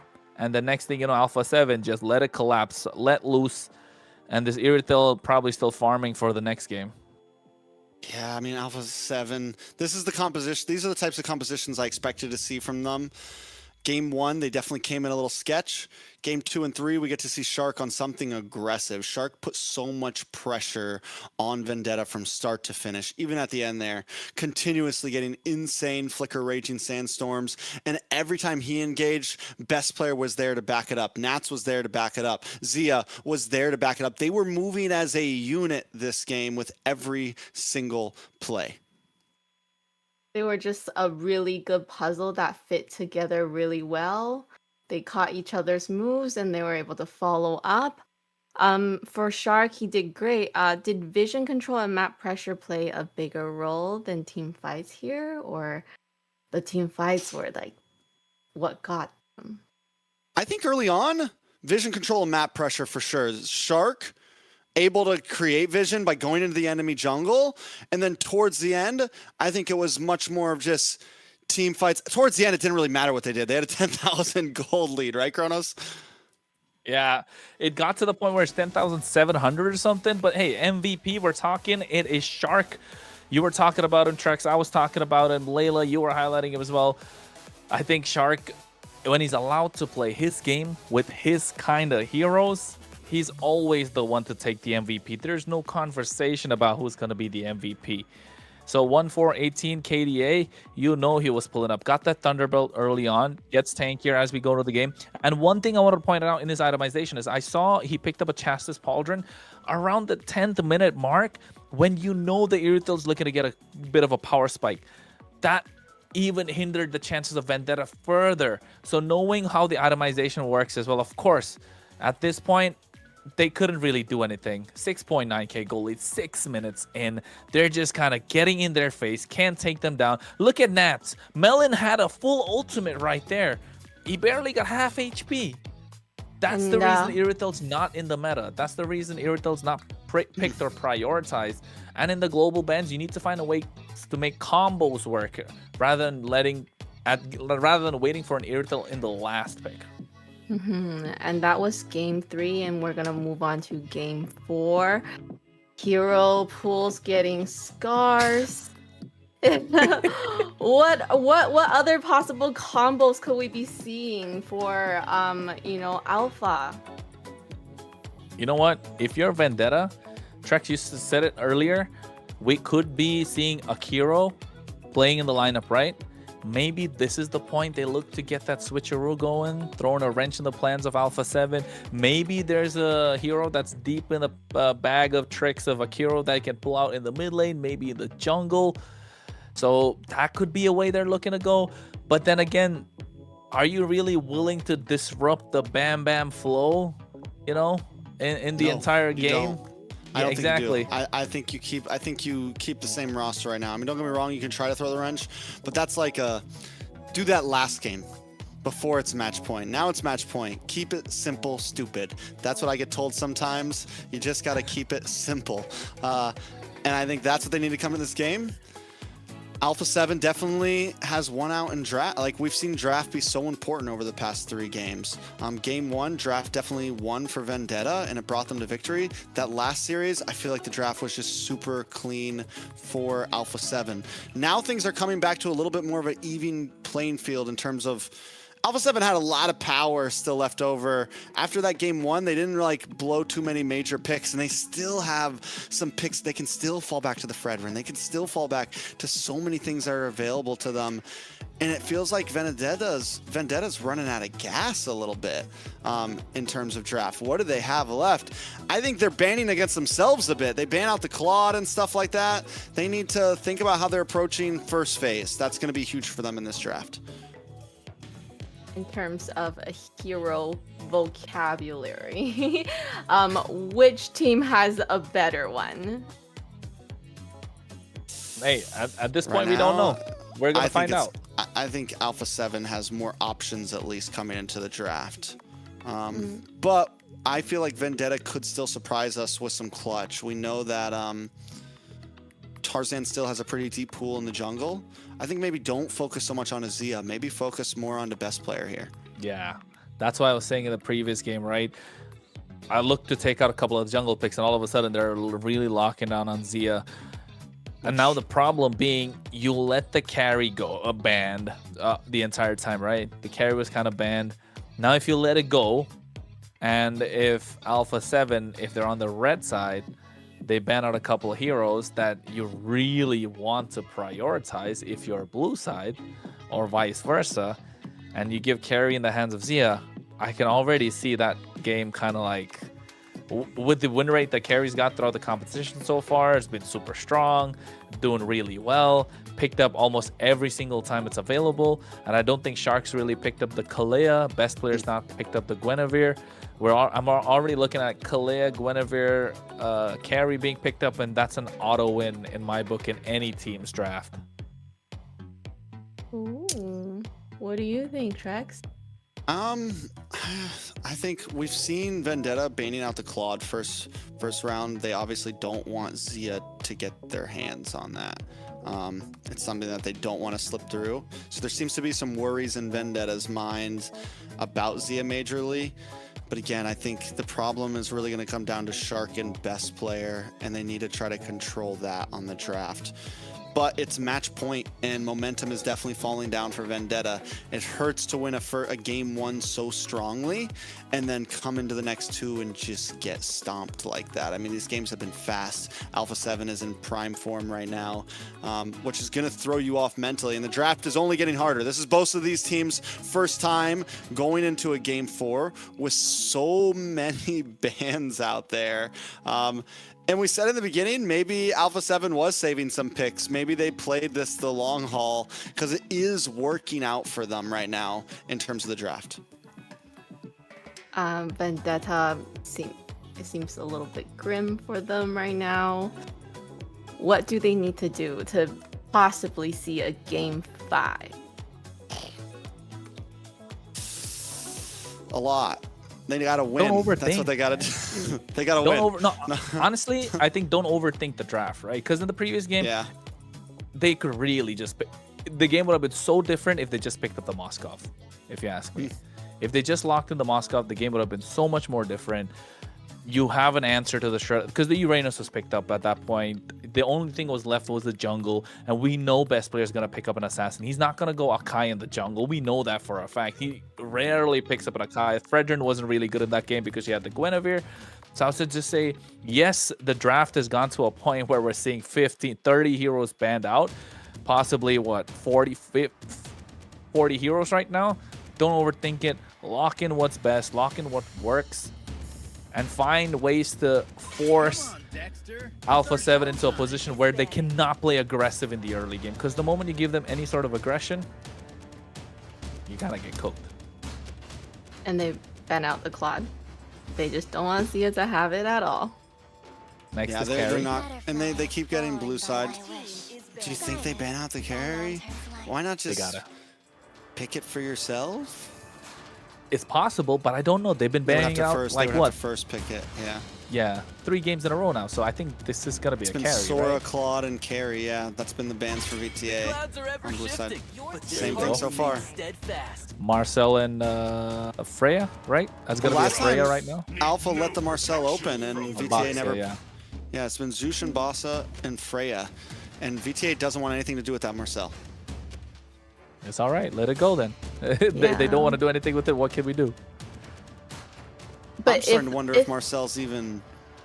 In the Is hero it him? pool, right? Is he him? Yeah. Or Okay. is he Yeah. him? That's the real question. Not even hero pool. Is VTA doesn't care about it. We've only seen it lose. We haven't seen it win a game yet. I'm wondering if by playoffs, the hero just becomes possibly irrelevant. I mean, he did get a buff, but you know, why was the buff happening? I mean, he was banned out so much that nobody is gonna try to play him. So are they trying to buff him so that more people will try to play him? You know, and he's a new hero. Maybe they just don't have enough time to kind of work on the synergy. Yeah. Because I feel like I tried to play Marcel and I was soloing and nobody was following any of my stuff, okay? It's If you definitely a don't have the team- team it's a team synergy, hero. no. It's Yeah, a team it's a team hero, hero. yeah. It is not a And- solo queue hero. You know what, Trex? There, The Coach carry's T open. is starting to look at Coach T is starting to look at it. He's like, hey, the jungle pool is starting to get smaller and smaller. Best players already got through his picks. Well, are we gonna see a Hayabusa Fanny come out next? It's gotta be open. for- Freya's open. Freya's open. Freya, yeah. They're trading Freya just gave for the- a carry. Just take that trade. VTA better lock in Freya right now. Yeah, 100%. Freya carry, maybe Phoveus. No, Phoveus already God, picked why up. are they thinking about this? That's why I said don't overthink the draft. It's simple. Keep it simple. Yes, there are a lot of picks gone, but keep it as simple as you can. I will say this, as a coach or as a player, sometimes you still let the clock run through a bit to give Oh, yourself yeah. time to think about future picks. Like, okay, we're definitely going to pick the Freya here, but let's wait a second and think about what we're going to do after that, you know? They didn't have to go first pick Suyo because it was not. Oh, no. It wasn't available for Alpha 7. VTA overthinking? Yeah, that was VTA a big did- whiff. That was no That's way. Are you gonna give Freya on the other side, bro?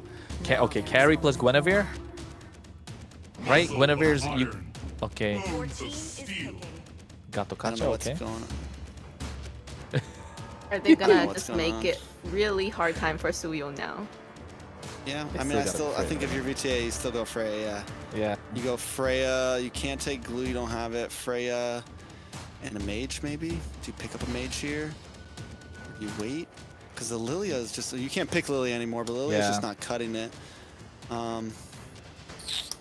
Oof. Freya plus Lunox, maybe, or Freya plus. I think even Rome, Freya plus Khalid. I would say if you are VTA right now, Freya plus Khalid looks solid. Yeah. You haven't picked up the Khalid yet. Farsa, okay. Farsa Alice. Farsa Alice, all right. Still good. You're choking some. You're kind of making it difficult for the other side still. Lapu, still available if you're Alpha 7. Do you remember the interview with Melon? He said he's not. He said he can play the Freya, but he definitely seemed iffy about it. So maybe that's why he's not locking it in. I asked him about fighter gold laners. He's like, yeah, I can do the Freya, but seemed a little off. So I'm wondering if that's in the kit completely right now. Neither team seem to be worried about it. Yves comes in for Alpha 7 now. Finally locking in. These are these picks that they didn't use up front that now they're getting in the match point game. It's Yeah, not they're looking gonna good if you're bring VTA. it. And AOG plus RWM, real manipulation plus like the Gatot and the Yves is a dangerous combo. Yeah, that's it's gonna buy this is where so much time for carry. this is where like the global ban starts to show, right? You're picking some of these combos that really work, and it shows as well. Gatot, Eve, and the carry is gonna roam around free. Who's gonna stop the carry at this point? Yes, you have the Farsa, but you pick that up against the Gatot, which is first up questionable. But then again, there's not many other picks left in the mid lane left open, and if the Farsa gets strong, the bird really, the Farsa, yeah, Wings by wings. Wings by We wings. might Huh? see fried chicken. Could be. If you're VTA, A good Farza can position is key, man. Even if there's counters on the field, you either get Flicker, you get Purify, maybe you get Purify in this situation. Good Farza will be okay against a counter or two. true. You can play the Farsa quite aggressive as well, right? If you get the early in your bag, then you can kind of find a way to get sieges, which is really good. This is where you start to show the jungle hero Polo of best player. The Fanny is kind of a good pick here. No one has stopped the Fanny so far. I think you just Fredrin as best player here. Yeah, still good. Fredrin and a what do they need? An XP laner? Fredrin Fredrin and Lapu? Fredrin Lapu. I think Lock Lapu here. Or I think Yuzong. You still have Yuzong Yuzong is still too. yeah. Yeah. Fredrin Yuzong and you just Ooh. decimate VTA. Honestly. And Farsa's gonna have such a bad time. Oh no. Yeah. Then it gets hard for Farsa. Now a Purifying Wings by Wings isn't enough. They go for the Lapu. It's still hard for the Farsa. Yeah, it's still hard for the Farsa. Moskov? Don't think too much, guys. Come on, VTA. Freya's still open. Yeah, I agree. Freya's still open. But what could be in the roam, though? Khalid's ban, Gatat's ban. They can't pick Guinevere. They can't pick Still just go They Grok. can't pick... Yeah, Grok. Set potential. You're just looking for big bang combos here. And I mean, at least you have set potential. Crowd control can win games sometimes. That just might be what they need to focus on here. We might just see a tick pull up all of a sudden. A Nah, I think Tig. Grok's the... Yeah. Grok's the way to go here. Grok plus no Granger. There you go. Now they put Moskov when they could have used the previous Grok game. Grok Moskov. There it is. Still looks solid. Alpha 7 though. Jungler. Fanny's good. You said about Fredrin. Fredrin, yeah. I think Just keep- Hayabusa's all right. Another counter to the another problem for the Farsa. But I think Fredrin's just your safe, simple play. Safe, simple play. Lapu can... Crimson Lightning. Leo Or Mord was Leo! there. We haven't seen the Leo Mord in a while. Yeah. Level 4. Turtle. Alpha 7's gonna let loose VTA. I don't know how they're gonna stop them. They can't stop them from getting to the turtle whatsoever. Do you have the crowd control from Grok, man? One big set, Feathered Airstrike or Suyo getting a big, Fury off. Like, there's early kill pressure on Vendetta is all I'm saying. Both teams have nice level 4 kill pressure. I might even argue that, honestly, level 4 kill pressure might be better in the hands of Vendetta with the Suyo and the Farza. There's just more burst damage, so Alpha 7 has to watch out for that. I mean, that's the only thing you got is the Grok, right? If the Grok misses, what's go. there to protect the backline? The big question mark. You have The a big Wings by question Wings. Yep. You can't see it, but Trex is just flapping his Flapping his arms like a hands. bird. But you're right, Trex. I think they do have early pressure. But the one thing is, Mythbombie's not going to be level 4 in the turtle pit, right? So maybe for a re-engage, Vendetta can go in with it. Let's jump into the land of Dawn. Alpha 7 started off with a loss, but now have brought us to match point. It's one more game to secure a spot to playoffs. A great spot to playoffs at that. Vendetta needs to try to stop them in their tracks. Can they do it here, Kronos? They need to find a way to get this early turtle. They need to not bleed out, of course. I think if you're Alpha 7, again, pedal to the metal, go aggressive, let this Leo Mord get that steed, pull out Barbiel, run away with the victory. And this is what you want to do. Force out flickers if you're Vendetta. Put Alpha 7 in a difficult position before they get to these neutral objectives. Apply pressure where it hurts. Yeah, and they are trading blows right now. Sharks trying to put pressure down of his own as Mythbombie does the same. Oh, Tarzan's got a lot of damage. First blood, but it goes in the hands of Mythbombie. Not a perfect play for Vendetta, but a good one to start things off. This is what you were talking about, early pressure, and that's the level 3 power spike of Suyo. Another flicker could come through. Ooh. Forced to flicker out of Cold World. 30 seconds on the clock for this turtle. The pressure is definitely there, and we haven't even seen level 4 from Churobami just yet. Can best player turn things around at this turtle with a big Barbiel? You know what, Trex, as casters right now, for global bans, we need to look at this going all the way, don't you think so? Get our noggins a little thinking. Yeah, really work things up, you know? Gotta practice. We gotta practice for whenever Grand Finals happens or something like that. BO7? BO7, baby. 60 bans? Yeah, I'm That's ready. A lot. Put me in the game, coach. Let's go in. Come on, we got this in the bag. The first turtle's up, Alpha 7 looking super strong. Here comes the Steed at any point, and they could make things happen.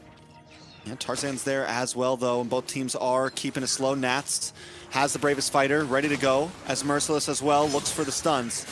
Nats doesn't pop it just yet. RWM also ready to pop at any point. Feather Airstrike does come down. Ooh. A lot of damage lands. Nice Best player's able to take the turtles. Myth Bomb, he's taken off the map.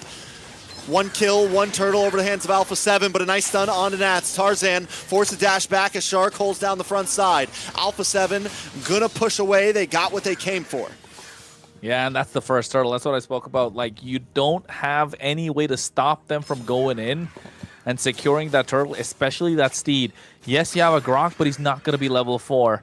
They need to find a way to make that happen. And now, with the fact that Mythbommy has got that level 4 power spike, he's looking for these big sets now, looking for these big ticket ultimates, and you can see Alpha 7 will start playing a little more safer. Honestly, I don't know what Shark is. Shark was playing super aggressive, giving away first blood. It should not have happened. Just trying to prevent Tarzan to get to that point where it can be unstoppable. And if you are VTA, let Tarzan rush that Sky Piercer and make it a... Ooh. Oh, no. What? He didn't get it. The steal happens. Yeah, purple buff goes over to best player there. A little bit of revenge from game 1 and all the purple buffs that Tarzan took. Alpha 7 now taking control. A little bit of damage up at the top side. Shark still staying in their faces. Mythbommy and Melon are pushed against the wall. Well, if you are Alpha 7 at this point, you want to run with it, right? You want to apply the pressure. You can also see Zia kind of zoning out Melon, not letting him get his gold minion, a cannon minion. And you're kind of pushing VTA to the point where you're asking them to play aggressive. And the moment they start playing aggressive, they're going to make mistakes. And you want best player to come in and finish the job. SOD connects. No way they want to take tech charge this. just yet. Ooh. Melon does dash in. It's Tarzan there as well, 3v2. A little bit of damage on Azia. Shark here to help out. Will we see a full commit? Wall comes out. Mythbommy decides to back off. Down to the mid side. Both Churro and Merciless have to go back to base right now. Cold World looking for the cutoff, but everyone taking it slow still. Yeah, Turtle's up. Shark was able to get that gold crab. So some good news. 1.3k gold lead if you're Alpha 7. Both EXP laners making a rotation, and if you are Merciless, you want that big, massive set with the Throne of Ruin, but they're not letting Tarzan breathe whatsoever. Ooh, AOG connects. Tarzan just looking to get it, but wait a second, a nice stun on a Churobami, and Nats connects. The counter secured. No wings by wings to get away. Try to translate this into a turtle as Alpha 7 backs out of the jungle. And in the meantime, the top side, at least Zia can get some sort of a push in. Alpha 7 still walk away with a slight bit of an advantage. Churobami, wrong place, wrong time, no item yet. You can see Tarzan's rushing that Sky Piercer. He needs it to get that power spike, to get to the point where he can get the job done after the Feather Airstrike, after the pokes being dished out. But the poke coming in from Cold World just too much as well. Yeah, Merciless dies off camera to the boss side. It's a 3-man gank. Then once they get that kill, they rush up, take this turtle. Tarzan knows he can't fight this out at all. Vendetta is stuck here looking for late game. I don't know, man. Late game's not going to be the way they got to do this. They got to find a way to find more opportunities across the map. Both sides are pushing in. Alpha 7 are doing a good job to keep up the pressure. Melon's not allowed any breathing room. Mythbommy's just stuck to him the entire time for what? The past 2.5 minutes. On the bot side, Tarzan's force back as well. Merciless takes some damage. The thing is you're saying Vendetta needs to look for plays, but Alpha 7's the one finding plays. They're keeping their composition at 3-2. Maybe best player goes off by himself here and there, but Vendetta can't. Oh, big AOG from Shark. Nats doesn't have the bravest fighter to combo up, but still the pressure is constantly on. He doesn't care. He just dove great under the turret. He's not gonna die. We know that. But here comes the Steed. They're looking for a 1v1. Oh, it's a lot of damage on a Tarzan. Tarzan just trying to get away, but best player's gonna find him into the backside. A nice stun on it. Best player from Merciless, but the damage still not there from Churro or Melon. Nats hanging out in this bush. RWM comes out. Bravest fighter to connect. Looking for the stun. Unable to connect. Nice. Tech charge as well. Paired up. But Myth Bomb, he's just trying to get away, and he can't do it. Merciless taken out next. A double kill for Nats as Melon turns into the triple. Nats is on fire right now. 4-0-2. Well, this is what the Lapu can do. 4-0-2 the entire time. He was in the face of the opposition. Melon did get a couple of kills. He could have got the third, but he knew the damage coming in from Nats would be too much. Best player goes in, looking to get Tarzan again. Gets pushed back by the Spear of Misery. They're able to clear the waves. At least they're holding their tier 2, still standing tall Vendetta, but the goal lead from Alpha 7 is starting to pull away now. 4K goal lead. This is the third turtle, and somehow, someway, Vendetta needs to pull off a massive set with Myth Bomby, layer it up with that Throne of Ruin, find opportunities for Tarzan to come and finish the job with that Soul Sever. And Nats getting the Queen's Wings right now does not help Vendetta in any way whatsoever. What you just said is a lot of boxes to check. Ooh, Melon finds Zia. That's big with the help of Myth Bomby. There's a small pick and roll, a small play that they needed. But what you just said, that's a lot of boxes to check for one combo to help them win this game towards Alpha 7. Any one of them can pull something off. It's a long road for Vendetta. They are on the right path. A little bit of play on the Cold World. Turtle does fall in the hands of Alpha 7 once again. That's 3 neutral objectives secured for Alpha 7. They're going to be looking for a 4th in 110 seconds. Hey, best player gets the best of Tarzan. 1v1. Ah, this is not good for Vendetta. They get themselves a third turtle. Now they're going to go ahead. Best player's already to the point where he's 4 levels ahead of Tarzan. 13 and 9. Nats is a monster. Cold World's not gone down a single time. The only 4 kills that they have is on Shark and Zia, yes, but Myth Bomby, they're trying to force a flicker out. They're trying to force out the tech charge so they can walk in freely, because that's the only skill that's there. Once that's gone or once that's misplaced, Alpha 7 have free reign to go in. Feathered Airstrike comes down, a big miss AOG from Shark. They're trying to lock on to Nats. But look at the backside, a nice tech charge. RWM comes down to try to help defend, but Shark finally falls. Nats. Tarzan able to get the kill, but Nats is unstoppable, invincible. Finding members one by one, gets the stun onto Myth Bomby under the tower. Looking for the triple, he's going to commit. Myth Bomby trying to respond, and he does. The shutdown locks in, but at this point, Nats is just having fun as Zia finds Tarzan under the tower. It's 4 members down on the side of Vendetta and Cold World and Zia. That's all Alpha 7 needs right now. He was just playing with his food, and Nats was playing with his food the entire time. Got the back line, got the people that were necessary, and then found Grok, and he said, hey, I want to play with this piece of rock, and that's what he did. He played around, went down, it's all right, gave a shutdown, but it's to the wrong guy. He gave it to the Grok. It's not going to be anything crazy. Yes, he's got a couple items. The first item, Chassis Pauldron, did help out to prevent Zia to get to that power spike early on, but now he's building his way to the Trinity. Both marksmen still Melon ahead, so that's some good news for Vendetta. Even though Alpha 7 have been 4.5k ahead, it has been like that for about 5 minutes now, and Vendetta are keeping a good job from letting it slip away. And with this next Lord, I think just let it go. Find a way for it to come in, get to the point where you can get a split on the other side of the map, but then there's always Zia that could come through, but you can see Melon is pushing, and that's what they need to do right now. Best player brings out the Steed once again. Merciless getting brought low. Couple more shots. Merciless forces his flicker. AOG to cut him off, along with the RWM. Myth Bomby now caught in a bad spot as well. Tarzan looking for a target, trying to zoom in, or maybe just get away, honestly, as Melon takes down the bot side tower, splitting up the lanes. He could have pushed another one, to be honest. They could have benefited Vendetta, but then again, it's a risk you don't want to take. But at this point, all Vendetta can do is take risks. They need to take a risk because Alpha 7 are at match point. They already got themselves the Lord 10 minutes in. You don't have a lot of range on this Moskov. He's still not built that Malefic gun, and he's not going to for another minute or so. Got the Fury Hammer, so you know the range is going to be super close. 2 minutes, honestly, until he gets a Malefic gun. Yeah, and the range is just not there. And now with the Lord marching in, you know for a fact you're going to be susceptible to the damage and all the crowd control that Alpha 7 are going to bring in, especially Nats, who's been the bravest fighter. And Holy Defense pops in the mid side before the waves even fully crash. Alpha 7, watch for Shark. Is he going to try to make the play happen here? I don't know about Shark. We look at best player to get that Steed out. Ooh. Steed does come out, able to connect on Merciless, has to disengage. Feathered Airstrike comes down, able to still keep Alpha 7 at bay. No big engage just yet. Alpha 7 might be forced to back off on this one, buying Vendetta a bit more time.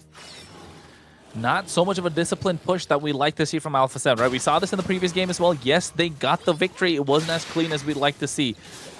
The same thing happening here. Not a disciplined push, but here comes the AOG.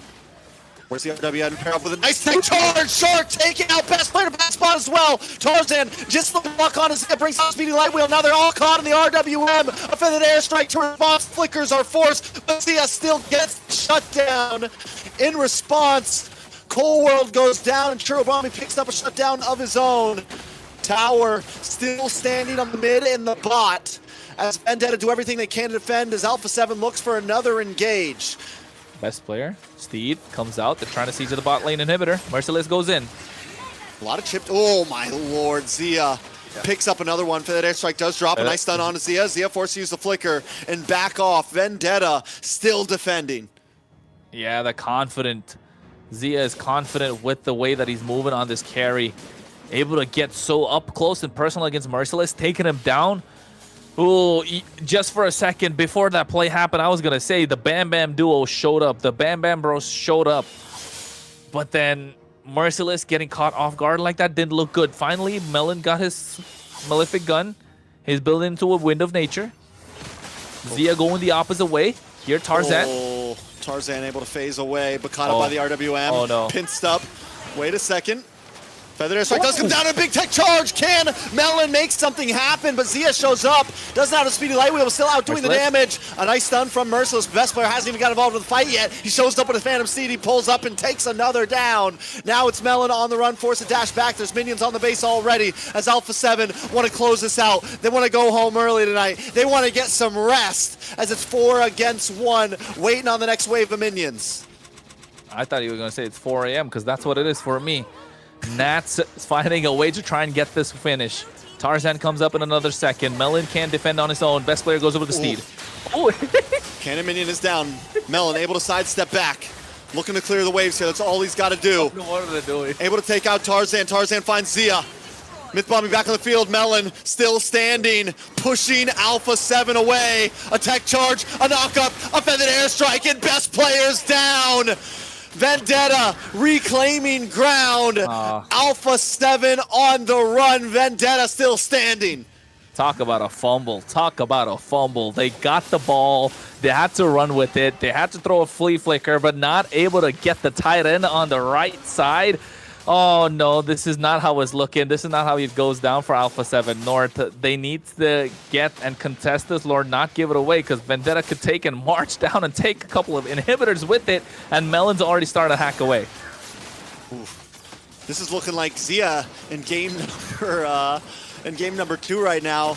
The Moskov is coming online. A nice stun from Nats as Merciless jumps to the backside. A Feathered Airstrike plus an RWM. Who's going to get the better of it? Tarzan on the Lord, and Tarzan takes the Lord. Vendetta finally get a neutral objectives in the face of chaos. Shark able to connect onto Tarzan with AOG, but it's not the way you want to go. There's minions on the base. Vendetta got to regroup. Got to think about how they're going to push this. And you know what? Tarzan could have actually got that kill onto Shark because he does have Sky Piercer. He's got a stack, not too much, maybe about 7, 4. But it could have been forced. He had the Evil Queller, could go for the Soul Server combo, but didn't want to risk it, right? It's at the point where it's match point. Vendetta are looking to play it safe. They got the Lord. They sacrificed Myth Bomby. They got a good trade. They have to push the Lord as slow as possible, and that's what they're doing, not letting the Lord go through. They need to maximize what this Lord can bring in, and Alpha 7 looking to stop it as soon as possible. Don't want to get the next set of waves coming through, and look to cut off the supply of the oxygen where it's at right now. There's minions on the base, though. Vendetta can't get a big push out of this. There's nothing they can really do, honestly. They get a top tower. They get a second to breathe. It feels like we're 25 minutes in. I'm not going to lie, but it's only been 16 minutes, Kronos. It's the pace of the game. It's the way that Alpha 7 are turned up the gears, but at the same time, it's about how they threw that push.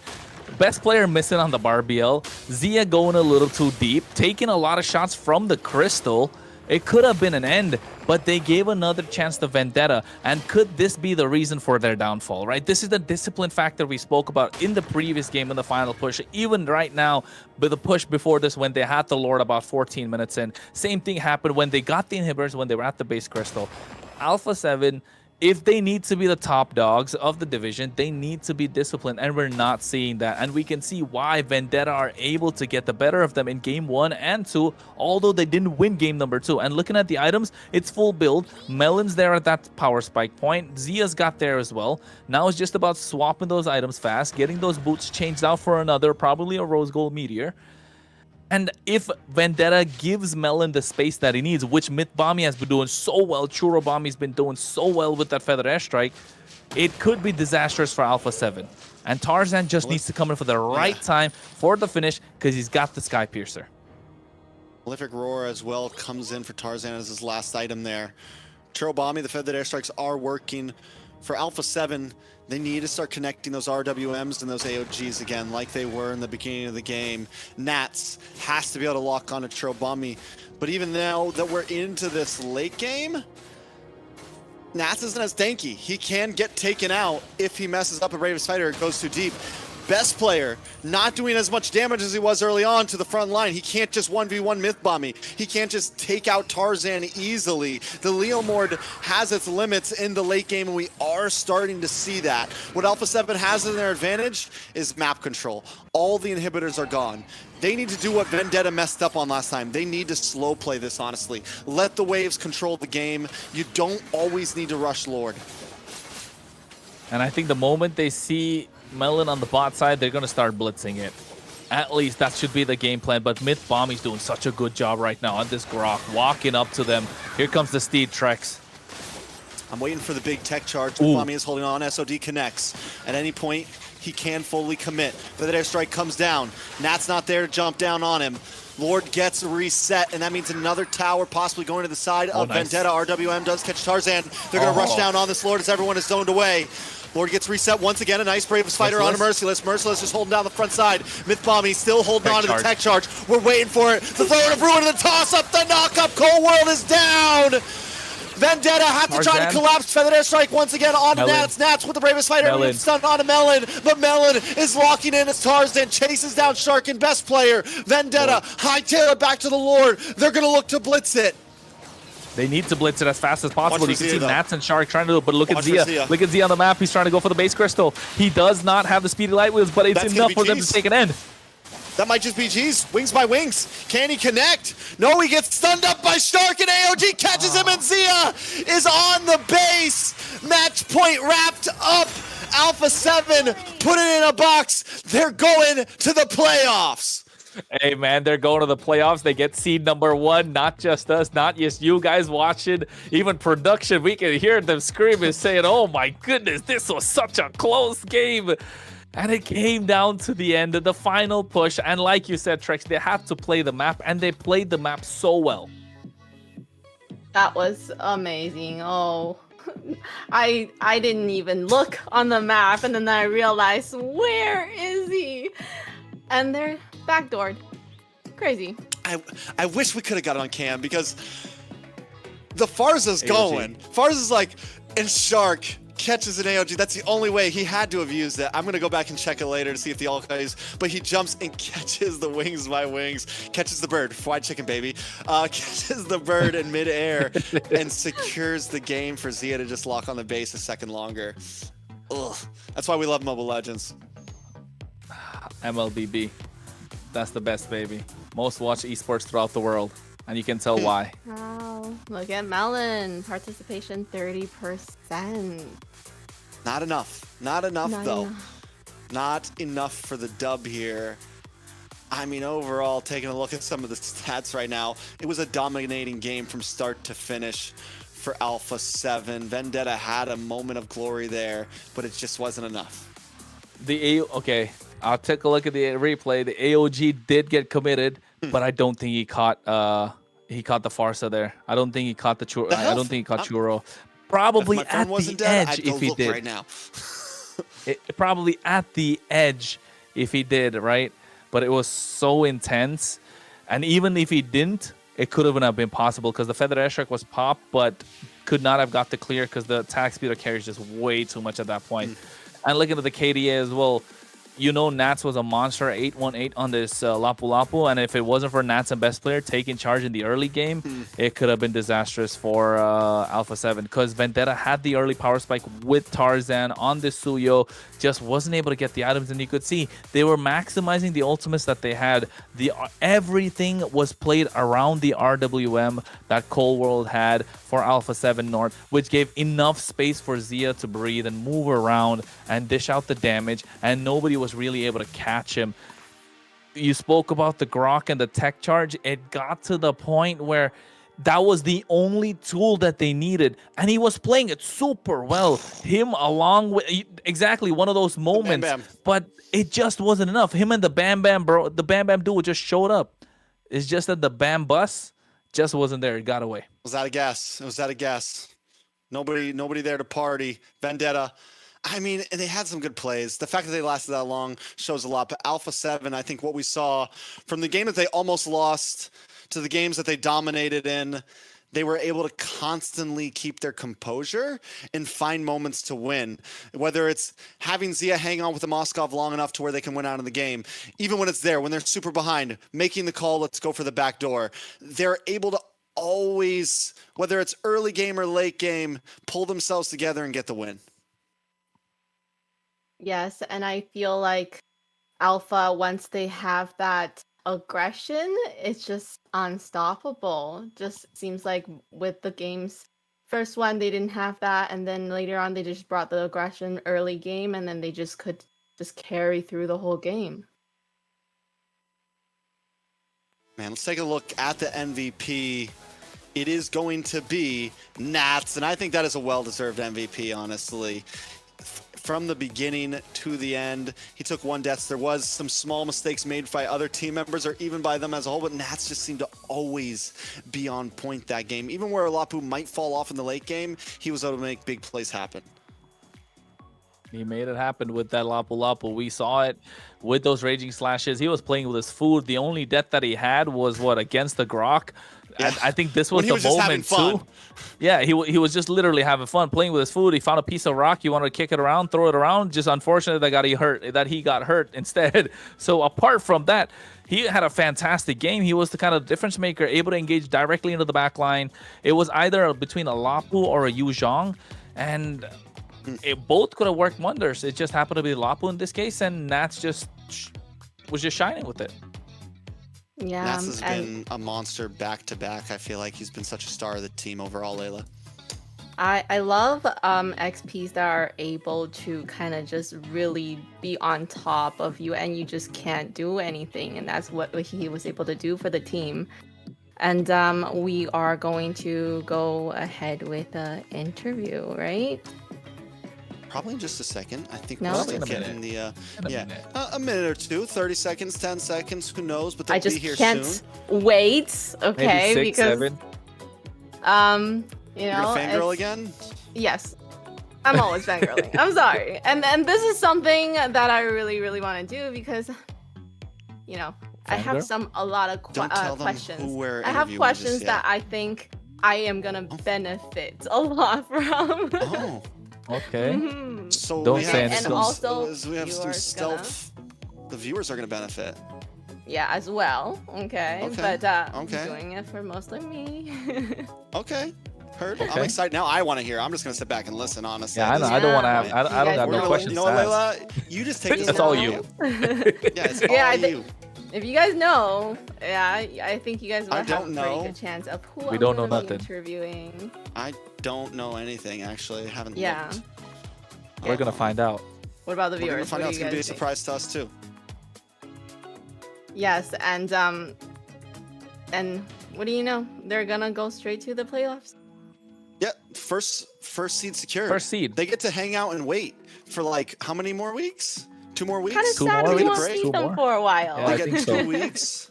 1 week, I think. Next week and tomorrow. So next week and tomorrow. That's a long time. That's Yeah. plenty of time for them to hang around. And not just that, Trex.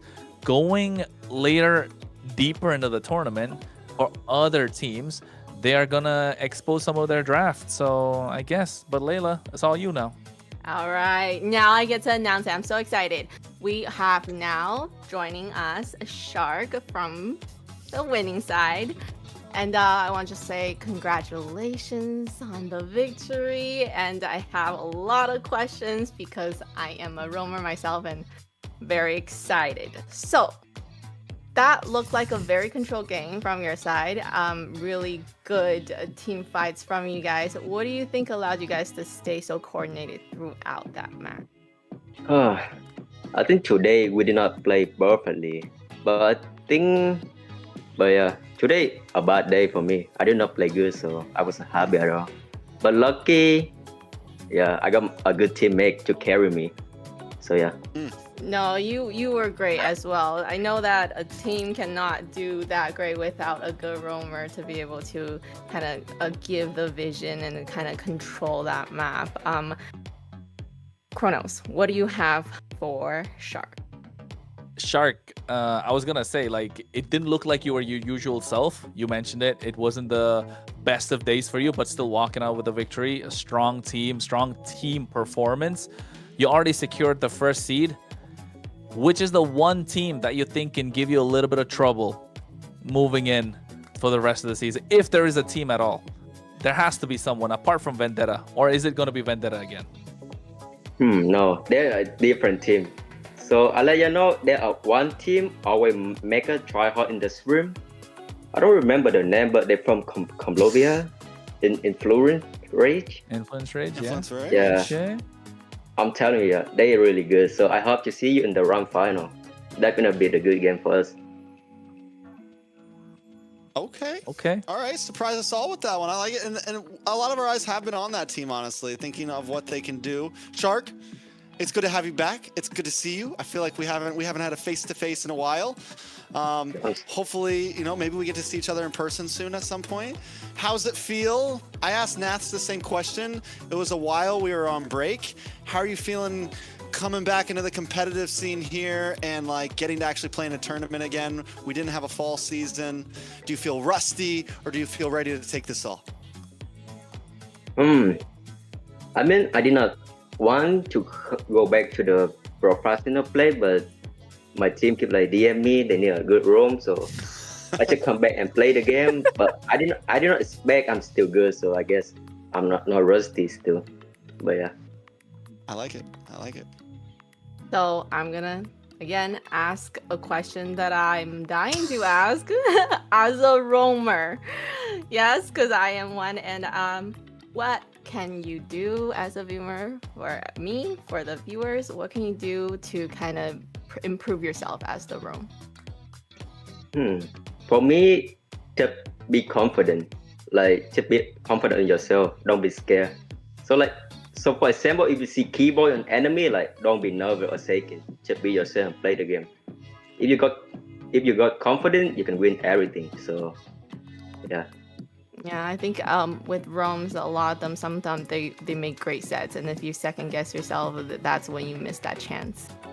Kronos? Shark, what do you think about the global bans? We went, 4 games today? In a best of 7, you could go 6 games with 60 bans. Another best of 5 later on, 50 bans. Are you liking this global ban that's there? I'm enjoy the global ban, so we don't have to see Sia play Moscow every game. So yeah, I pretty like it. Yeah. I'm in charge of He said we don't have to see Zia play Moscow every game. Yeah, I'm I like enjoy it. it. Yeah. Okay. Nice. All right, last question for me. What happened in game 1? Why are you playing Marcel, man? Long story, man. We What want can I to see say? you on big. We want to see you on big play heroes. Grok, I don't want to see no. Khalid. So What happened in game 1? for the first game, I mean, we kind of try something like new rotation, like we did in the stream, and it working really good. But in the game one, we did not know, like, you know, we just want to try something new on the first game. So I guess it's not working out. Fair enough. Fair enough. Yeah, it's better to try it out than when you do at the playoffs. So that's a Ooh. good thing. I got one more question. In the second game, no, you just hit me because this is a question that all three of us probably want to ask. No, it didn't hit anyone's mind. Second game, you guys went Gord second pick.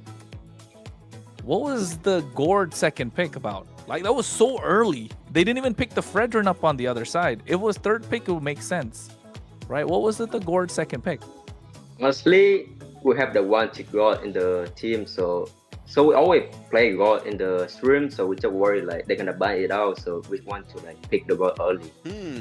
Yeah, pretty much like that. So it's been a scrim pick. It's been a scrim pick. Yeah, pretty much. All right. Thank you so much for answering all our questions, and once again, congratulations. And then we'll see you at the playoffs. Okay.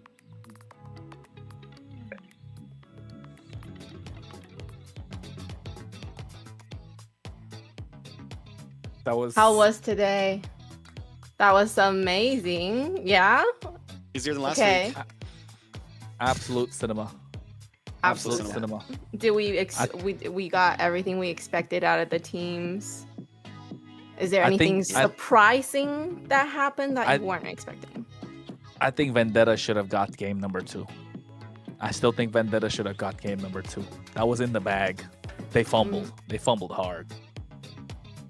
So there we go.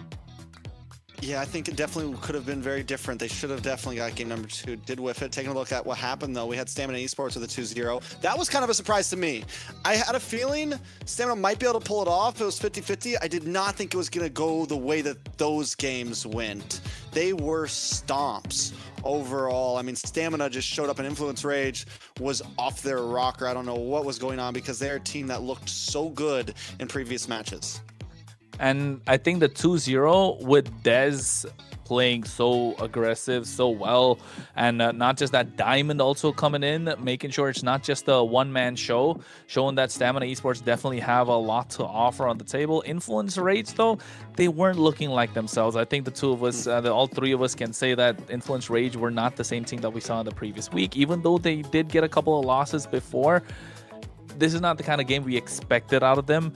They're usually the ones that understand their own composition and know how to play it. Of course, we just came back from the best of 5, so that's pretty fresh on our minds. But the one thing that's really fresh on our minds is Shark talking to us about how they have difficulty in placing Influence Rage Origins in their scrims.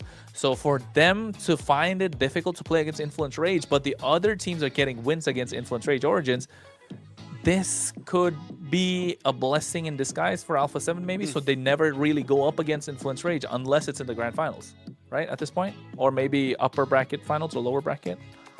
We'll see. It's definitely going to be... Right. I mean, we'll see. We'll see. So are we looking forward to that? If it happens? I'm looking forward to the grand finals no matter who it is. Yeah, of course. I need verification that he was actually talking about Influence Rage, because he said a Colombian team or whatever. There's U2. He said Influence Rage. He did say U2 is a Mexican team. And Shark, you know, sometimes he gets a little... No, because, I mean, I can see with all those facial expressions, yeah. But I can see what he's talking about, right? Influence Rage look like a team the way that they kind were of, looking in day 1 and 2. Yeah, and the drafts too, like, it could be difficult for Alpha 7 to go up against. That could be like their kryptonite.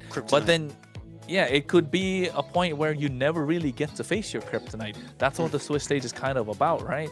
And for them to be able to secure seed 1, while I think we're going to find out who secures seed 8 tomorrow.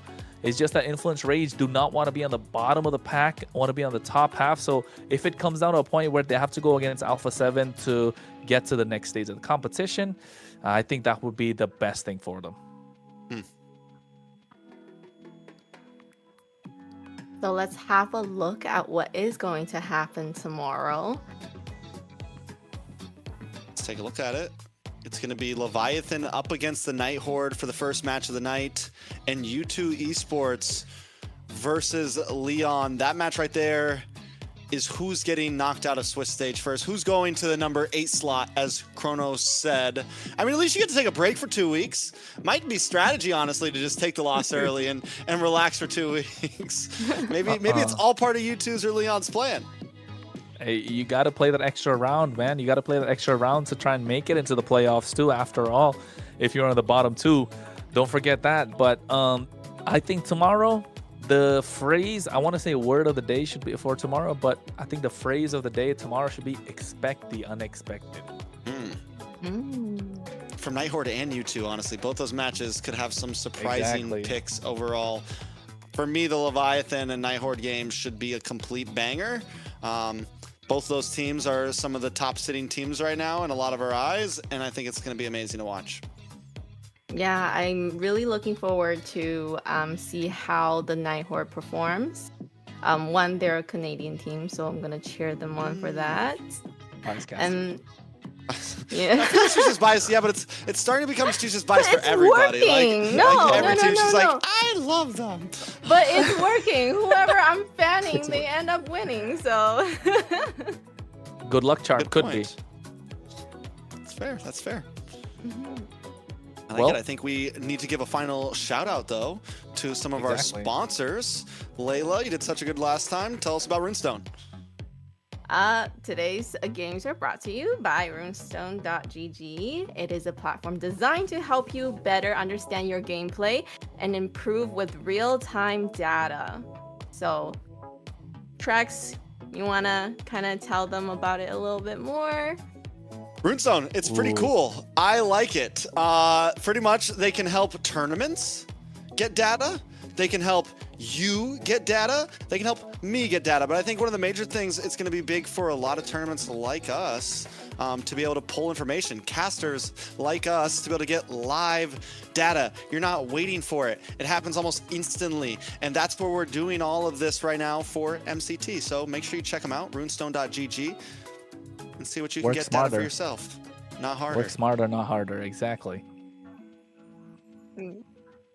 So make sure also to don't forget and stay connected with everything that's happening with MLBB. So make sure you're following us across all of our social platforms and for the updates and exclusive content. So you can find us on Kick. They added more. Twitch, they added I was gonna say, Instagram, Facebook, YouTube, and TikTok. That's a lot of places that you can find us. So make sure to find us at MLBB Esports. Me too. Are you following MLBB Esports, Layla? Yes. Our last host wasn't. We had to make her follow on stream. Well, they added new ones, so I'm gonna have to go follow the other ones as well. I mean, I'm pretty active on Twitch, so I gotta go find that one now. Fair enough. Fair enough. It's been Even a good if you're day, not guys. active, right? Even if you're not active on Twitch, you should follow on everything else. But go ahead, Trex. I was just saying it's been a good day. It's been a good day. Quick one. And I'm looking forward to tomorrow. It'll be a long Tomorrow's day games are going to be bangers. What's going to be your most exciting match for you tomorrow, Layla? Leviathan and the Night Horde, 100%. Then you're cheering for Night Horde. Yes, please. I'm just looking forward to the drafts. All 50 of them. Well, thank you guys so much. It was a pleasure casting with you tonight. Kronos, how do you feel about the night? It was a good day. It was quick. I just still feel like if Vendetta got that game number 2, it could have been so much better. But I mean, hey, we might get to see a little bit more from them later on. I hopefully they're able to move on from that. And it just felt like they couldn't shake off that loss. But apart from that, it's been a great day. Looking forward to tomorrow. Today's been quick, nice, crisp, clean. Not so disciplined, but we'll get to see that more later on. But tomorrow is going to be a long one. It's going to be exciting. I think we're going to see all best of 3s. We're going to see all best of 5, 8 games tomorrow. Expect the unexpected. It was a good day. Absolute cinema. High five. So that's all for today's broadcast of MLBB MCT America's North. Thank you so much for joining us. I am your host, Layla, alongside with Kronos and Trex. Don't forget to follow us on all the social platforms, and we'll see you back here tomorrow.